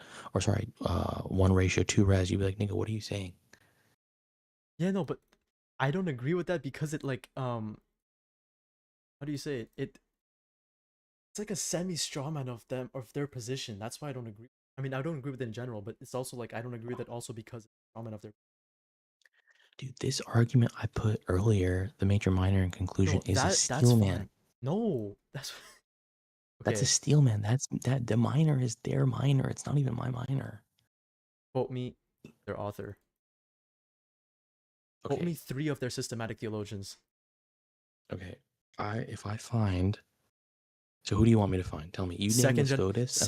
No, fuck Scotus. I want you to list out or name 3 Reformed systematic theologians, not Lutherans, because Lutherans we all agree that they're shit. 3 non-Lutherans, true Reformed systematic theologians that agree with the minor. Bro, Lutherans. No, even Dogma will tell you Lutherans are shit. This is not even just like a me thing. Everyone agrees that Lutherans are shit. I don't think that people are reading all the gibberish and tracking what's being said. I'll go. So do you have any names? Yeah. I mean, I'm just saying that I don't think that like I've spoken to Dende, I've spoken to Augustinus. Oh, I've nigga, that's a spoken novelist, and to. he's retarded. That's what who the Inquisitor nigga and Gooby say about him all the time. Yeah, but okay, that's fine. Those guys are also like They're retarded in fucking. their own manner, but they're Yeah, still but smart in some sense. perhaps I'm not. I don't know. I don't want to. I know why you're agreeing, and I'm. that's valid, but it's also like you have to like give credit where credit's due, even though they're objectively retarded compared to like the Thomist view. I mean, fair. I'm a strict observance Thomist, but look, let me say this. So, I've spoken to Dende. I've spoken to what's his name? Oh, this is Lutheran guy. Very well read. Very, very well read. He read many Catholics, many Protestants. I can even connect you to him if you want, and he'll tell you. He's in Germany. He's like a half Asian, half German guy. And he lives in Germany. And he like quote showed second Reformed scholastics agree on total depravity, agree on justification. They only disagree on the conditionality of so like Lutherans are basically hypothetical universalists and Reformed are equal ultimacy. That's the only place they disagree. But they even and I don't think that Reformed view is probably stronger than the Lutheran view. I agree with that. I agree that Lutherans are retarded, but I mean the minor, I don't think metaphysics, unless you know. So are there any Reformed metaphysicians that we can read and find out if they agree with the minor? Because There this isn't minor, much Reformed metaphysics, but exactly, being like, okay, I but mean they're systematic theologians, bro. They don't need metaphysicians. Well, during that time especially. yeah, they absolutely, theology is, its Relies on object is metaphysics, revelation. yes, but Right. So I mean, they would need faith, like formed faith, all these terms, like pick out something that, like, we can't have a semantic value that is the same, but languages are different. That's just not gonna, it would totally nominal, this would fall under the condemned form of ecumenism, basically. Because by this argument, you can't tell me by this argument that EOs and Roman Catholics are a semantic dispute. There would be no basis by which no, EOs and Roman they are Catholics. objectively different because of the fucking traditions, the traditional differences. That can't even be used as a valid argument to present No, the formed and papist case. there are traditional differences in the Reformed and in the Catholic as well, Yeah, but and both the Lutheran rely and the back to Catholic the, as well. but both point back to the same traditional source, which is Augustine himself. That's the main guy of Trent. Okay, but Augustine's a Neoplatonist. Augustine That's why they don't use doesn't Augustine actually. on like they're okay. You No, no, know, no, no. I'm saying that EOs. I'm saying EOs. oh okay, Like there EOs. are EOs out there that like will basically outside. The only reason they don't like Augustine is the filioque. They actually love Augustine's emanation account. They love it. They think it's actually like one of the best classical. That's why they call themselves classical theists, even though they hold the EED.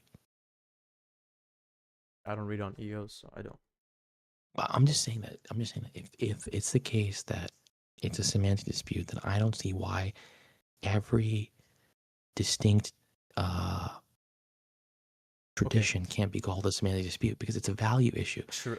All we're saying is that there's difference. That means that Roman Catholicism is a sufficient language, and not the only sufficient language. And if you look at the call of the gospel, the unity of the faith has to be the only sufficient language. It can't just be a one of many. And I think that's. I agree. Yes, I agree to that. But okay, let's say the language is one, right? The church was one, right, in the beginning.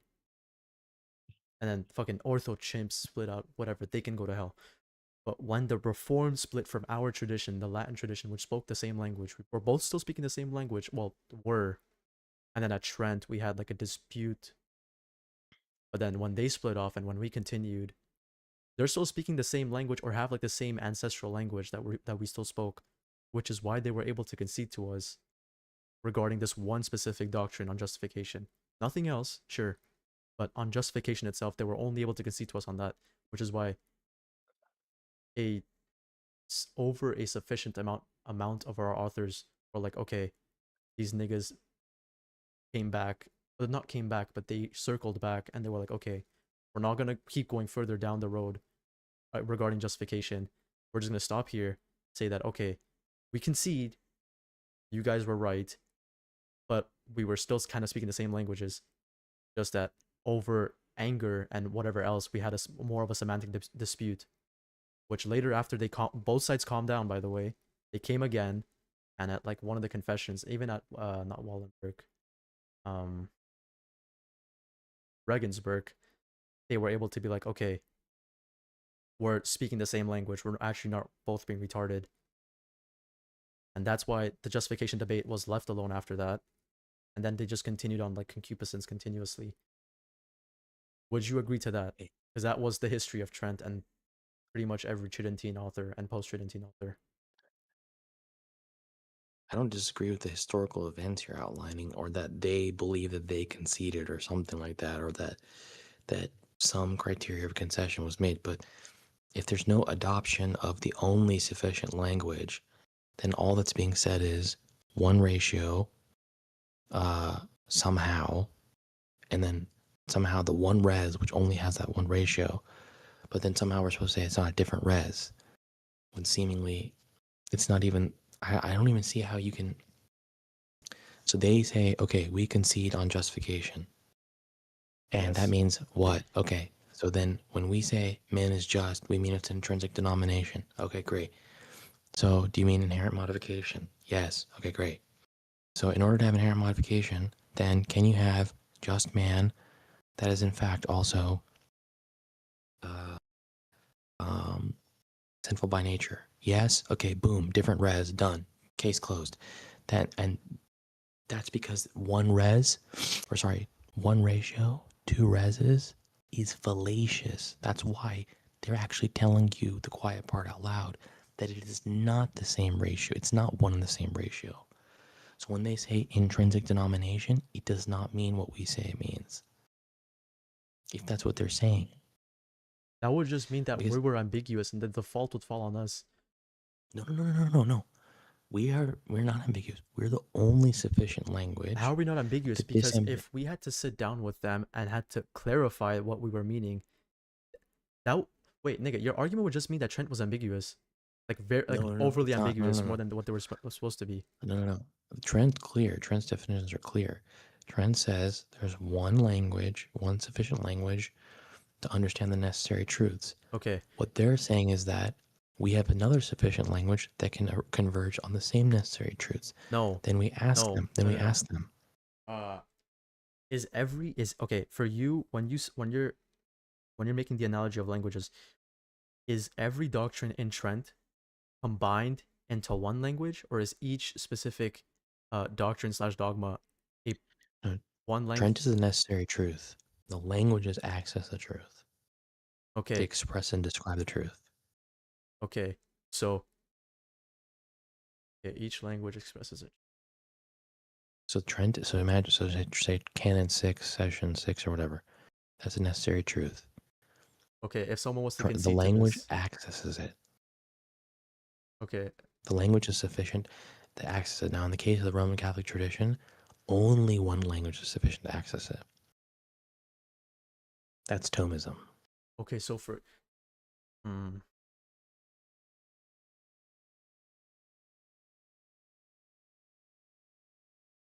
So then what you're talking about in the historical events, I'm not disagreeing with those events happening or the historicity of them.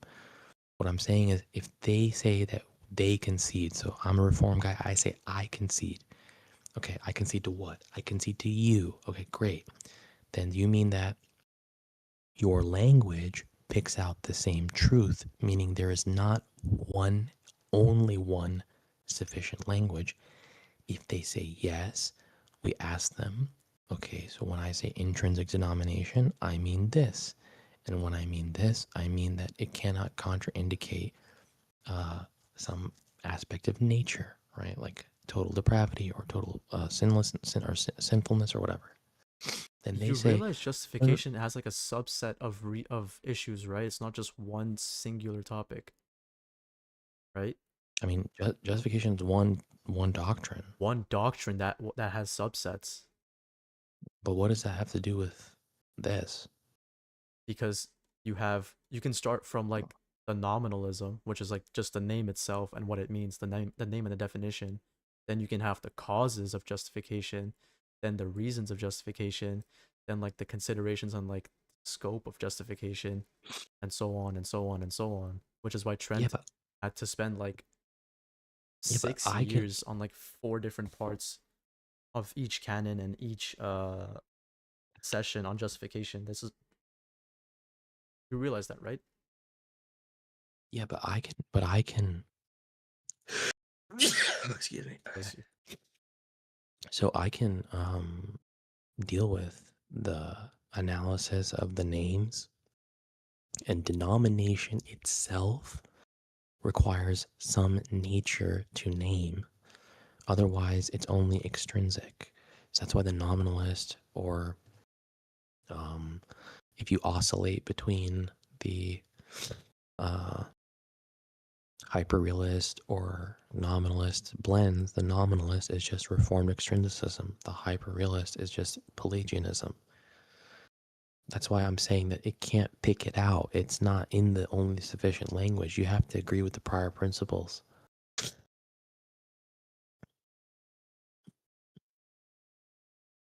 So even like the names and all this stuff, like all these other layers that you're saying exist, right? I agree, but those are only discernible with the one language. Like, okay, for example, intrinsic denomination, it requires some basis by which you can make that intrinsic denomination. So you have to have some subject that truly is intrinsically modified. If their metaphysics can't even describe intrinsic modification, why the fuck can they even say inherent righteousness? The word inherent here is not doing the same lifting in both sentences. I think it's equivocal, actually, but I mean, that's just my thoughts. But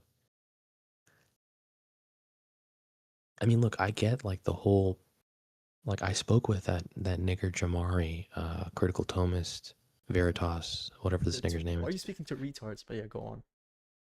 I mean, he's retarded, but he's not as much of a faggot as Inquisitor. I'm not gonna lie to you, because Jamari actually like will sit and listen to, like, he listened to this, and I told him that this all stems from divine intellectualism and divine volitionalism. Mm-hmm. If you believe if you're a divine volitionalist, then for you, it isn't a problem to basically question the fittingness of means and ends when it comes to this reality, this metaphysical reality, and the end, which is glory. But the thing with the nominalist, or the divine volitionalist, which can basically oscillate between these two views, the problem with them is that this is why the problem with them basically is that there is no ability to express meaningfully these same concepts.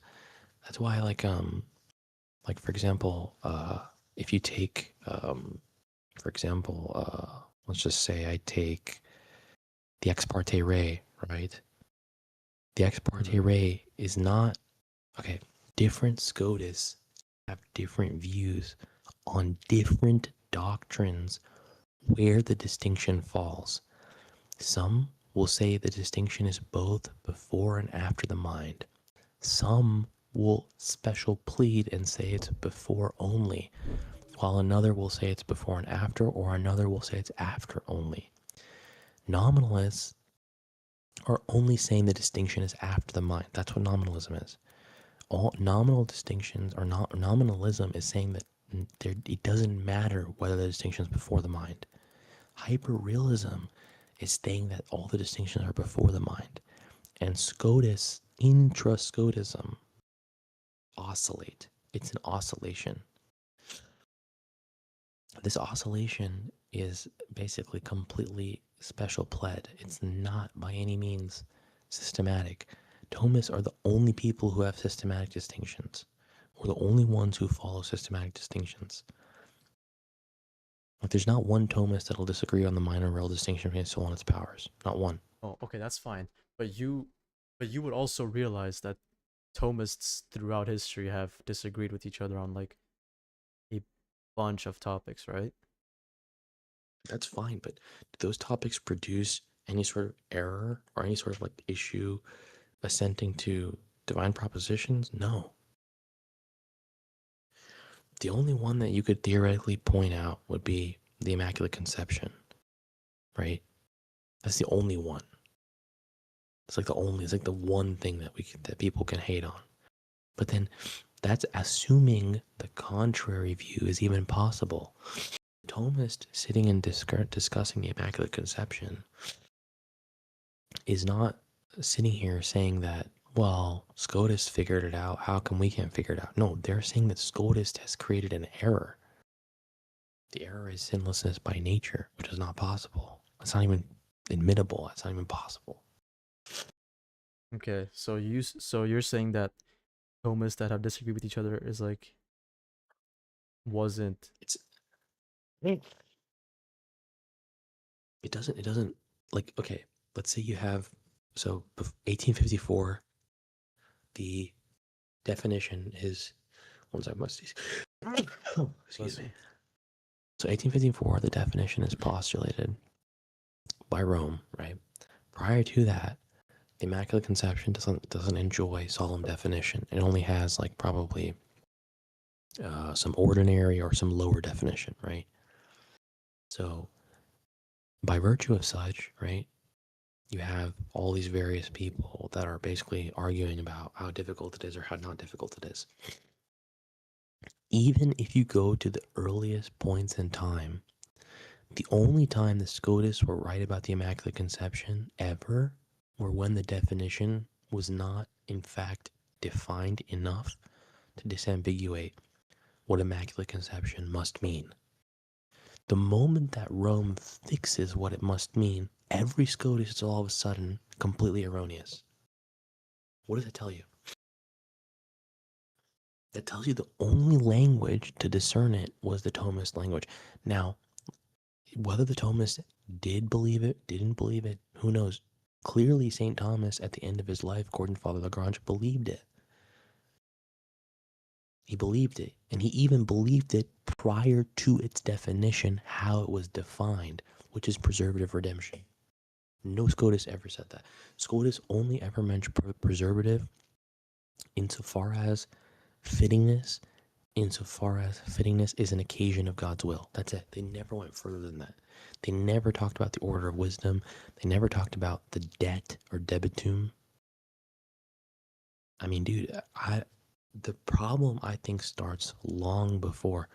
I think that Scotism needs to be condemned, but let's put that aside. I think the problem starts long before. I think that if we admit that it's a semantic dispute, then we are saying that multiple languages can pick out one and the same truth, which is, to me, unacceptable. I think that the entire... Yeah, go ahead. Okay, let's say you're speaking English, I'm speaking... Truth is objective, regardless, like, as you said, prior to semantic. Right.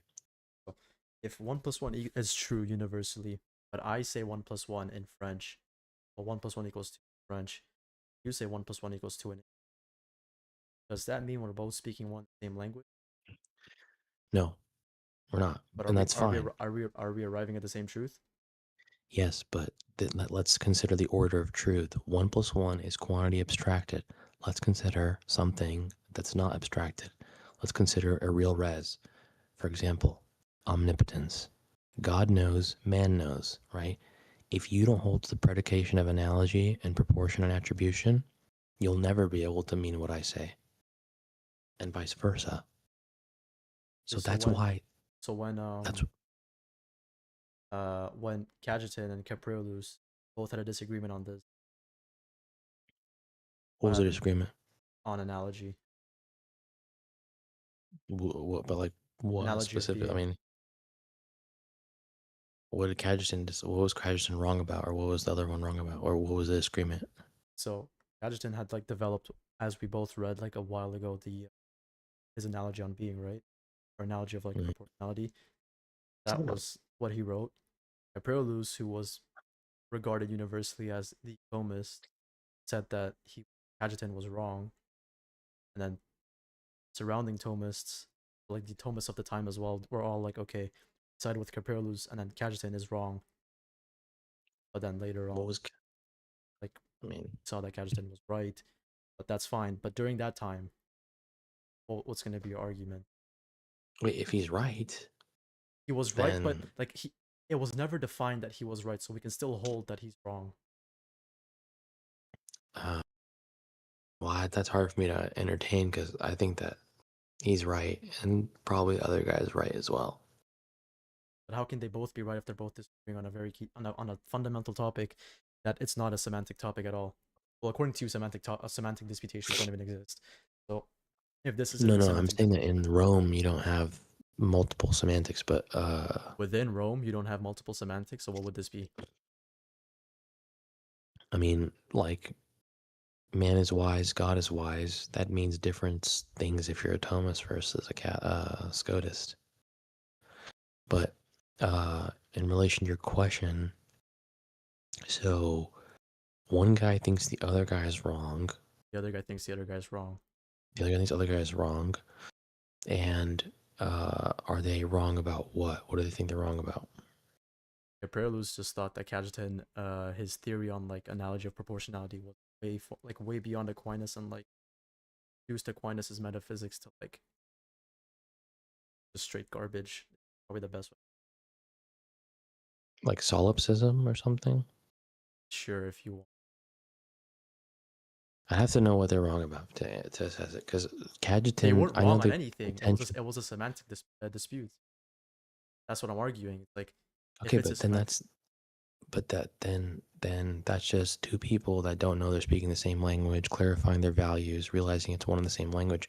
But that wouldn't be the case. The same with the reform, because in this case, the res is not one and the same. How is it not one and the same? I mean, in your view, it cannot be one and the same, but if objectively it's one and the same, like as was the case for Cajetan and Caprolus.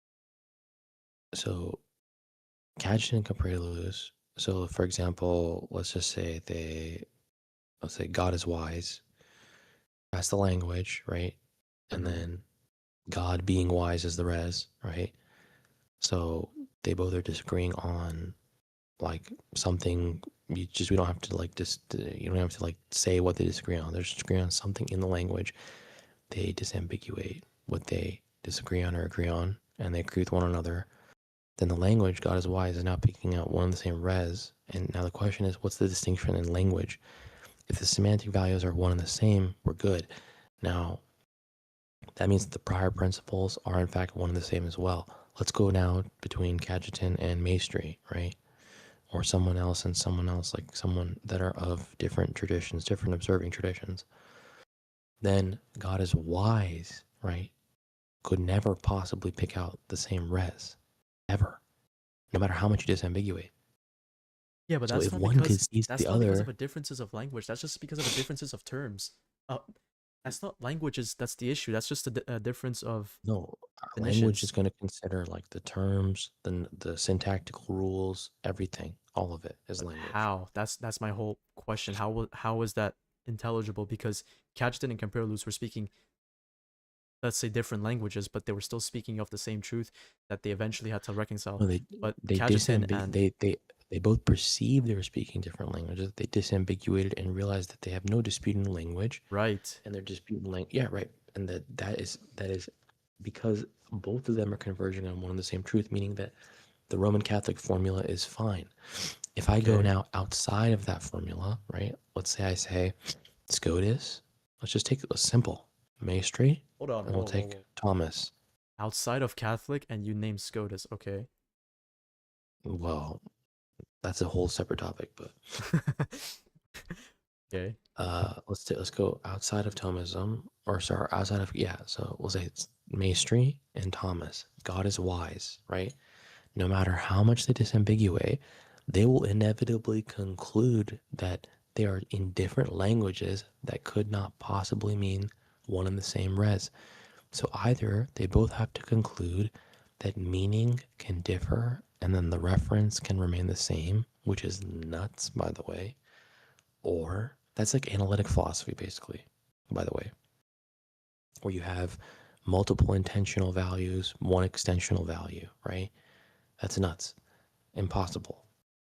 Or, right, they'll have to, let's say one concedes to the other, so let's say Maestri concedes to Thomas, it doesn't resolve the issue. Okay, have you conceded to me on what? Oh, I've conceded to you on God is wise, and I believe you. I mean what you mean. Okay, are you a Thomist now? No. Do you adopt analogy of proportion and attribution? No. Great, That's then you just could the never mean it. This is what? okay. When when a person's conceding, do they necessarily have to adopt the view? Yes or no? Yes. If I say the major, I deny the minor, I concede, or whatever, the antecedent, I just concede. No. Okay, logically speaking, yes, they do. But then we have to add the fact that the will exists and the will can resist. Now, does the person still have to accept?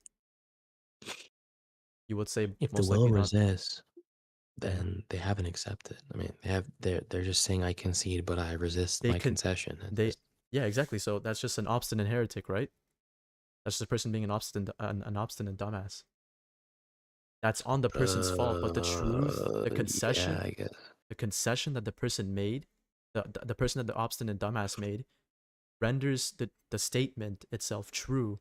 So now the statement is realized as true, but the person's will that prevents him from accepting this truth is on the person itself, not on the truth statement or the way he arrived to the truth statement, right?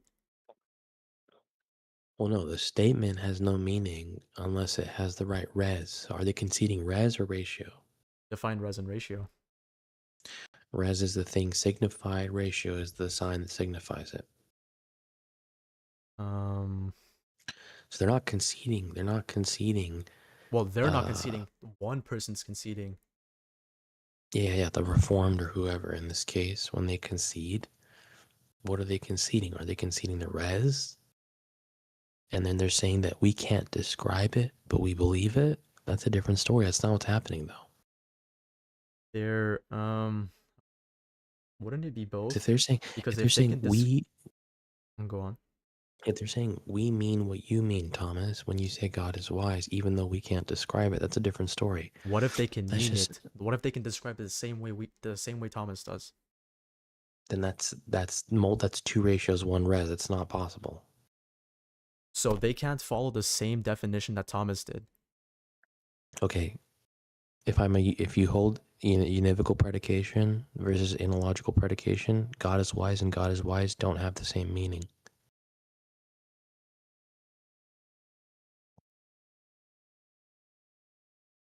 Do they?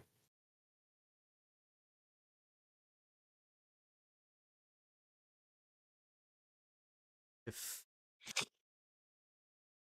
Their meaning is different. Now, if we want to take the analytic philosophy view that they can pick out the same object, that's kind of crazy, because then to what extent can they? Because it's not like, for example, we're saying 2 humans and one human nature, or one shared human nature or something, right? We're talking about attribution here. We're not even talking about something. We're talking about the identity of the thing itself. So that's like saying x and x plus 1 picks out x. It's like they don't.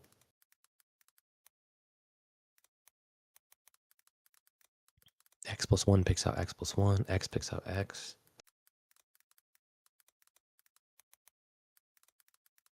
So if I concede that, oh yeah, x is true, and I can't describe x because I always use x plus 1, then that's a different story. But that would just seemingly be like basically SCOTUS admitting that they're retarded and that they're gonna just stop doing metaphysics, which is not what they do. Or reform people. Sorry, I shouldn't keep saying SCOTUS, say reform people.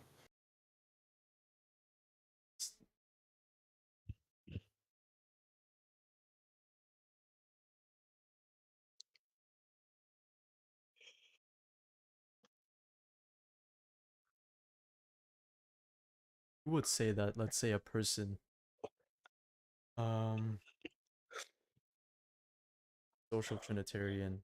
Wait, would you say that a social Trinitarian is the same as a us? Would you Fuck also no. differentiate, like how you do SCOTUS? No, yeah, there's no way they're the same as us. Okay, thank you. If a social Trinitarian describes the Trinity, Thomas, How would they describe it the same way as Thomas oh, do? because they can steal man the. So they describe it the same way as we do. Leave the part where they disagree and whatever, and they describe it the same way as we do. If they can, what are your So if a social Trinitarian is doing an internal critique of the relational Trinity, right, then they don't follow up on the critique part and they just describe it. Then the question is, are they like just describing it, assenting to it, or are they just describing it? If they're describing it, assenting to it, then they're not even doing a critique. Because the critique itself means that they're trying to actually say that it's incoherent or not internally consistent or one or the other, or internally contradicts or something like that. But okay? So is assent for you like a one move altogether, or is it like a sequential set of one after the other? assent is just simply the conformity of intellect to reality. So if for example, if they describe the Trinity in Thomistic language, right, and they say that which I've described is the case, then that's assent. If they don't say that, if that is never mentioned, then it seems they're just describing it for no particular reason, so without assent, right?